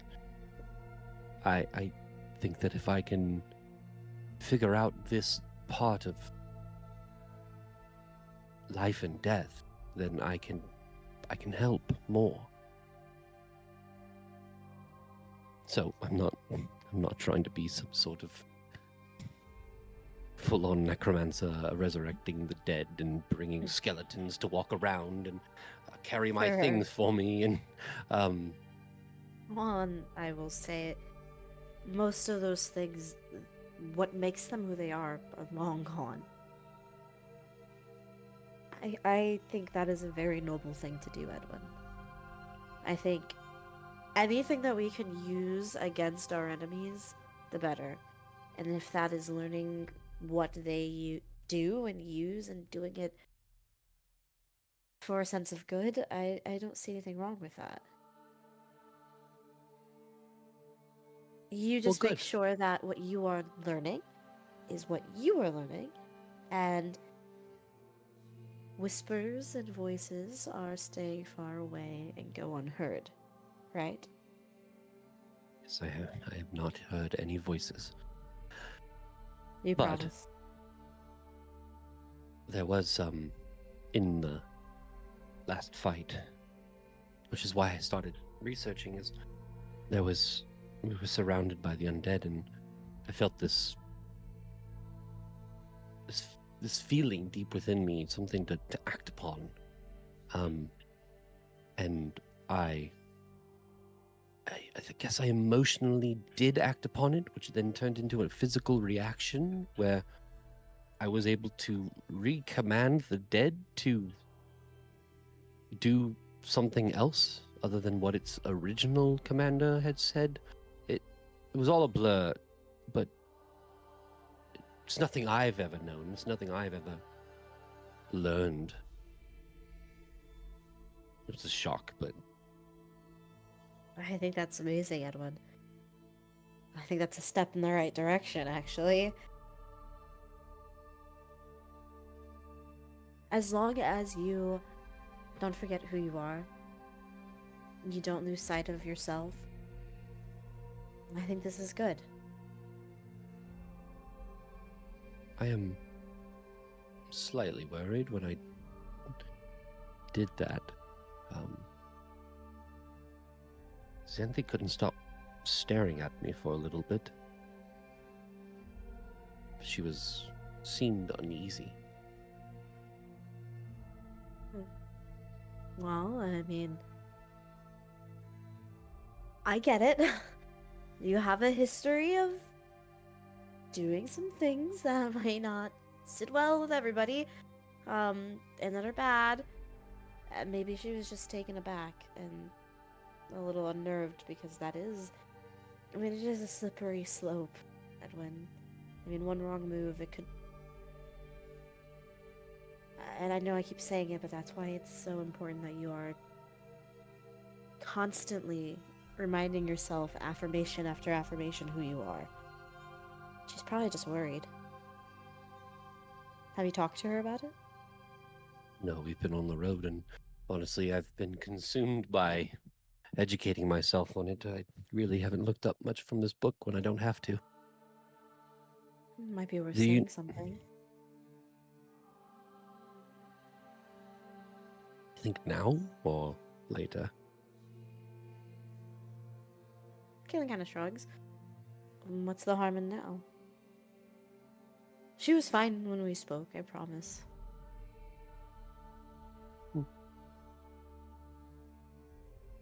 Sure. I guess, yeah, couldn't harm anything. Thank you for this conversation. Is there anything you want to talk about? I've been going on about me.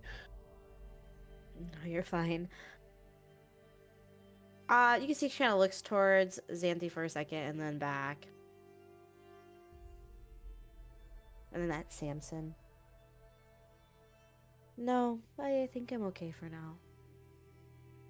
I feel bad about Elam, but I'm hoping he will meet us here. I didn't expect that to go the way Sure. that it did, And but I'm fine. You go. And it might ease your mind if you get it off your chest now. okay. By the way,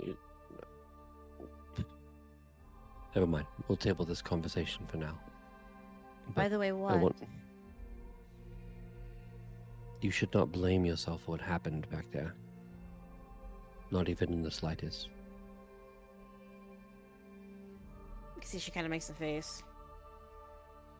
I know I guess you are. I didn't expect. If I'm being honest, I did not expect Merrick to actually find Caleb. I thought they would just find. I don't know what they. Not him. I didn't realize how close he actually was to us. And I think- Regardless, that gave us a lot of information, and honestly, I feel safer knowing we did the right thing. Next time we'll be all together when we inevitably face Kaleth. Yeah, it'll be fine. He'll meet us here, and then we can leave. Yes. All right. Well, let me see what Xanthi is doing. Good luck. Thank you. He's gonna Caleb turn will around like. Oh, okay, fine. Turn. Do we turn in She the was- same direction? Nah. I think she'll just kind of like stay where she is and hang out with Samson. He's gonna go find Xanthi. Alright. Where's she standing? The same exact spot? Maybe, gone a little bit away to do a little bit of grab a little something, but then heading back towards the tree to head towards the exit of the city. Same backdrop for reasons that are the image above.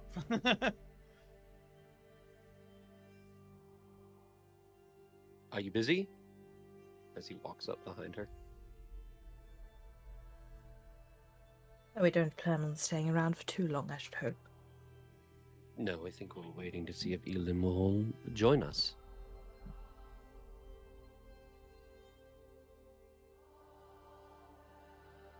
Are you okay?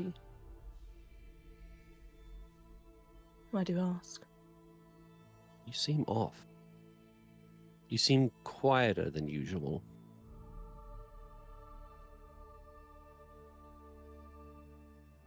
I'm fine. There was a long pause in between the question and the answer. Something on your mind? No. We've been dealing with a lot these few days. There is much have. yet we still need to. If we intend to head straight to Mardaris, then we need to keep a clear conscience. And that's what you're keeping now?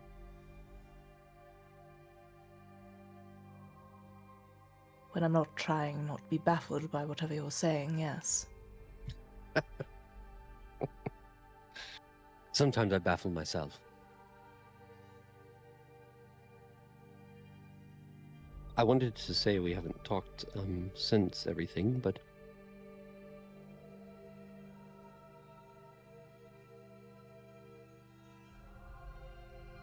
Is there Thanks something for- on your mind, Edward? plenty.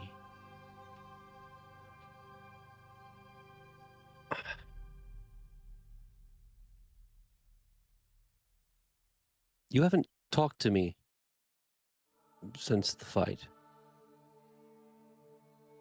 And I noticed that during it, something occurred, and there was a look, and since then I haven't heard from you.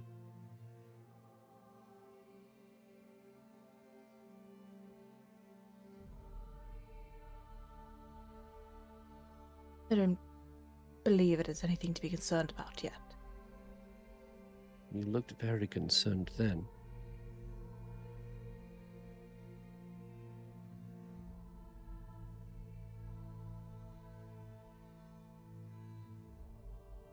Your mind hasn't been wavering on other things, has it? It is still your own. I think so. Yes. Yes, I am still my own. My mind has been, I think, sharper than normal. Sure. To know whispers from that gauntlet of yours.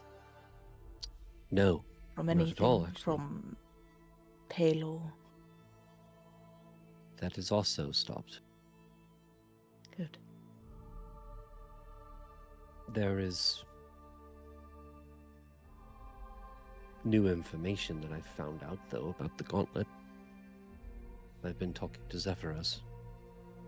And I told you that I told all of you I wouldn't keep secrets, and I will tell everyone, but since we're talking about it. Zephyros said that this gauntlet came from armor of the liches from Vagro, which I know little about.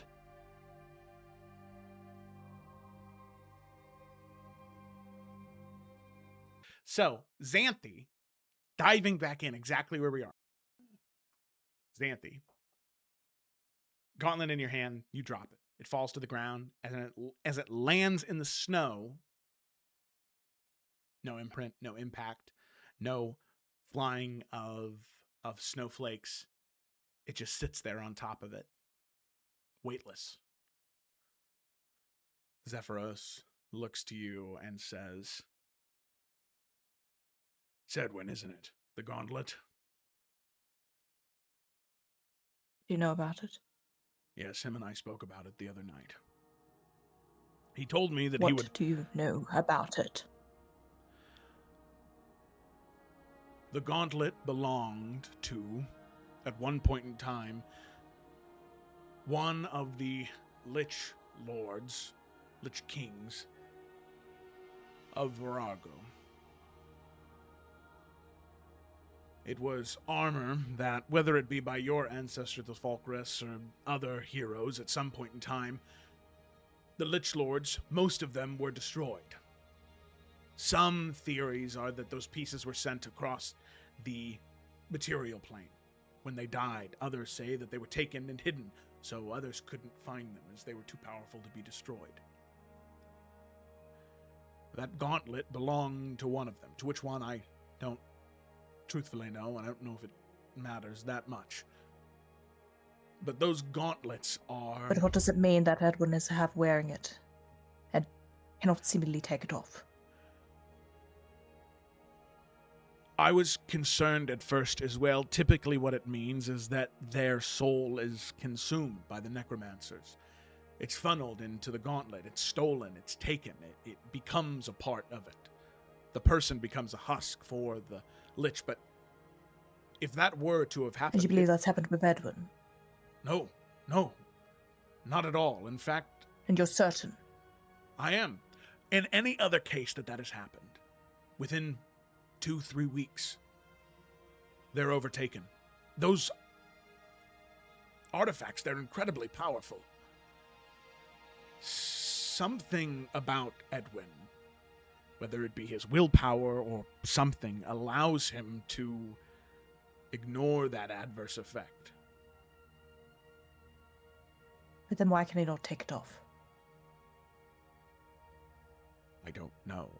How does he take it off? I could try a dispel magic to see if that would work.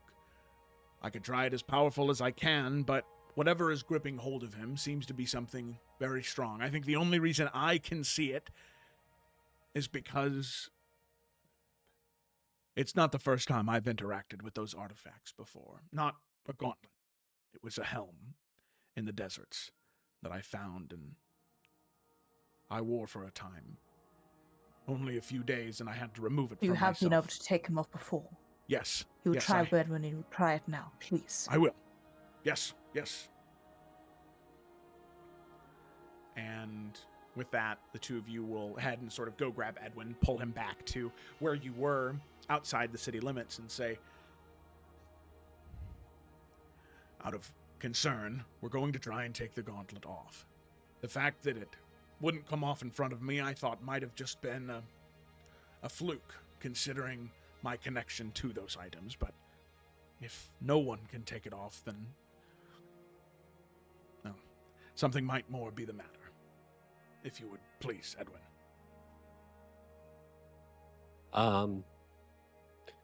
Yeah, I think Edwin is definitely like spaced out most of this time. He's panicking, but he'll kind of break from it and go, yes, of course. Yeah, of course. And he's going to put his hand out. All right. Now, if it does not want to be removed, Edwin, this could cause immense pain to you. Okay. I'm fine with that. Yeah, I'd hate for you to bite your tongue off. He'll kind of pull out a dagger, and with the sort of leather-wrapped wooden handle, he'll sort of put that in your teeth. Bite down hard on that. If you cannot remove it by these means, what about severing the arm? Will that break the connection? Edwin spits out the dagger. What?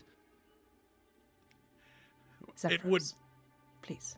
it would remove it, yes, but there is Kalen here? Or is it just am I with Zephyros and Xanthi right now?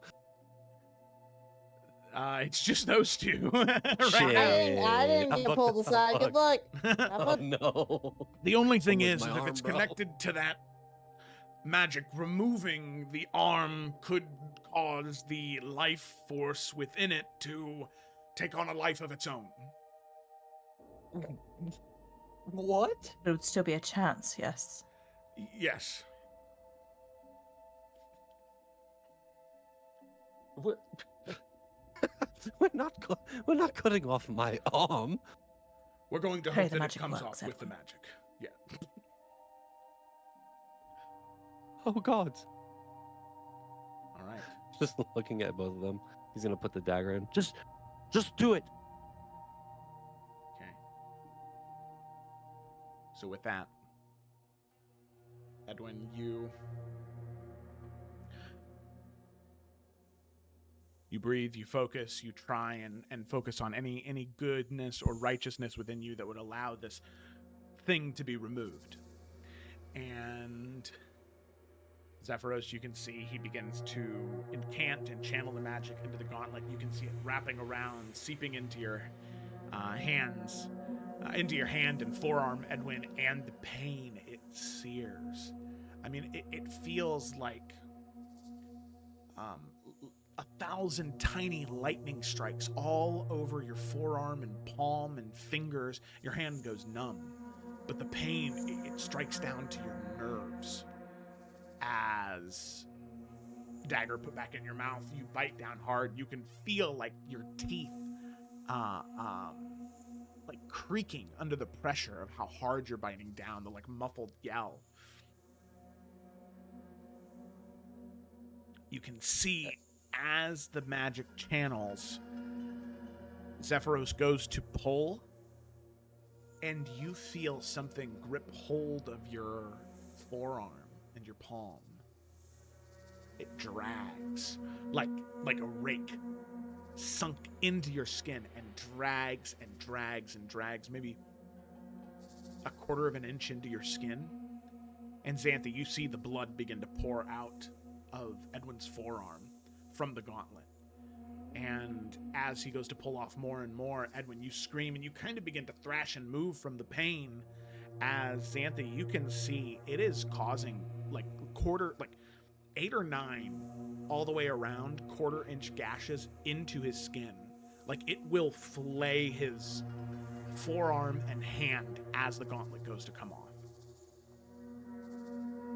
It's gonna hold Edwin down. Okay. Edwin, what are you doing? Edwin is screaming, crying. I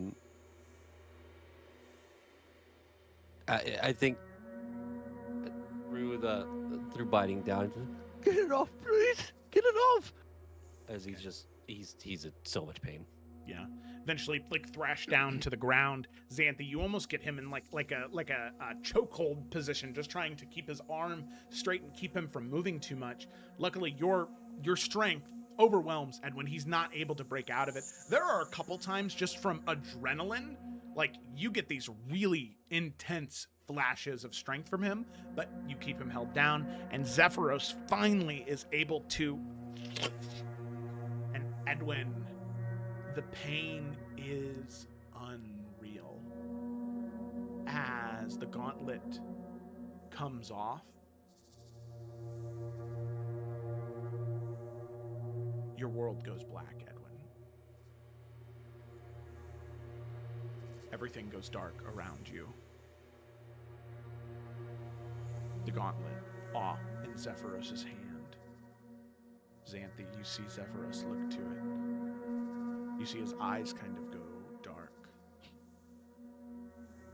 It is a great amount of power, isn't it?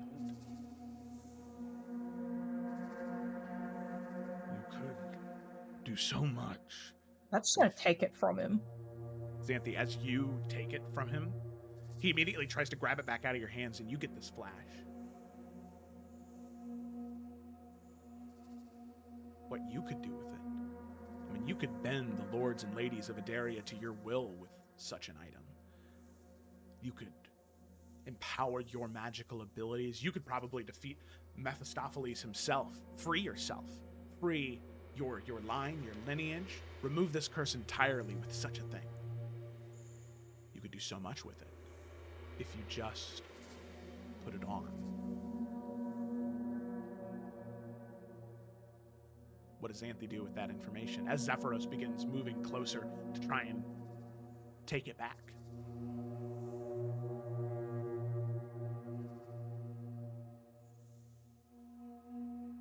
What does she do with this information? What does she do? Yeah. Bro. Bro. I can't just steal Edwin's gauntlet.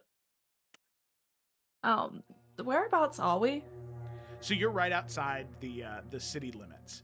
I will say at this point, most people have gathered what they need and are beginning to head back. So Xanthe, as you hold the gauntlet, you have this flash, this moment of clarity, seeing Zephyros in different than you've seen him. Eyebrows furrowed, angry, like truthfully, like a look of deadliness on his face. You see that, and you hear Edwin crying out in pain, and you have a moment of clarity. But you hear that voice. It is loud in the back of your head. Moment of clarity, voice loud in the back of your head. Zephyros coming at you. You know that the siblings are probably going to be leaving Colleen soon. What do?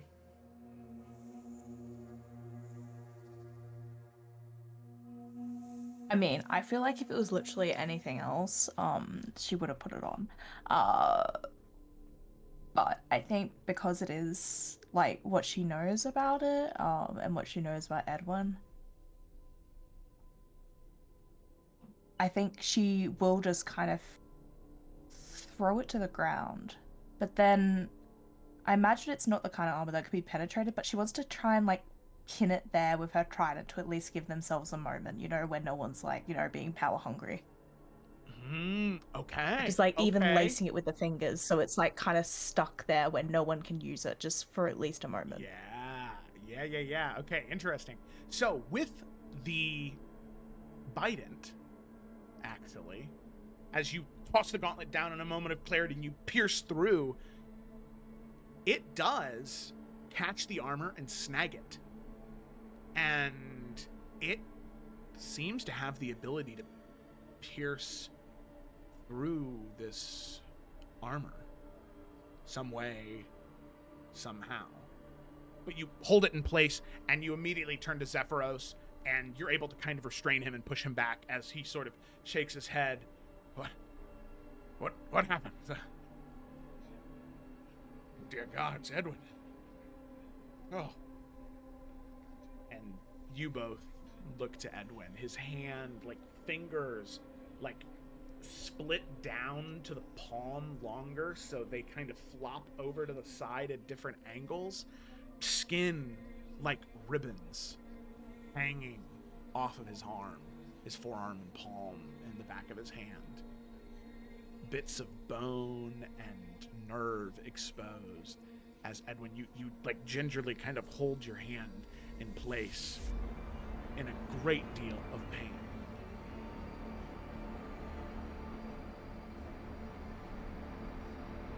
Edwin comes back too. He didn't. He passed out and then came back.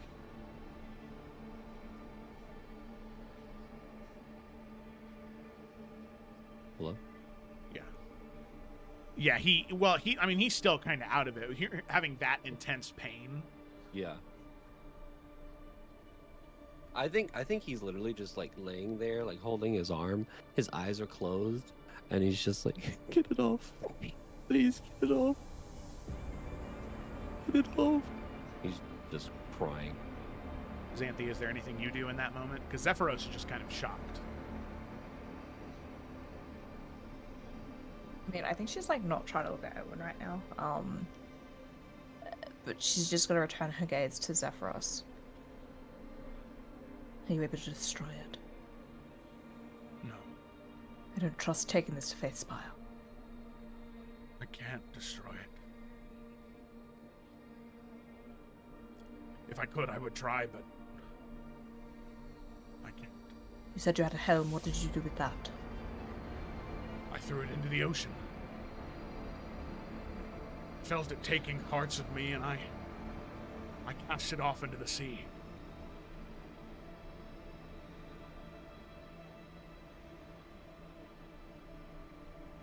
And at that point, Well, clerics at Faith Spire, do you believe they will be able to deal with it? They might be able to. There's a chance if they can destroy the phylactery, they might be able to destroy this, but I suppose the problem is would they let themselves destroy it?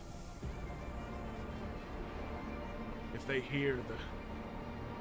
and he looks down towards the gauntlet and kind of looks away. If they hear that temptation, will they be able to stop themselves?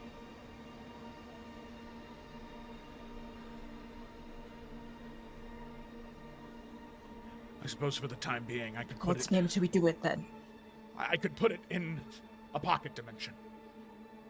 It would be safe from anyone on this plane and from, I'm sure, most things on others. It's the only thing I could think to do. No, you're not touching it. Or we put it back on him. No. And like, I mean, kind of like shish kebab style, she was just gonna like pick it up whilst it's still kind of attached to the bident. Mm-hmm. It stays here. No one touches it. Yes. Yes, you're right. No one. And at that point, that final decisive moment, Kaelin, Merrick, Octavia finally making their way back from out of town. You see Edwin still lying on the ground, skin on his palm and back of his arm and the top of his forearm, ribbons. blood still gushing, half in consciousness, half out of consciousness. You see the gauntlet on the ground, pinned with the Biden, and with 1,000,001 questions on what happened, and Merrick rushing to heal Edwin. That is where we're going to go ahead and end tonight's session.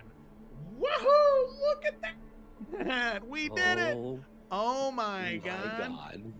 Yeah, John, crazy. aren't you so happy we pushed on? Your fucking arm's destroyed. Dude. Fucking. What the fuck? I look like Holy. my arm looks like a Twizzler, is what you're saying? That's good. It looks like it. No, it looks like a fucking. It looks like a cheese stick. One of the pull-away cheese sticks. Blech. That's terrible. This- We got yeah, shish kebabs with and with cheese raspberry sticks. sauce on it. Yeah, it's terrible. Oh, Yeah, and it's Awful. snowing, so like this, all the snow around him is Oh. red. Yeah, kinda cool. it's truthfully pretty horrific. You know what my favorite part was is the whole time Xanthi's talking to Zephyros while Edwin's just bleeding out, crying. Yeah. Hey, Xanthi's like, What do you want let's me to do talk about about it?" this. yeah, no, neither one of them are healers. When you... No, crazy. Yeah. Well, thanks so much for watching, everybody. I know that we're not live anymore, but this will be snipped together for a video. So thanks for watching, and we'll see you in the next one. Sorry, thanks for